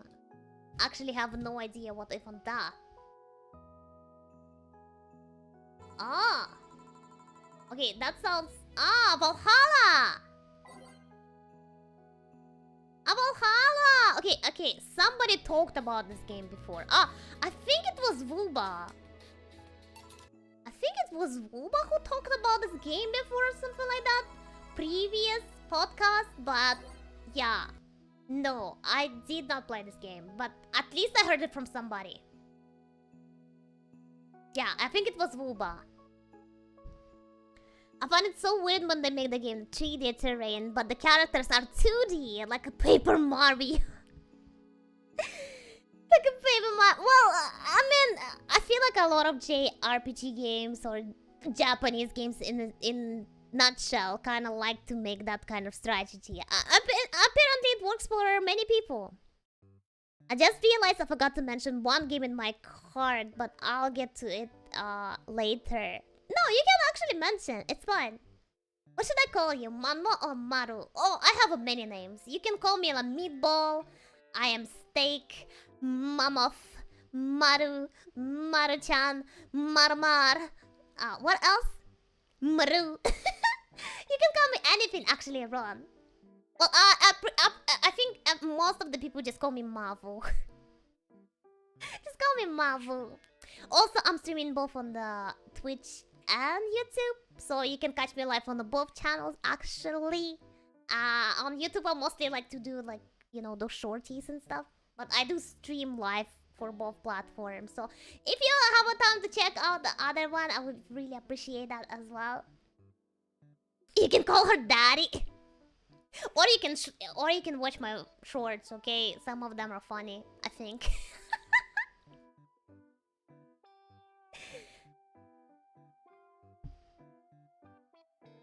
I'll just call you beautiful. Ah, stop it, you. Yes, Valhalla is so good. Valhalla was a great game. Underrated usually implies that it has genuine mechanics or story that people are not known much of, but here it just seems like a combo of two games, and that's it. Yeah, but it doesn't mean that it cannot be underrated. Underrated by maybe the story is good, okay? Maybe the story is really good in that game, okay? Even if it's about dating somebody. Nice to meet you! Nice to meet you too, man! If it's not a secret, where are you from?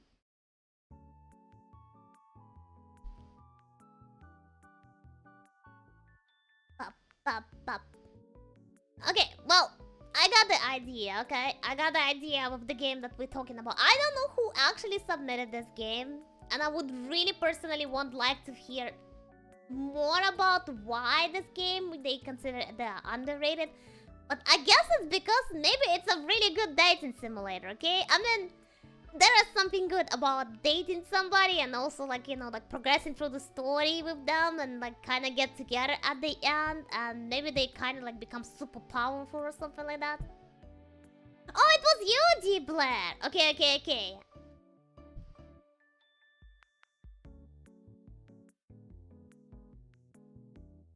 Oh, okay, D-Blair. So, what's fun about this one? The Record of the Agavest War.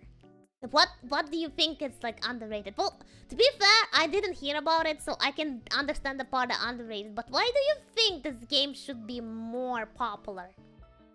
Imahara, but that was a great talk. Keep it in mind. Thank you, Bucket. See ya. Have a good rest of your day, okay? Bye-bye!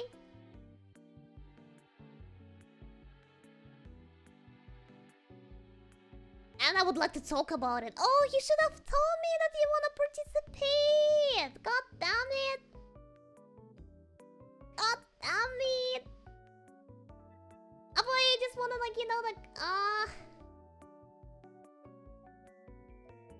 just wanna submit, most people don't even know about the game in general, and when they find out about how many hours you got to put in, they just think it's bad. Okay, how about the day that I'm gonna be just chatting about the stuff, you can talk about the game. How about when I will just have my just chatting stream, when I'm gonna be just, you know, kind of doing all of those goals, and so you guys don't get tired, you can also listen to G-Blair talk about this game, because I'm pretty sure many people got the wrong idea and it's like, okay, it's a dating simulator, you know, that kind of stuff. 74 hours of main story, holy shit, that's a long reason line. Perfect, I would love to. Good. That sounds really good to me, actually. Because, yeah, I don't think we can even, like, fit 74 hours of main story explanation into, like, maybe, like, half an hour maximum. I don't think we can even fit it in half an hour, actually. So, I would definitely would love to maybe, like, move it to the next stream. Okay. You know what? The last one, actually, for today that I see is this one. Yeah. Yash here. Oh, it's a Yashi. Let's go. Anyways, before moving forward, no offense to anyone, the most overrated game in my opinion would be Genshin Impact. Oh no. And the most underrated would be Minecraft. I mean, yeah, it's popular, but a lot of people say that this is for kids and all. Until next time, really? Minecraft underrated? I feel like more grown-up people playing the Minecraft at this point rather than actually kids.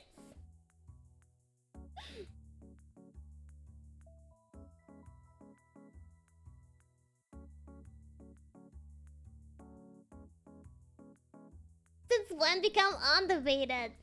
I guess because maybe like there's an age gap between the people who likes to play Minecraft. Maybe, you know, at some point there was like a time when people would say like, oh, Minecraft only kids playing it or something. Oh, you're from Indonesia, selamat malam. But anyway, you stream every day. Oh shit, if I'm gonna be streaming every day, I'm just gonna die because I also have a real job outside of all of this. I think I'll stream mostly like 3 times per week.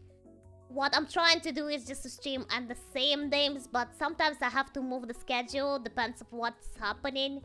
It could be sometimes that I have releases from work and like it could be like happening at night and just on a random day, so and that's why I need to move sometimes the stream. So, but it's around like Saturday, Sunday, Friday. Maybe the most of the streams happen on these days. I try to release the schedule on Discord and on YouTube actually as well as a post. I guess if you only encounter the group that says it's for kids, you might think it is. But I see a lot of people stream or talk about it. Yeah, I would say like definitely it's really popular. It's definitely really popular game when it comes to actually oh shit. Wrong message, sorry. Yeah, Minecraft, I would say it's one of the most popular games. And not just like among the kids. Not just among the kids, among the grown-ups, everyone, so many people. It's one of the most popular categories when it comes to the, you know, Twitch and stuff. I always see it. Stream every day. Oof, I want to stream and I keep not streaming. I think even if I had all free time in the world, I would still have like 1 day, 2 days off from streaming. If you could make a streaming your main job, would you? I would definitely would. But it's not pulling. It's not pulling for me. It cannot pay for anything at this point. So no, streaming is not a... I don't think in... If even forever, at least not any time in maybe like... Oh, we're foreseeing like 5 years that I don't think it's gonna pull, and maybe never actually will pull. Also, yeah, Genshin and Hoyo games are overrated as fudge, cause holy damn, the game is painful. Exactly. We heard about it today. That like, you know, like, okay, overrated. Overrated. I know why people like it. I've been playing Genshin for a really long time, and I played it completely alone, and I was exploring the world and tried to get my Prima Gems so badly. But yeah, at one point it just became boring. It just no longer was pulling for me anymore.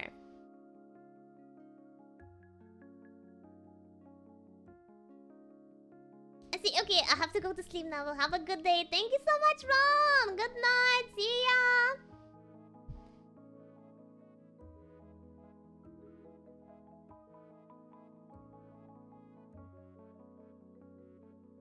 Playing with Lego has turned into the thing adults do more than kids now, with how expensive the Lego sets are. Exactly! Whatever they would consider, oh, it's a kid's hobby. Today, it might even turn to be like, you know, like adult's hobby. I mean, do you know the Pop Mart, right? For example, it's just like, you know, buying those small cute figurines. They don't do anything, they're just for a decoration stuff and stuff like. It's something like a toy, right? That kids would buy the toy, right? And now adults actually buying them and collecting them. Just like that.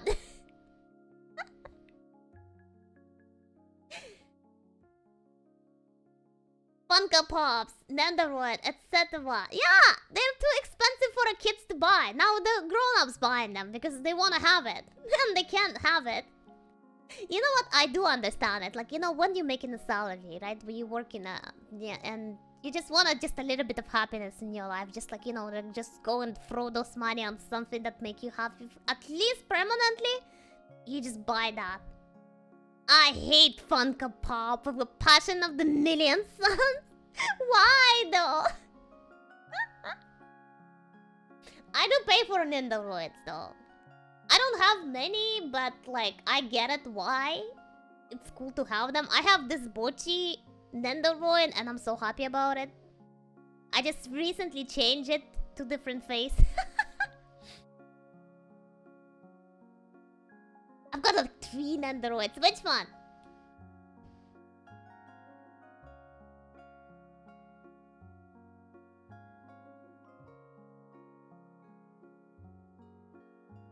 Oh, I have a few more actually cards.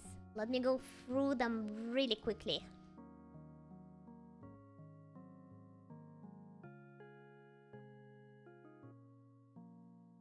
Hi Sai, welcome. How are you doing today? Happy Sunday.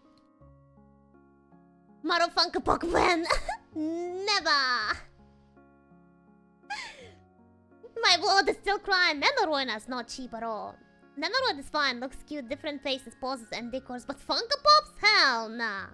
I mean, don't you like those black eyes, completely empty, not saying anything, just staring like through you and stuff?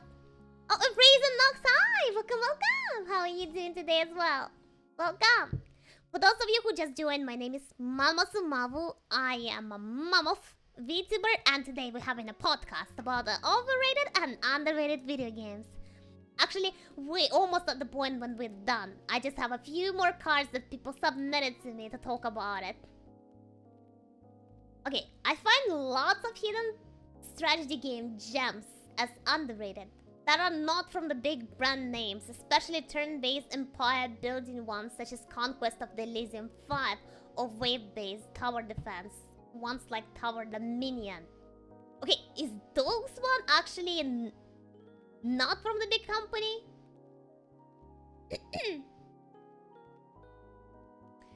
I would not say that I am strong when it comes to the strategy games. Probably the only strategic game I played ever, it was Civilization.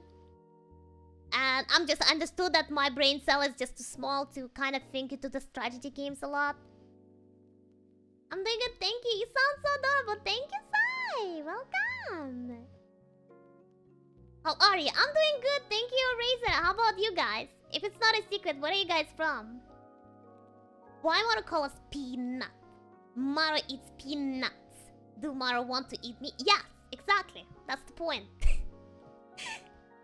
What? You thought that I'm just calling you peanuts just because I like peanuts. That's not true. It's also because I'm gonna gumbo you. Gumbo, gumbo, gumbo.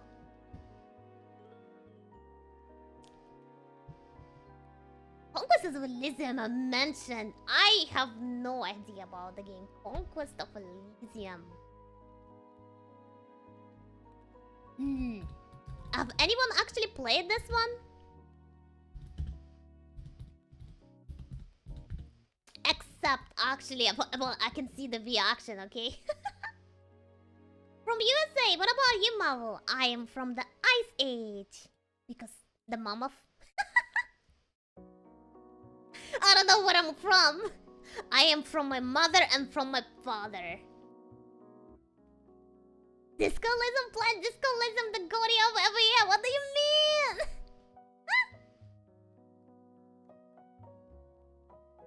Yeah, our fate is to be devoured like all the other peanuts. Exactly. May I know more about you? I am just a variety streamer. Like to play horror games. I like to yap a lot. I really love my community. I'm stream both on Twitch and YouTube. And I really like to make shorts. I hope they're funny when you're gonna check them out. And that's pretty much it.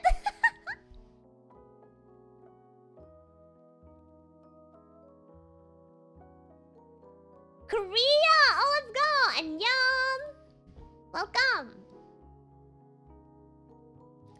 I have played it in related series The Minions. I never played those games, but I do agree. Games like COD is just boring. Ah, the Call of Duty, right?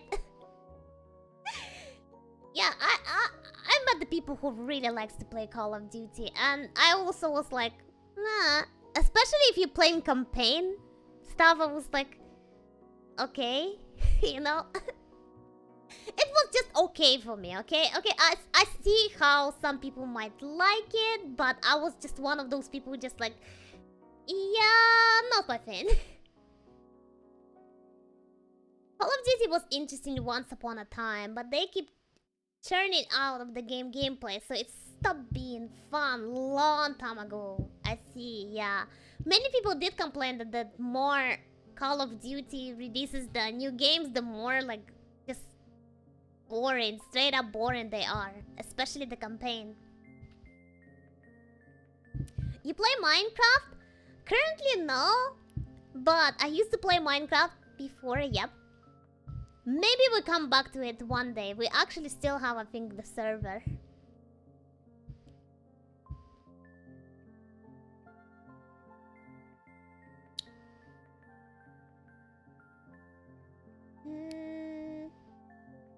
Okay, so the overrated game is Call of Duty, and underrated game will be well, like Conquest of the Elysium. Although I never played the Conquest, and I feel like just a few people in the chat actually says like, oh, Conquest of Elysium, I know that. But your voice is cute though. Thank you, Reza. I really appreciate that, but you're cute. The modding community in the lore goes crazy. Amazing. Call of Duty one?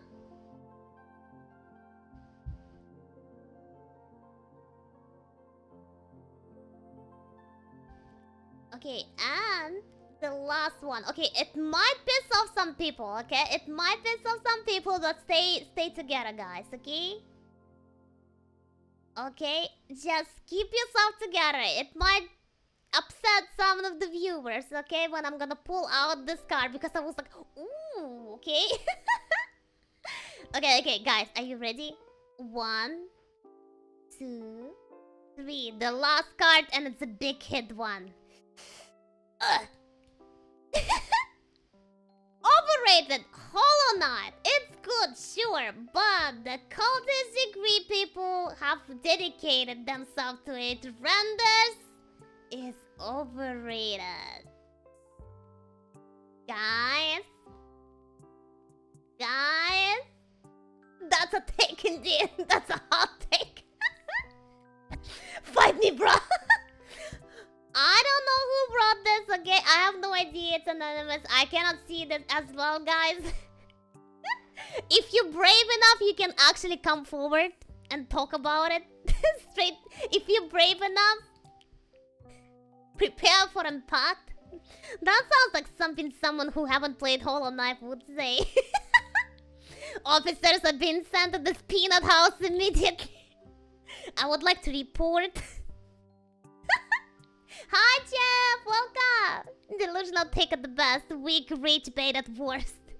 It's completely fine, it's just an opinion to be fair. I never played Hollow Knight before. Me too!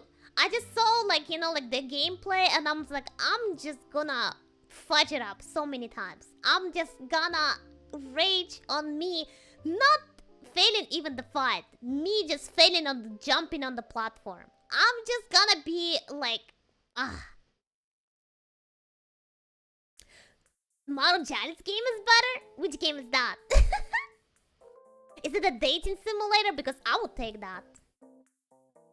If it's a Mario Janice game and it's a dating simulator, yes.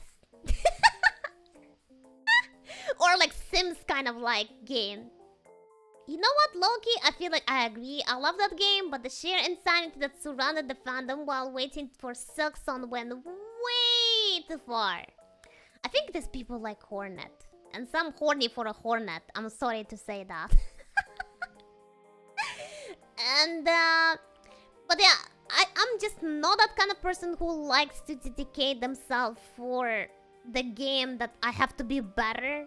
I don't like to play the games when I have to be better. And, you know, just play better, be faster. Like, just improve generally. Instead of having fun with the game, right? And I just feel like no matter how much I like the design of the Hollow Knight, no matter how good is the story, how I like to watch the videos about it, I'm just gonna suffer. In that game, I'm just gonna suffer. I'm gonna miss the jump. I'm just gonna do some bullshit. I'm just gonna get, like, you know, overwhelmed. Or I'm just gonna panic. And that's it. That's it. And I'm just gonna rage quit that game. And that would be the end of my Hollow Knight.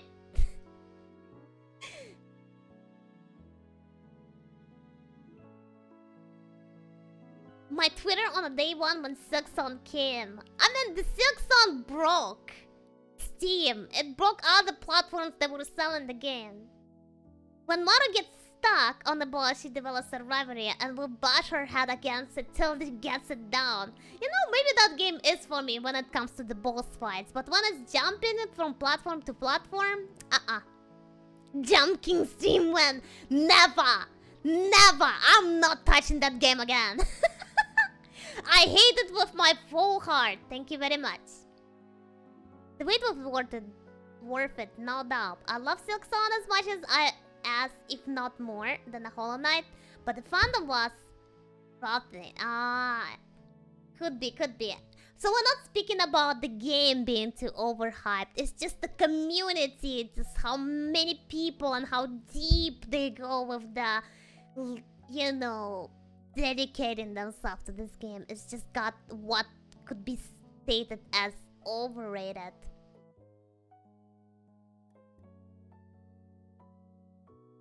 Oh my god, it's a Helper-chan! Welcome! It's been a while, how you doing? Hollow Knight is a pick, Silksong too, but I'm pissed at the final boss fight. I would just saw, like, you know, I just see how I would be pissed off at everything in the game. And I just like, you know what, let me just keep the image of this game being really cute, very beautiful, very interesting plot and, like, you know, like lore and everything like that. without me hating on the game just because it's so damn hard.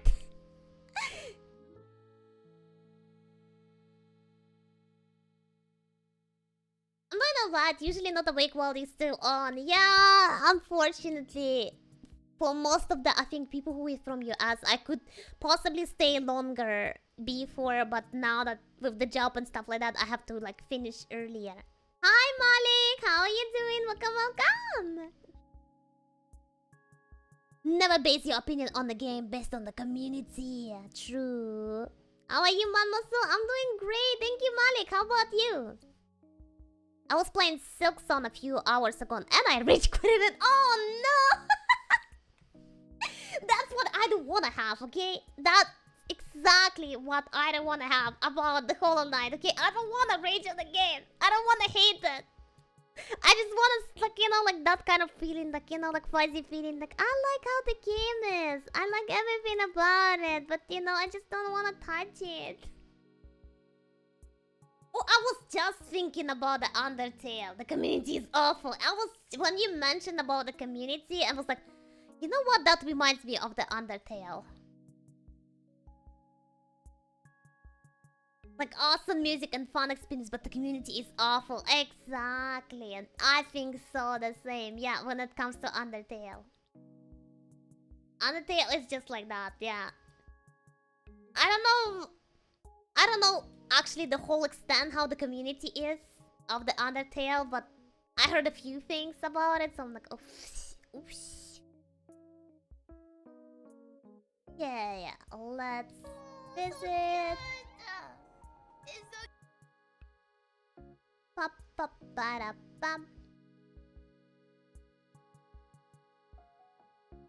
Six is an amazing game, even if it makes you wanna commit. I don't lie.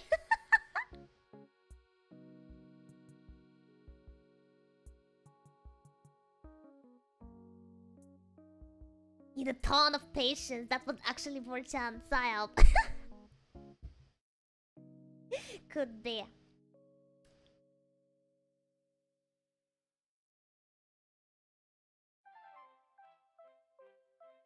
Wait, what is it about the 4chan Psyop?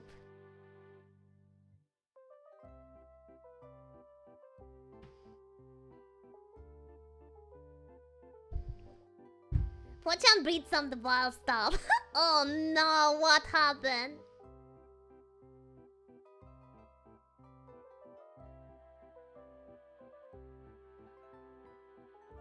The digital secrecy show is being ruined by community fans. True.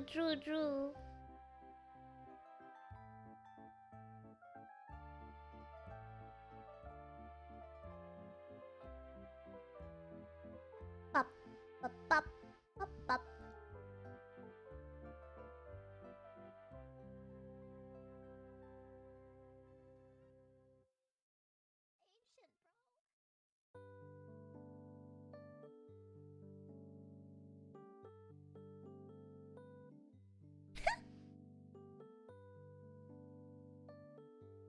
I think it's either one of the old Fire Emblems or similar game. Almost 5 hours, yes. I'm actually looking for a person to rate at the moment. I'm doing my job, don't worry. Trying to do my job. Okay, guys. Other than that, thank you so much for joining me for today's podcast. I hope you had a lot of fun. Today. I tried to fit everyone as possible. Sorry if I couldn't actually fit you to today's podcast, but I hope you enjoyed it still.